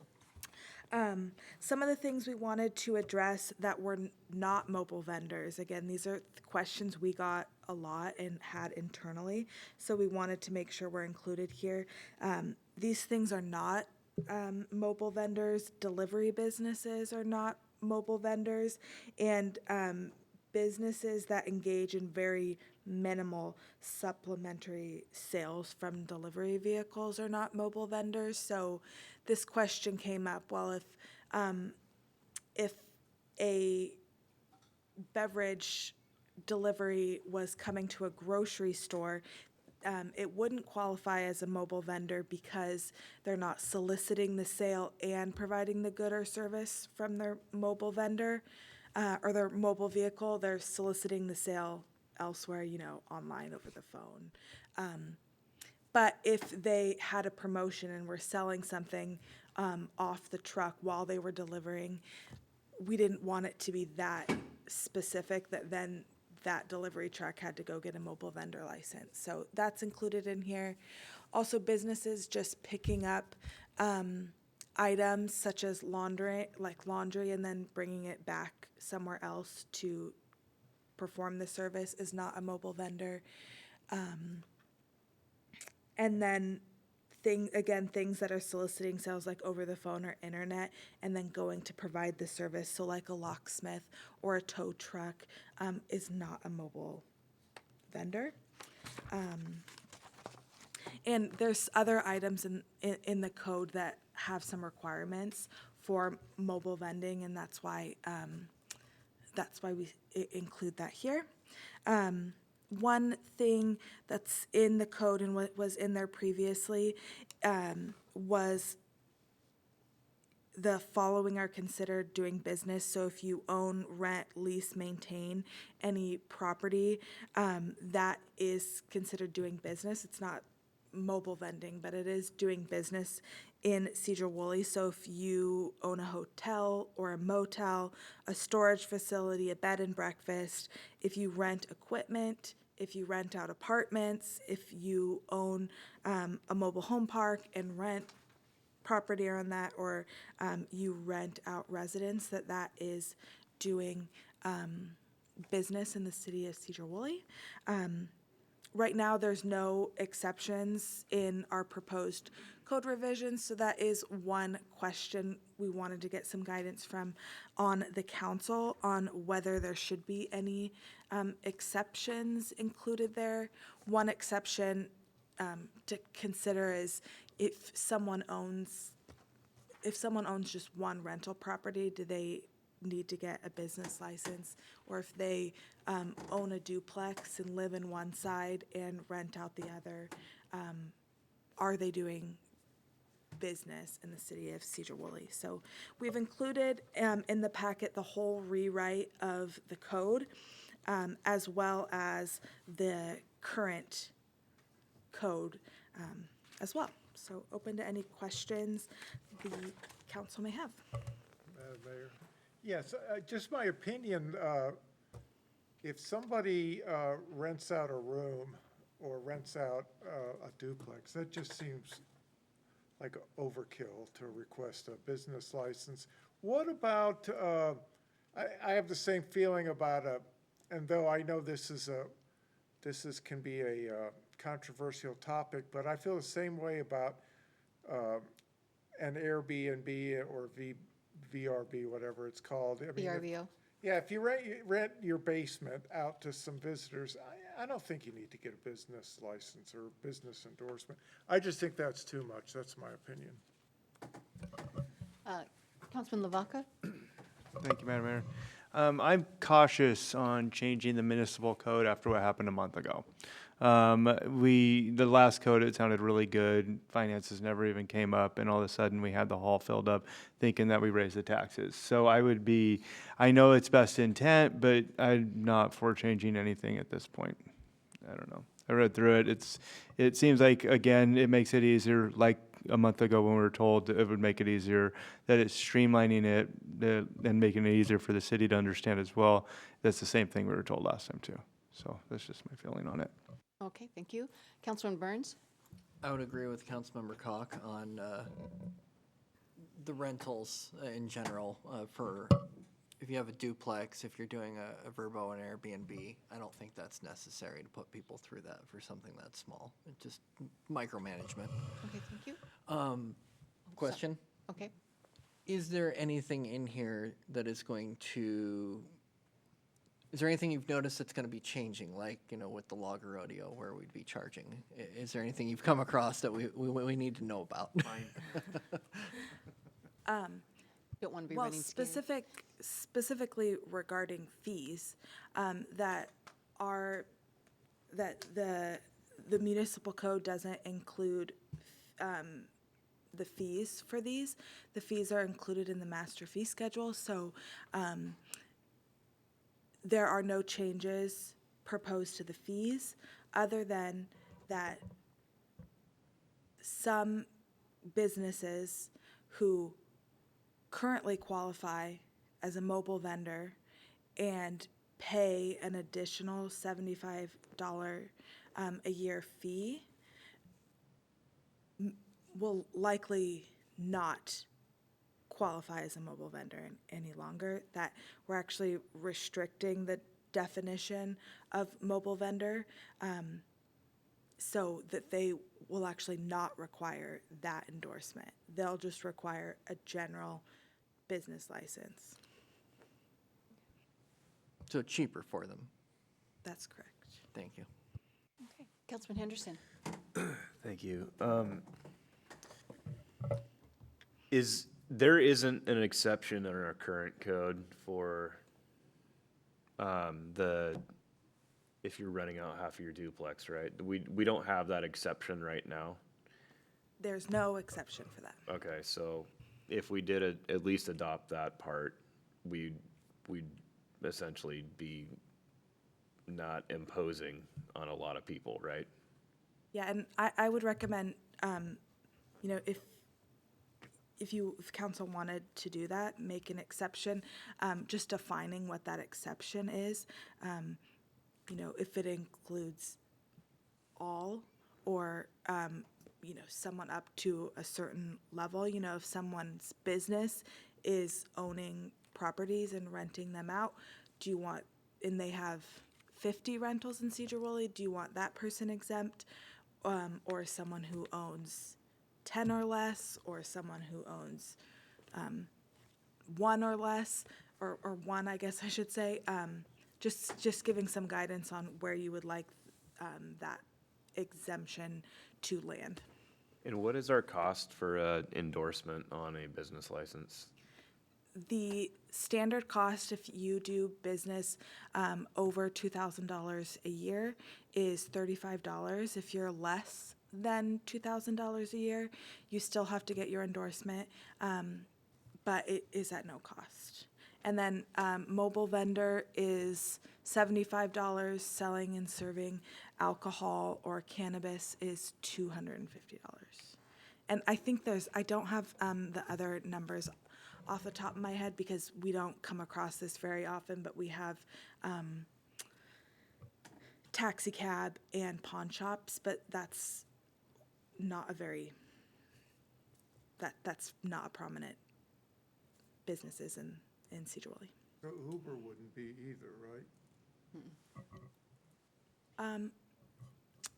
I'm not sure if Uber falls under the definition of taxi cabs, but if you had an Uber, if that was your business, I'm not sure if when you work for Uber, if you're a independent contractor or if you're an employee. Uber itself may need to have a business license, but whether the individual person driving for Uber, we'd have to think about that. All right. Anyone else? Okay. So Kelly, does that help you? Does that give some definition to your? The only thing really is how, if the council's in agreement that you want to make an exception for some of the rental properties, what that exception would be, so we can bring that back in our second read of this. We're not asking for any action on this item tonight. So I actually see two. I'll start with Councilwoman Diamond. I was just going to say that I do not think that we need to be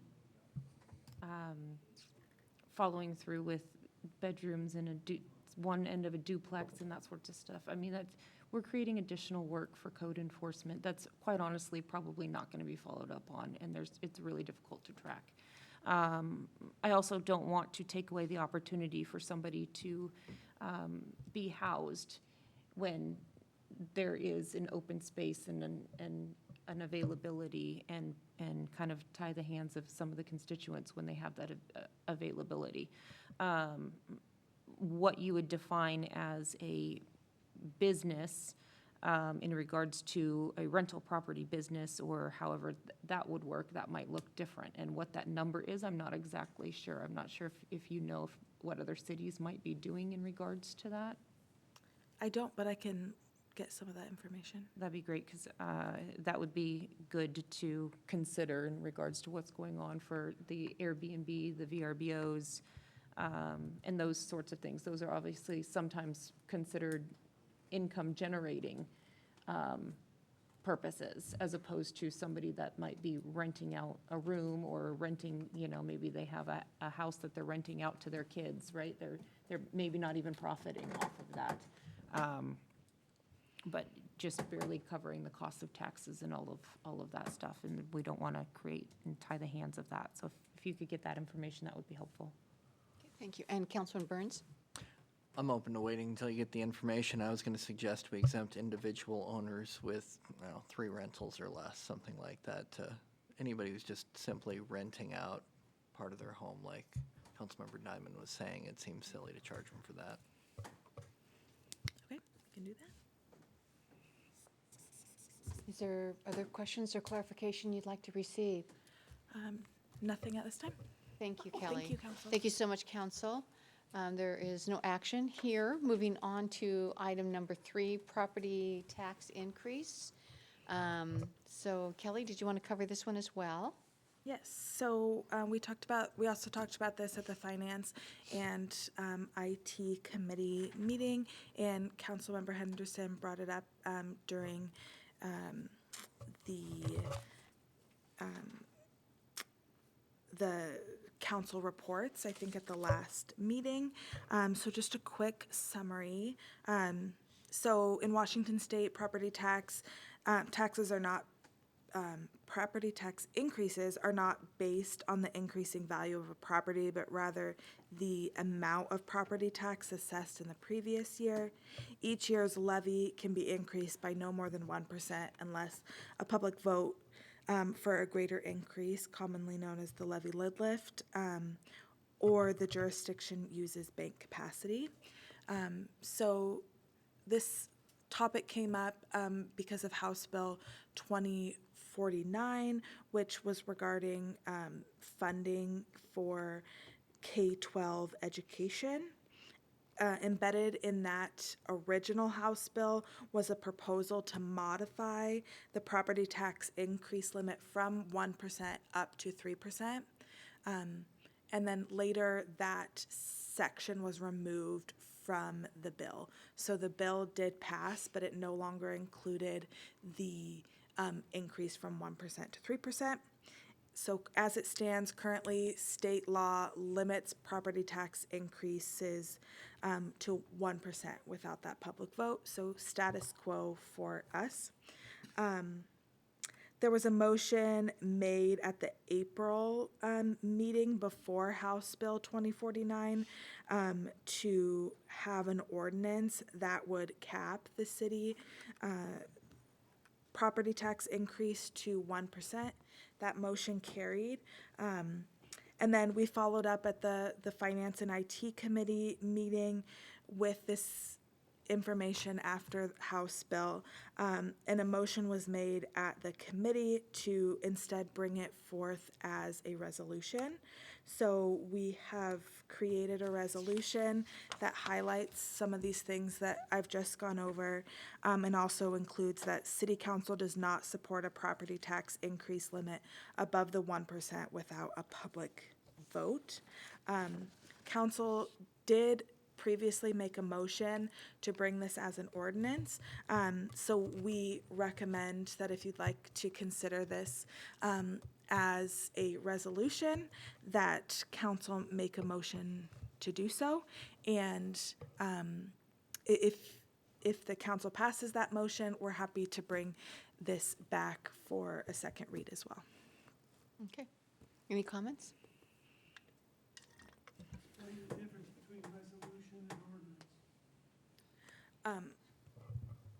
Nikki, can you help me out? One is more, resolution is less formal, but. I couldn't actually hear, his mic wasn't on. He asked to explain the definition or the difference between a resolution and an ordinance. Did that capture your question? Sure. So an ordinance is a very formal expression of policy that becomes codified in your municipal code, typically speaking. A resolution is also a formal expression of position or intent, but it does not become codified. And so it would just be a similar statement, but doesn't go into code. This is something that couldn't bind a future council regardless, so it makes sense that it would be a formalized statement of this particular council. And a resolution is the proper vehicle for that. I knew Nikki could say it in less words than me, so thank you, Nikki. Thank you, Nikki. Councilman Henderson? Yep, thank you. So initially, the intent back in April was to solidify our intent of what we intended to do and not do. And at our committee meeting, we went over this, and it was pretty clear that this was the right route to go in order to bring this forward. A future council could disregard this, just like they could change the code in one meeting, just like that. So for transparency's sake and for the sake of making this a very, very strong and bold statement from our council, at committee, we decided that we'd bring this to you as the best route to move forward with this. Madam Mayor? If this is a strong statement from the council, I think I would prefer it to have something of, in regards to what initiated it. AWC had an effort to push a 3% raise and petition and lobbied the state senators, and we even were almost signed a letter saying that we support it. But I had that wording changed to like, hey, I don't support that at all. So we should have that in there if this is a statement. Where did it come from? And what are we petitioning against? If this is a bold statement. Otherwise, it's just saying we don't want to go to 3%, right? So I think there was something that actually started this whole thing off, and then it took it from there all the way to Olympia to have the people get upset, vote it down. It didn't pass anyways. So if we have it, let's make it real. Councilman Burns? I can't recall if this was discussed only in committee or if we also said it in the council. We had talked about just sending this to, I don't know if we brought up AWC, but representatives. We could send it to AWC just so that they saw that statement. I reported on it, I think, in my council report, if I remember right. I don't think we discussed it in an open meeting, though. Okay, thank you. So is there a motion? I'll make a motion to approve this as written as a resolution, the recommendation of the Finance and IT Committee. I'll second. Will that include the input with AWC? It wasn't included in your motion, Councilman Cox, so I guess if it's not, then it is what it is. All those in favor signify by saying aye. Aye. Aye. Opposed, same sign? Nay. Okay. So all for, one opposed, and that was Councilman Lavaca. Moving on to the last item of new business is the 2025 budget amendment number 2. Ordinance 2101-25, and action is requested. And again, Kelly. So the city passed the 2025-2026 biennial budget in November. At the May meeting, there was a motion to approve the 2025 budget amendment number 1, removing the HR manager position, IT workstation support specialist, and construction of the additional finance office. That motion did pass. There was a request for the HR position to be brought back at the next council meeting, which is tonight, with the full 7 council members, and there seemed to be consensus on this topic from the remaining council members. So that's what we're doing here tonight. What is included here is a summary of information we've provided at other meetings and a summary of our request. So the request in this budget amendment, and the only item included in the budget amendment, is excuse me, to remove the 0.5 FTE part-time HR analyst and to replace it with 1 FTE full-time manager. This would increase our authorized FTE count from 108 to 108.5. It is budget neutral, excluding the one-time costs. The first 2024 budget amendment reduced the general fund by $84,000, and the impact of adding the 0.5 FTE for an HR manager is $29,900 to the budget. We did want to summarize some of the information we provided previously, since some of it was quite some time ago. First, wanted to go over some industry standards. In March of 24, the city pulled information from AWC. They do a salary survey every year, and we pulled cities between 10,000 and 25,000 in population.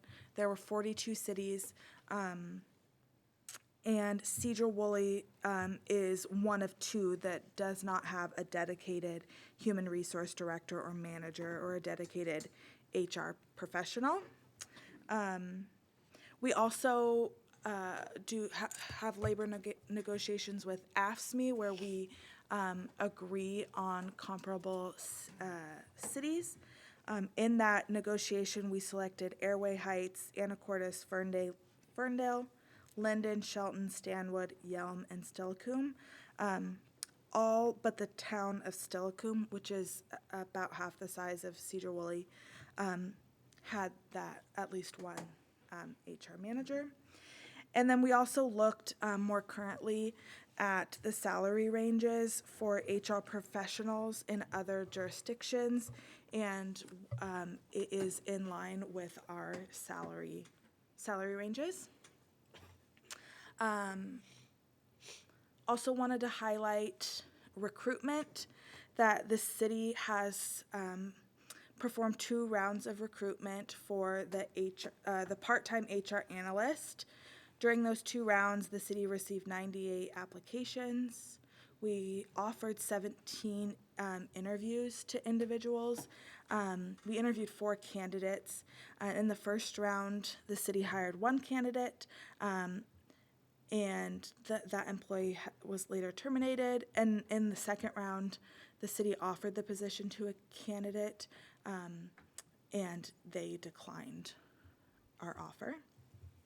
We also listed out here, based on a question from council in previous meetings, a quick summary of the difference between an HR analyst and an HR manager.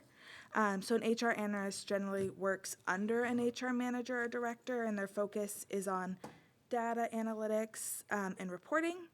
An HR manager oversees the day-to-day HR function, develops and implements HR policies, and manages employee relations. We've talked to council before about how complex the city's workforce is, how that we have 5 different labor groups, non-represented staff, AFSCME, fire, police commissioned, and police support, who all play very different functions for the city and have different labor contracts and rules, benefits that apply to different groups, which makes the need to have an experienced HR manager. And then I won't list off all of these, but these are the items we would expect an HR manager to be able to perform. So I know that was a lot in just one go, but wanted to summarize what we've brought to council before.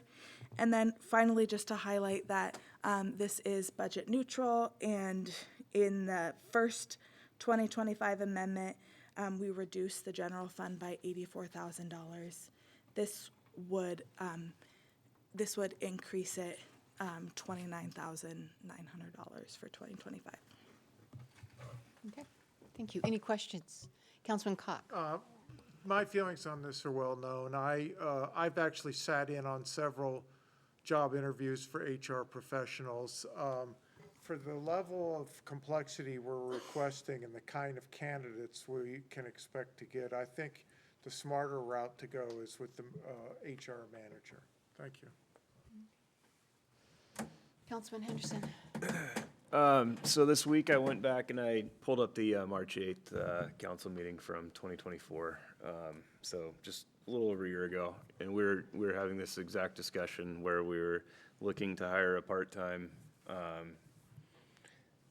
HR analyst, or we could call it a generalist or a coordinator, whichever, and bringing a half-time finance employee up to make it a full-time position.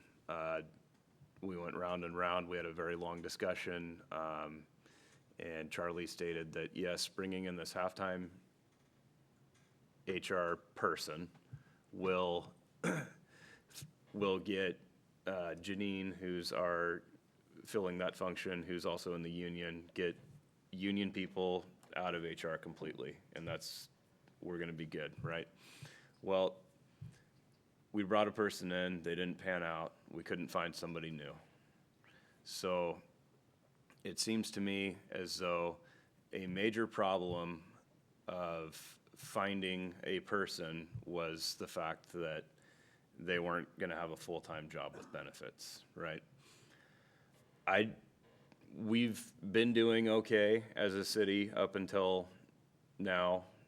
I don't see a reason to have a HR manager. We just need, call it a generalist.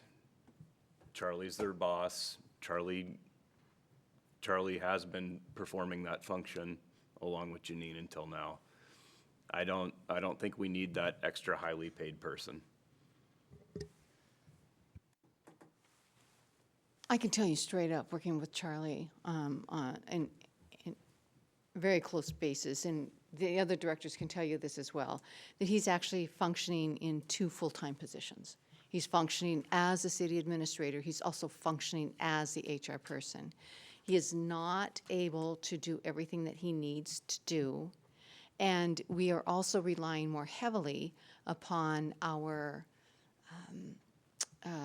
attorney, which I know, I haven't heard it lately, but a while back, there were concerns about how much money we're actually spending on attorney fees. Well, you know, hiring somebody to do the job would certainly expedite a lot of the projects that need to happen here. It will keep the city safe from the possibility of any kind of lawsuits. But I think more than that, it will fully serve the employees, because when you have an HR person, they are neutral, right? Charlie is seen as a boss. There are people who probably wouldn't go and maybe share some of the things that they would like to share. An HR person would be somebody that they would feel safe and they could go to that person and share whatever it is they need to share. More than that, an HR person also goes over a lot of the benefits that they are able to do, talks about training, works with the policies, works with the unions in negotiations. It is a massive job in and of itself, just as Charlie's job is a massive job in and of itself.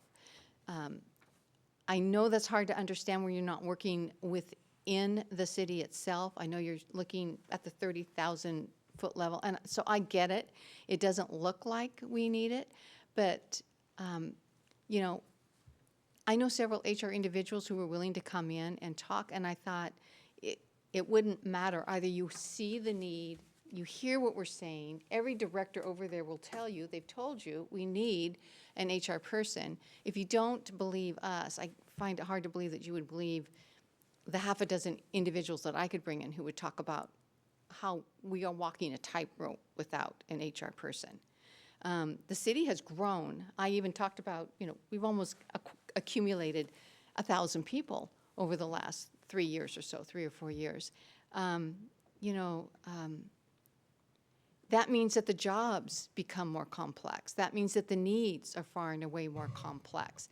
That means, as your job, we are asking you to support us as we bring on staff to help us do the job that we need to do so that the citizens are taken care of. And that is really what it's all about. We are sitting in these chairs because the citizens have placed us here, and they want us to look out for them. And though an HR person may not seem in your eyes as somebody who can actually help, they can, in that they are able to, as I said, just cover those bases that help us, our operations move smoothly, and to keep the city from falling into any kind of lawsuits. So it is a safety mechanism, but it's also for the people who work here, for our staff. And you know, they look to you to supply them with the tools that they need to do their job well. And an HR person would do that. Yeah, I just don't know what else to say. And I know that the directors don't know what to say either. Madam Mayor, if I can, I do have a question. Yeah. So on an analyst, when I think an analyst, I was a project manager and systems analyst for a marine company, and you know, it's sifting data, it's going through, understanding, you know, the functions, and a lot of it's just collection and then sifting, right? So I look up a job description for an HR analyst, and I see somebody who's sifting through the data, of HR, and it's exactly their position, an analyst. And if you look at an analyst in any position, regardless of what's in front of it, that's what their job is to do. So I'm wondering why we're not aiming for a generalist. A generalist you look at, and they do just generally everything. A generalist. And so companies I've worked for, they have generalists, they have managers, they have specialists. I don't know if a specialist is needed quite yet, but a specialist might go with recruiting, or they might be there for the training, the onboarding, the benefits, just specialized areas, specialist. So the manager could be something that maybe a generalist moves up into. Have we considered looking at a generalist position and not asking for an analyst? I think you're going to get people that'll read that and they'll be like, oh, I can analyze the HR data. And then they come in and they're like, oh, I've got to do benefits. I've got to do onboarding. I've got to, do conflict resolution. That's not analyzing. I appreciate your question, Councilman Lavaca, I do. And we did give a lot of thought to what it is that we need. And we do honestly believe that a manager is what we need. It's not a analyst and it's not a specialist, but it's somebody who can come in and do the level of work that we need them to do. I don't know, Kelly, if you want to add to this. Did you ever look at a generalist? Because you only list an analyst, which analyzes data, and then a manager. Did you ever look at the generalist as far as an HR position? In fact, I don't think I've heard of an HR analyst in the businesses I've been at. Many places use analyst and generalist interchangeably. And we, in our salary schedule, it is listed as analyst and HR manager. So those were the two tiers that we looked at as someone to oversee and run the HR program. One of the great things that our part-time HR individual did was in this room had a benefits fair, and that was great. It was well attended. That was great for the employees. Yeah. Although that took away that time really should have been spent doing more of the core HR functions because they only worked part-time. But that's the kind of thing. Those sorts of things are the benefit to having somebody with more experience can do for us. That's just one example, but things that we don't have someone currently to do, or some of that we often have to go out to Nikki for the disciplinary actions, definitely the assistance with labor negotiations and labor questions that an HR manager, in my opinion, would be better suited for.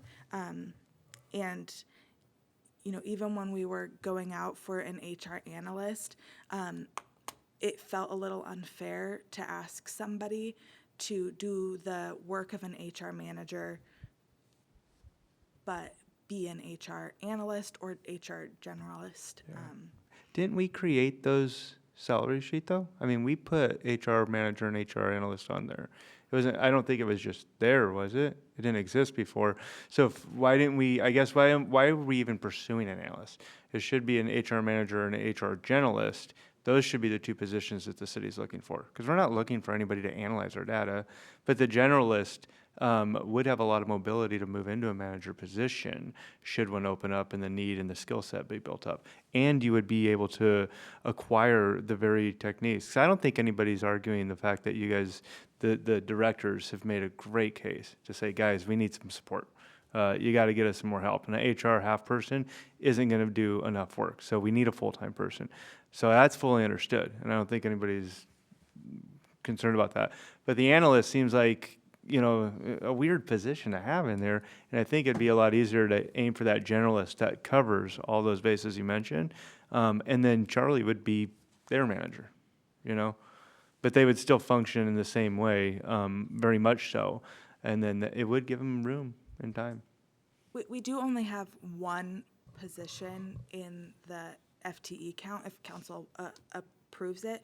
So there would be no room to be promoted into another position because there's only one. No, I'm not unless it was- saying, not to cut you off, but that's not what I'm saying at all. So I know we're only gonna hire the one position, but in years from now, when we do need to hire somebody for HR and we are creating, because we create our own positions in the salary packet and then we vote on it, that person could now move into the position that we then create. So, yeah, I'm not saying that they would come in and be moved to a position that doesn't exist or we'd hire more than one person. And then just to address the generalist portion of it, again, a lot of places use the term generalist and analyst to mean the same type of work. If you look up the job descriptions online for an HR analyst and an HR generalist, they're quite different. The job description is quite different. So it's weird that other companies would use them interchangeably when even in the title, it's different. And the definition of analyst is different than the definition of generalist. So you do get two totally different definitions for job description when you search the position. And so those people that are applying for that would generally, if I was an analyst, I wouldn't be applying for a generalist position. If I was a generalist, I would think an analyst might be going down a different road than I want to go. So yeah. we were actually, when it came down that the council only wanted to support part-time, really, we couldn't get any HR managers to come in and work part-time. At one point, we had 30-some applications, and I think they all said no the last time that we went out, because they were all managers, but they didn't want to work part-time. So, and for good reason. I mean, they've invested a lot of time in both their experience, education.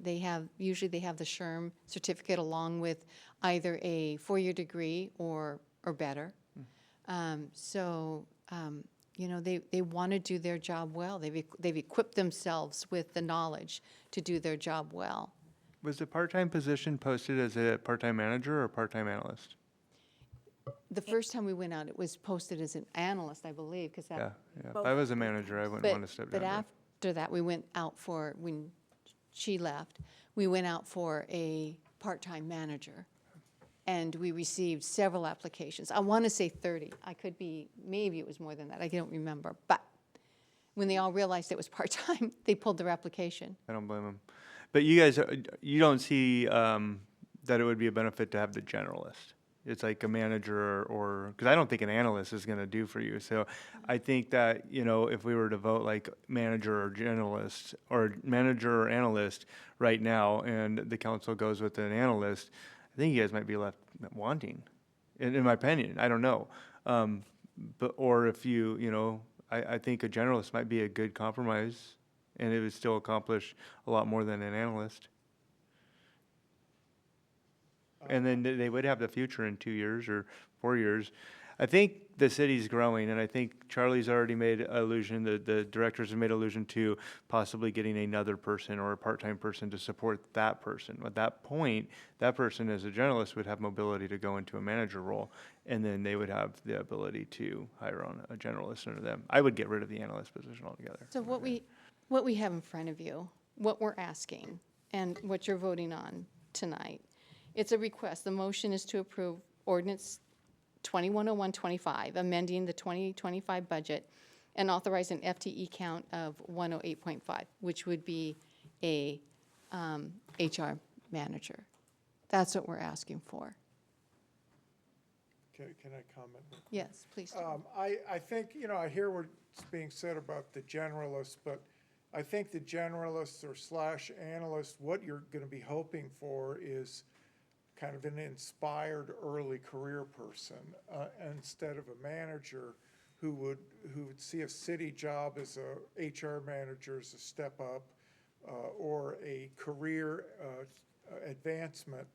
Whereas I think it might be over the head of the kinds of candidates we'd get at generalist, analyst. I could be wrong, but that would be my feeling. Madam Mayor. Yes. I don't think, I hear what you're saying, Councilman. I don't think that that's necessarily correct. If we were looking at having a generalist come in at at that pay scale, I think it's 123 or whatever, and it's 127, right? The manager to the, I think it's 122. yeah. So it starts at like 80 grand a year if I 122. yeah. Pay scale 122. So if everybody would have gone back and listened to the conversation from May 8th, you would say that an HR generalist is more than they absolutely could ever want or need. And we would everybody would be totally happy, right? If we went back and listened to what Charlie was telling us in that meeting, that, even with the halftime person, it was like, okay, cool, but we didn't get our finance person, so there's, a little bit of, disappointment there. But he was very optimistic and very excited that, we're getting this halftime person that's gonna handle a lot of these things, that's gonna get Janine out of whatever the case may be.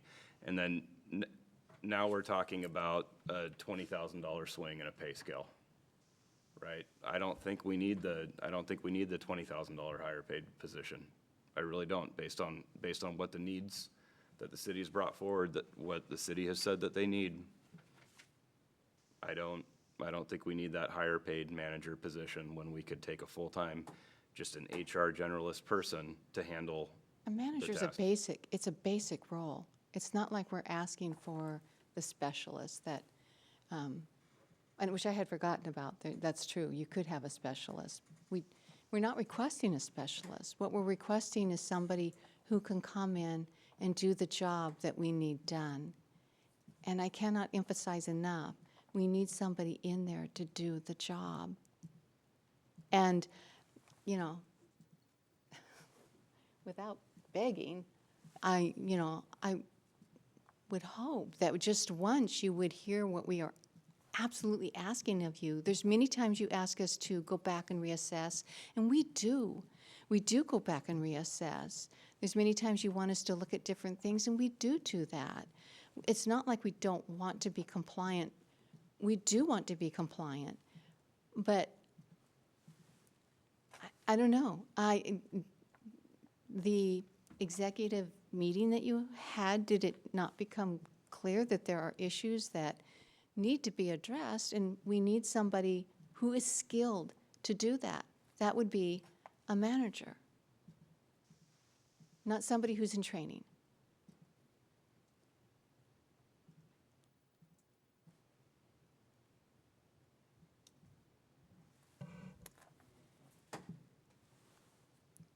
So I don't know if there's a motion or not, but Madam Mayor, I'll make a motion to deny this ordinance budget amendment. I'll second that. okay. Are you guys able to come back with a generalist job description? I know a manager would be good, but without getting, too in the weeds, I don't know that a lot would be prevented with a certain position. I think generalist seems to be a pretty good compromise, and I don't think that we've explored that job opportunity, that job description. You'd get, it'd probably pay a little bit more than an analyst, not as much as a manager, but it would be generally doing everything that is needed. Councilwoman Dinah? Kelly, what is the actual cost difference between the two currently listed? Yeah, $21,000.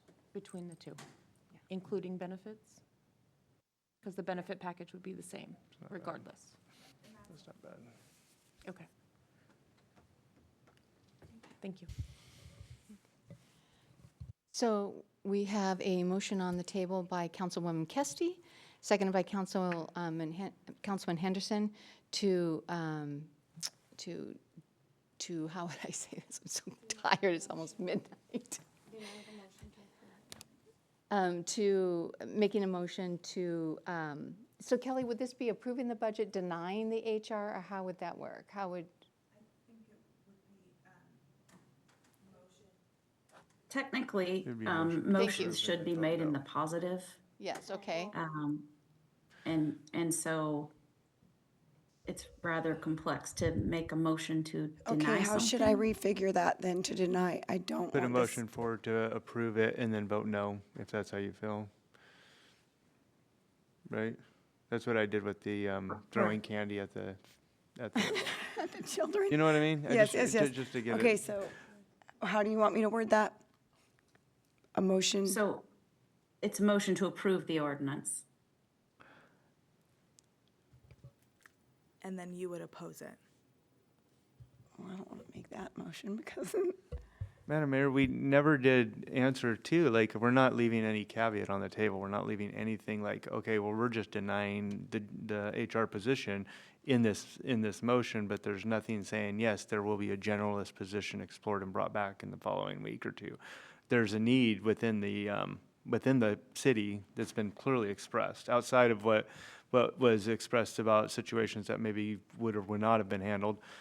The need is still there, the job interviews, the benefits packages, all of that stuff that HR positions would do, disciplinary packages and sick time. So, I mean, there's a need. I don't want to just vote this down and then be like, oh yeah, there's nothing in the background, it's just a vote no, and then the city's stuck. So what's the plan forward? Councilwoman Kesty, would you like to amend your motion? I'll amend it if this makes it end it, so. I'm sorry, say again? Yes, I'll amend it so that we can end this. Okay. So will you please make that motion? I make a motion to amend, To approve? or to approve ordinance 2101-25, amending the 2025 budget. All right. I'll second that. Okay, so motion has been amended.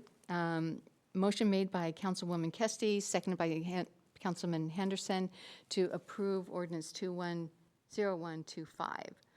All those in favor signify by saying aye. Aye. Aye. Okay. So I heard 4. Is that correct? So what I'm voting for, I'm sorry, because now I'm tired and it's late. Because you can vote against this. Okay, yes, I want to vote against it. Okay. So, Mayor, I'd do a roll call. oh, yeah, I was just going to do that. Thank you very much. So Councilman Loy? Opposed. Opposed, okay. Councilwoman Kesty? So I say opposed. Uh-huh. Opposed. Okay. Councilwoman Diamond? Approved. I do believe that there is a need, and the $20,000 difference is probably what you actually need in the market right now. Okay, thank you. Councilman Henderson? Opposed. Councilman Cock? Approve. Councilman Burns? Approve. Councilman Lavaca? Approved. So the vote stands 3-4. Motion is made to approve ordinance 2101.25. Is that what we needed? Yes. Okay. Is there anything else that we need?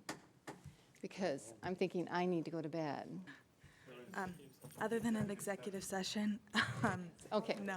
Yes, all right. So we are going to go into executive session. Nikki, how long do you think we will need? I will talk fast, and we could do 10 minutes, please. Okay. Okay, so it is currently 11 o'clock. We are going into executive session to discuss legal counsel about current or potential litigation, RCW 43-30110-1I. And we will be back at 11:10. Did you say 10 minutes? I hope you said 10 minutes. 11:10. Okay. Oh, my God, tell me about it.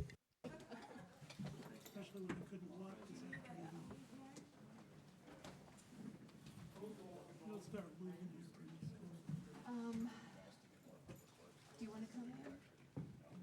Yeah. Oh, that's, yeah.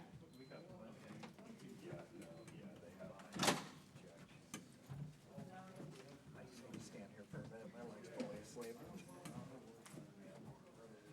Go for it. My leg. No, you're okay.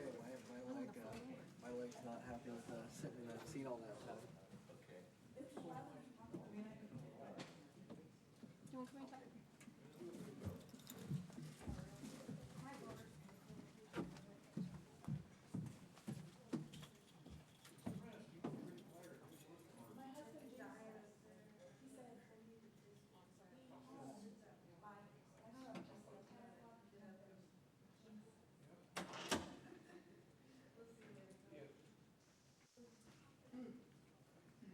turn them off, Phil, or you wake up at 6?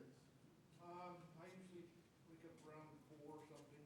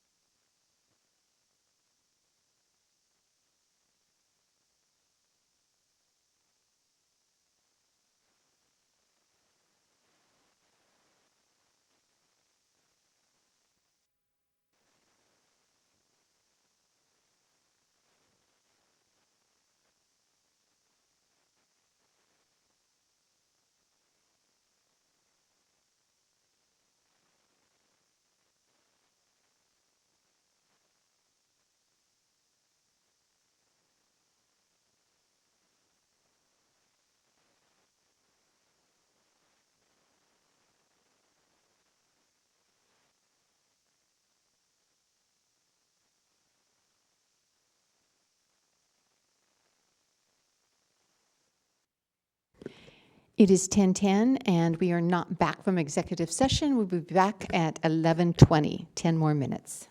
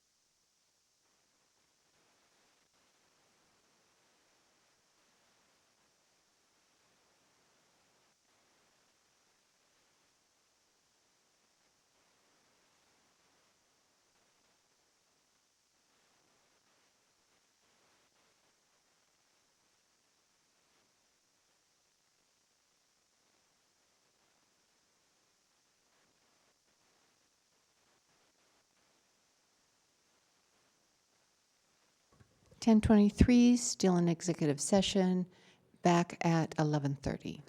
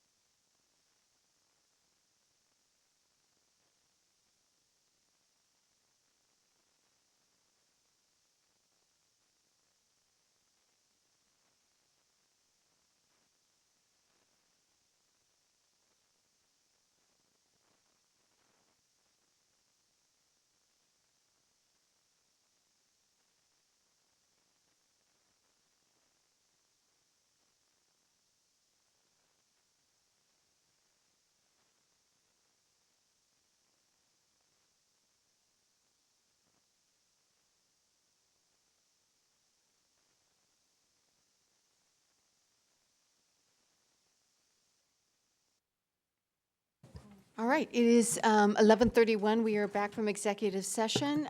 No action was taken. If there is nothing else, we are adjourned. Have a good rest, everybody.